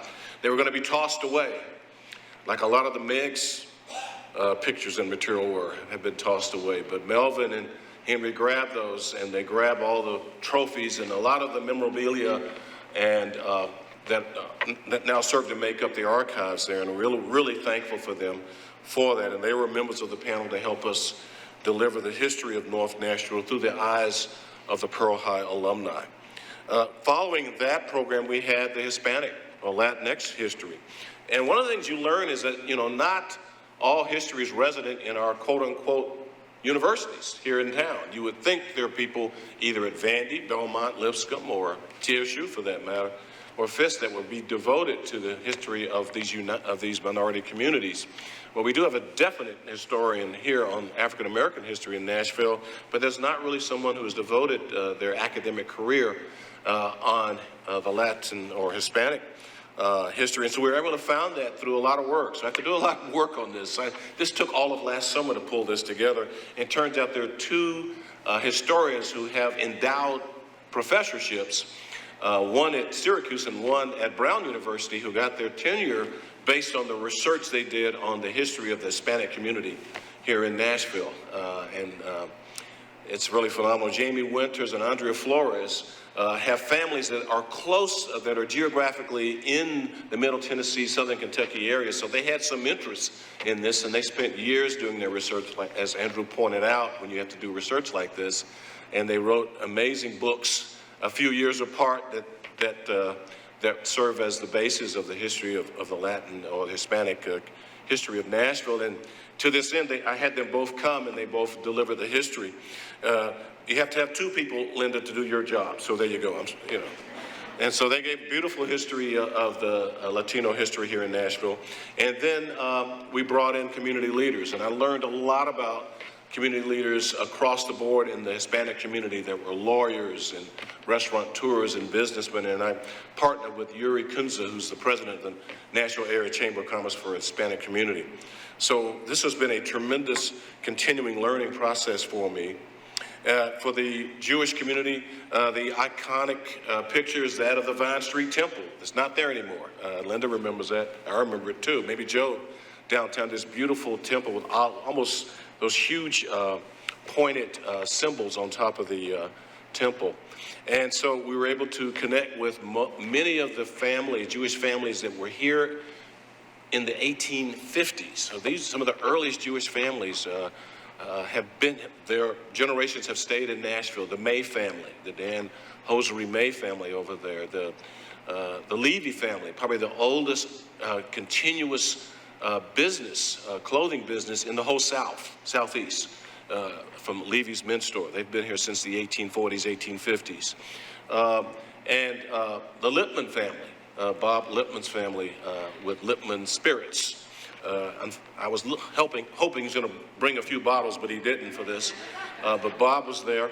And then the Fox family was represented by David Fox. They've been here. They had jewelry stores here in town. So that was very illuminating. And we had historians here. Who knew it? And they're not from Vanderbilt. Gene Roseman who's a historian, has spent a good chunk of her life writing a 300-page book called Shalom Nashville, the history of Nashville's Jewish community. So that was really amazing to talk about that. And then the LGBTQI plus community. How about that? That's a more recent, at least recent in terms of doing the research on that history. And the iconographic picture was the LGBTQI plus flag. Just happens in this case, a Vanderbilt faculty member is currently writing the definitive history of the LGBTQI plus community in Nashville, Sarah Scalise. Sarah shared some of her early work, preliminary work on that as part of our presentation. And we had a number of great leaders from the LGBTQI plus community to talk about their history. You could imagine a lot of that history is hidden, as opposed to us being able to find things written about Black Nashville in the library somewhere. There's nothing in the libraries, whether it be a downtown library or anyone's library, that actually specifically about the LGBTQI plus history here. So Sarah began finding that history by finding stories about people who have lived here. One of the great stories was two New York police women who had been living together in New York were recruited by Nashville's police department in the 1920s to move to Nashville to take care of the brothels that are down by Printer's Alley. The men couldn't be allowed to go in there, so they had to have women policemen. So they brought these two women down, and they lived together. They were, fated to be mated. And I'm not sure the guys who were hiring them knew that, but they lived in Nashville their entire lives and served on the police force. And so all types of fascinating things. And the most recent one has been the Native American, and that was really well attended to. And a lot of things, you can imagine this being really an amazing story to tell because of the continuing ongoing challenges, the barriers, racism, the Trail of Tears that moved most of the Cherokee and Chickasaw tribes that were here, resident in Nashville, away to Oklahoma and the Trail of Tears back in the 19th centuries. It took away a lot of the indigenous people who lived here. One of the things I learned is that one of the largest collection of indigenous communities in the world was actually their mounds, their burial grounds are under the National Public Library on Church Street. It was a 400,000 plus community, one of the largest communities of indigenous people that lived in a large village area here that occupied most of Nashville in Middle Tennessee, long before we were around here. That's over 2,000 years ago. And so a lot of things learned and makes the case of why we should honor and celebrate this. And as we build the East Bay, maybe there needs to be something about some type of memorial about that, so that you'll hear more about that from Albert Bender and others, activists who are involved in getting those stories out for us to celebrate that. And also to memorialize the fact that so many people, that this has not been acknowledged. So what have I learned? Expertise can come from a lot of unexpected sources. I've shared that with you. Humility and reverence have to be important virtues. Elite universities are great, but we don't know everything. We can learn from all kinds of people, all types of places. Regional world events can raise their heads. When we were doing the Jewish community on November 7th, we had already planned it. October 7th had happened. And it was really important for us to be sure that our chancellor came and spoke about that to the community of the Jewish Nashville community that were filling the National Public Library auditorium. And then also in the work, there are much more minority voices to be heard from, and I look forward to working on that. Future plans, We have the Asian American Pacific Islander History Program coming up April 10th. Please come and join us on that. You'll learn a lot about our AAPI community. And we'll continue next year to look at other emerging communities, such as the Kurdish community here, the Somali community, or Arab community. So there's a lot more work to do. We have found that National Public Television is interested in this, Linda, as we would hope. And as we continue to partner with our National Public Library, we'll build even deeper cultural dives into these communities, because these communities influenced, as we know, sitting here, art, food, fashion, the subcultures of all of our minority communities have deeply affected the culture of Nashville in general. So there's much more to be learned about that along the way, and I hope to be part of that. And I hope to be part of that continuing education thing that we all need to be part of. You know, just having an MD and being a cardiologist is great. You have to stay on top of stuff, right, to be current. But it also pays to stay current and to be committed to learning more about your own community and to be part of that process to make that happen. So thank you all. You get a chance to share this.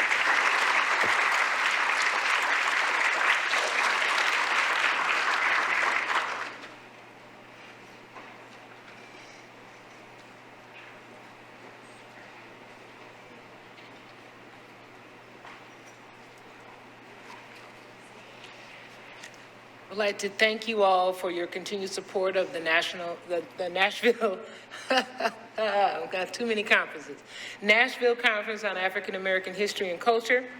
As we conclude today's event, we would like to leave you with some closing remarks from the conference co-chair and Tennessee State University's Professor of African and Public History, Dr. Lee Williams, Jr.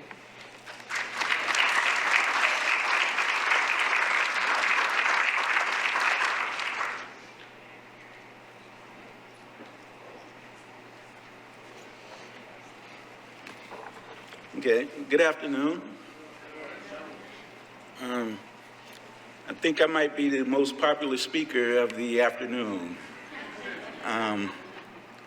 I'll keep my remarks brief because we are up against the clock. But first I want to applaud all of the presenters that stood before us today. If you're here, if you're still here, will you please stand so that we can show you a little bit of love?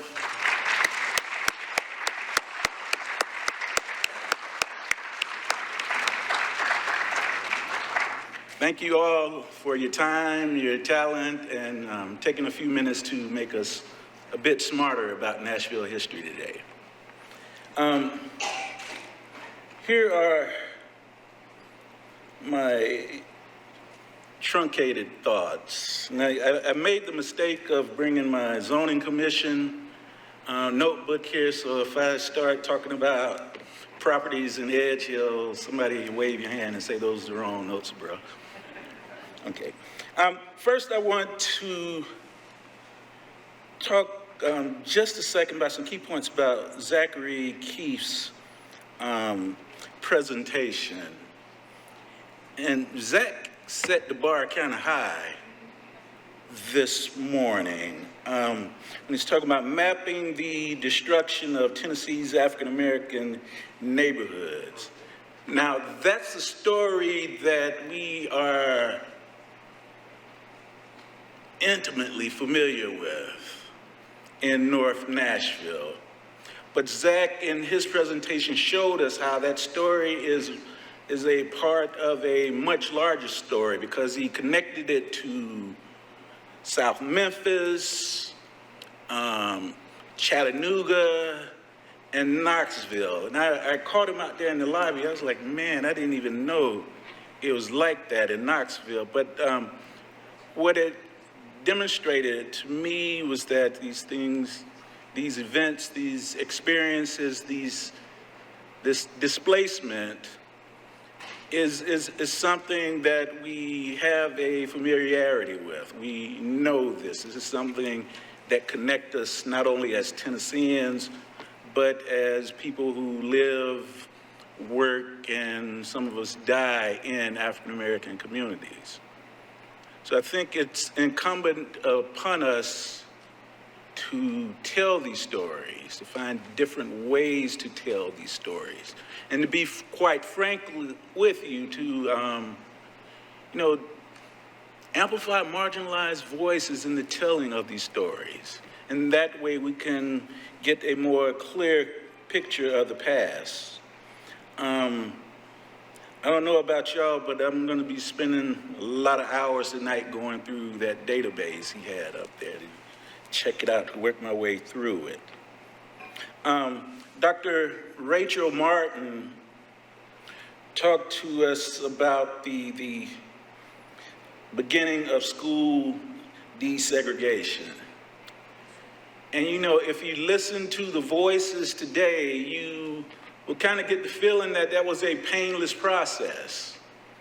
At least we are starting to see efforts to sanitize that story. You're seeing efforts to erase that story. They don't want the story to be told about how terror was a part of that narrative, right? We don't have a full understanding or a full record of the courage of that moment. As I listened to her give her talk, I thought about what that conversation between the mother and the father of a child that was sending them to a school that was to be integrated. And we know the story about how here in Nashville, they were going to do it on the STEP program. So first you're dealing with kindergartners. You think about how'd that conversation go? We're going to send our baby over here to Hattie Cotton, and we know how these folks have been acting in this city.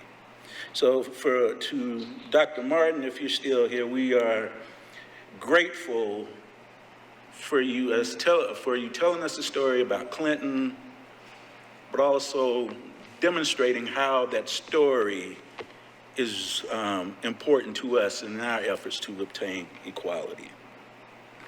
And integrating the airways, and I apologize if I mess up your name, Ms. Ayacampo. All right, sorry, my name is LaRotha, and I get screwed up all the time, so as I listened to that and how she talked about how music was the medium that contributed to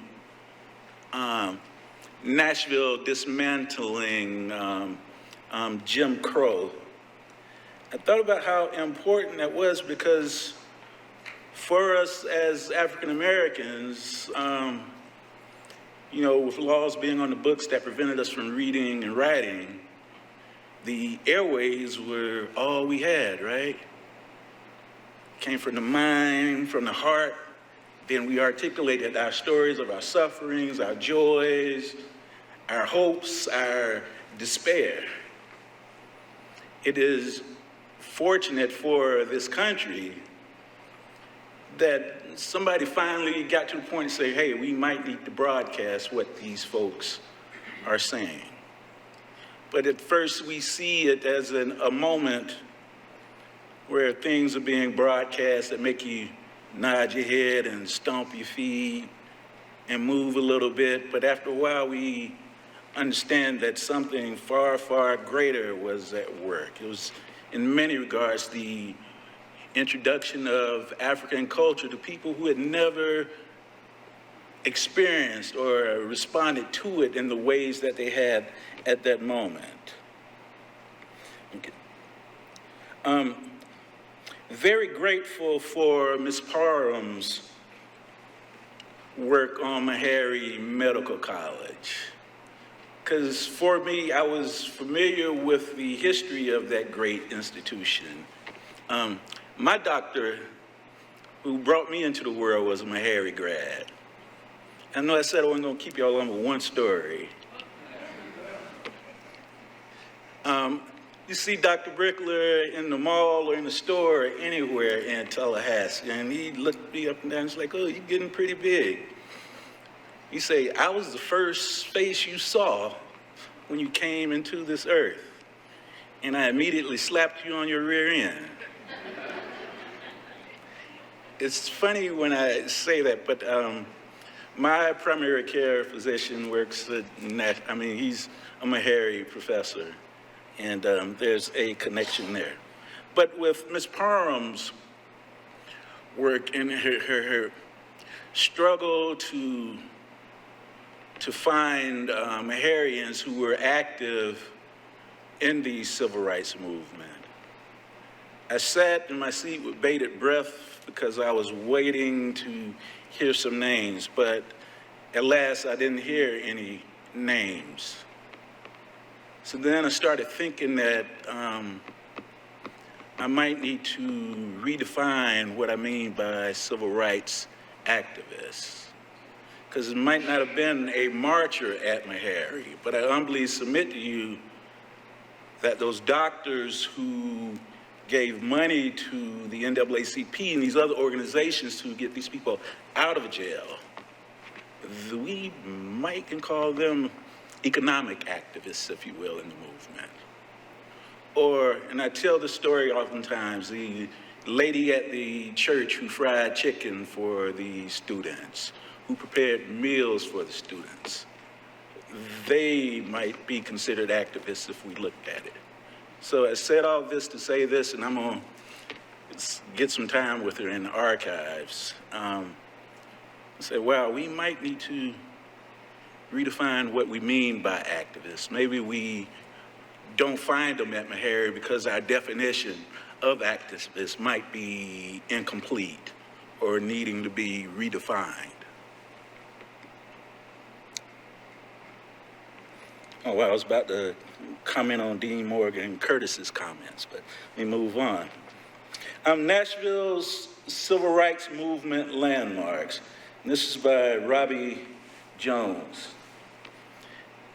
As he went through the houses, as he looked at the churches, this is part of our built environment, which is quickly being decimated. We have fought and are still fighting like blazes to keep the Morris Building in something that resembles its historic nature.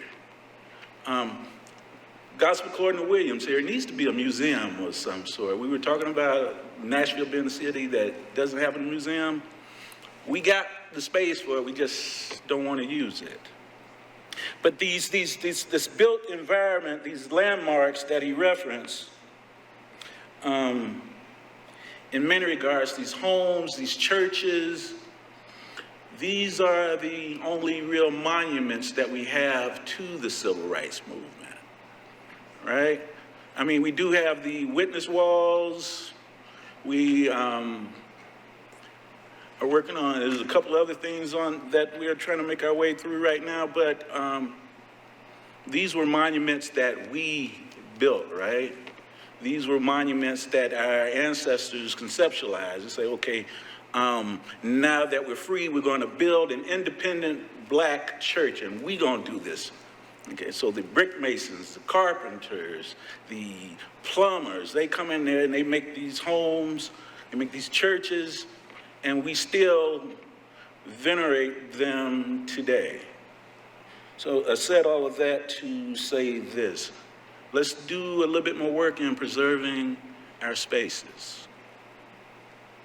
The Civil Rights Room. And I enjoyed all of the presentations today, don't get me wrong, but I thought Elliot's presentation was very, very good. And that, you know, Elliot is, for lack of a better term, he's the sage of the Civil Rights Room. You might even need to make a plaque and put that on his office, the sage. But he described that place as a place that was in many ways like an archives. It was a library. But I humbly submit to you that that place is a bit more powerful than that.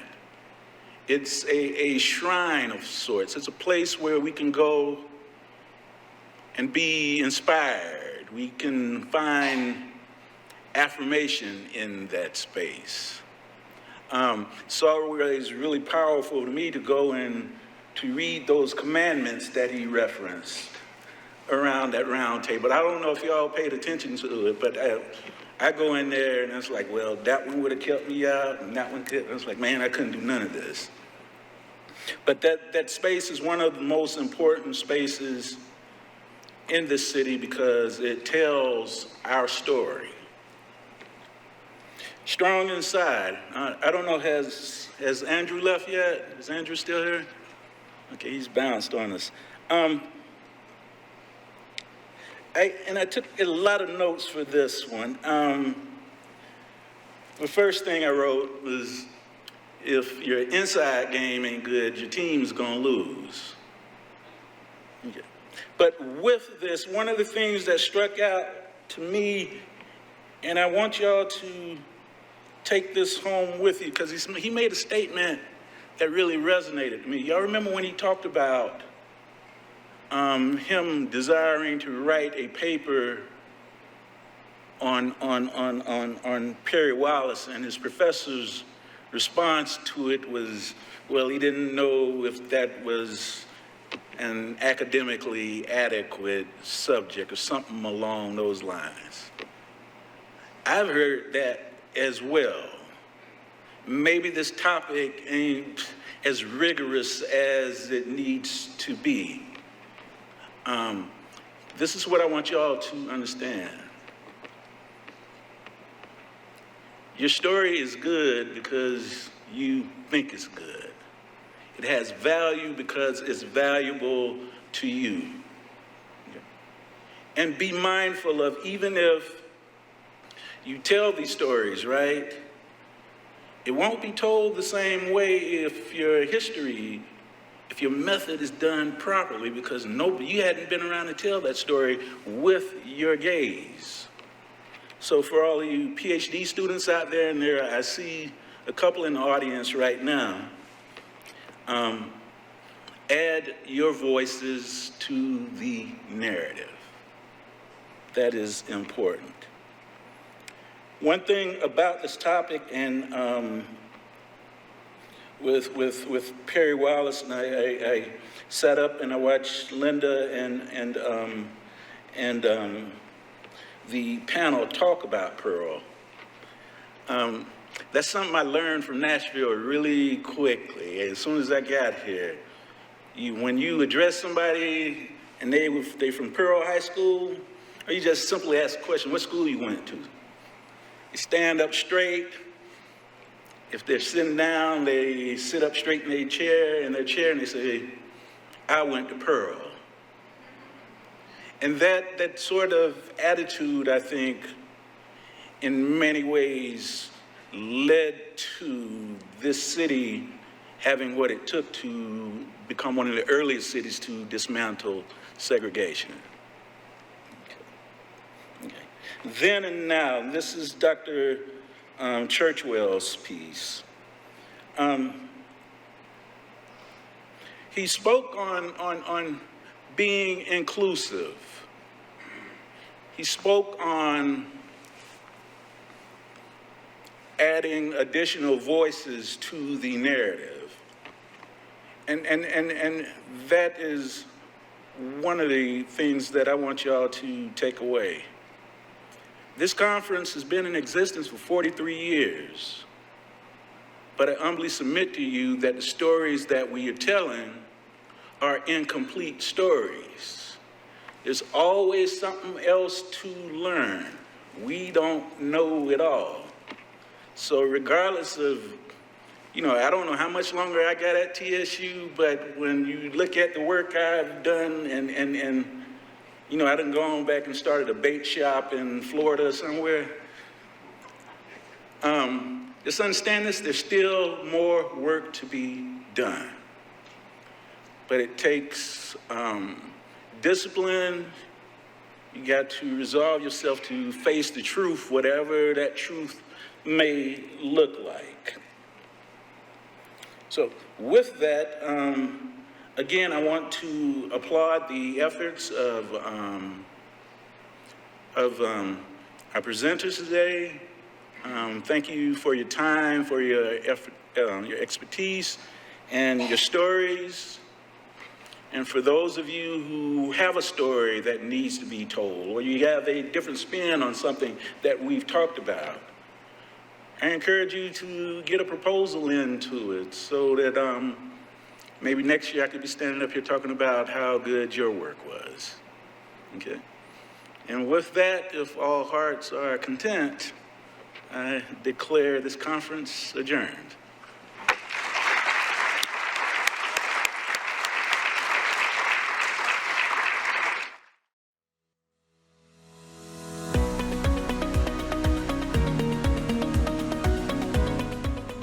This has been a service of the Metro Nashville Network.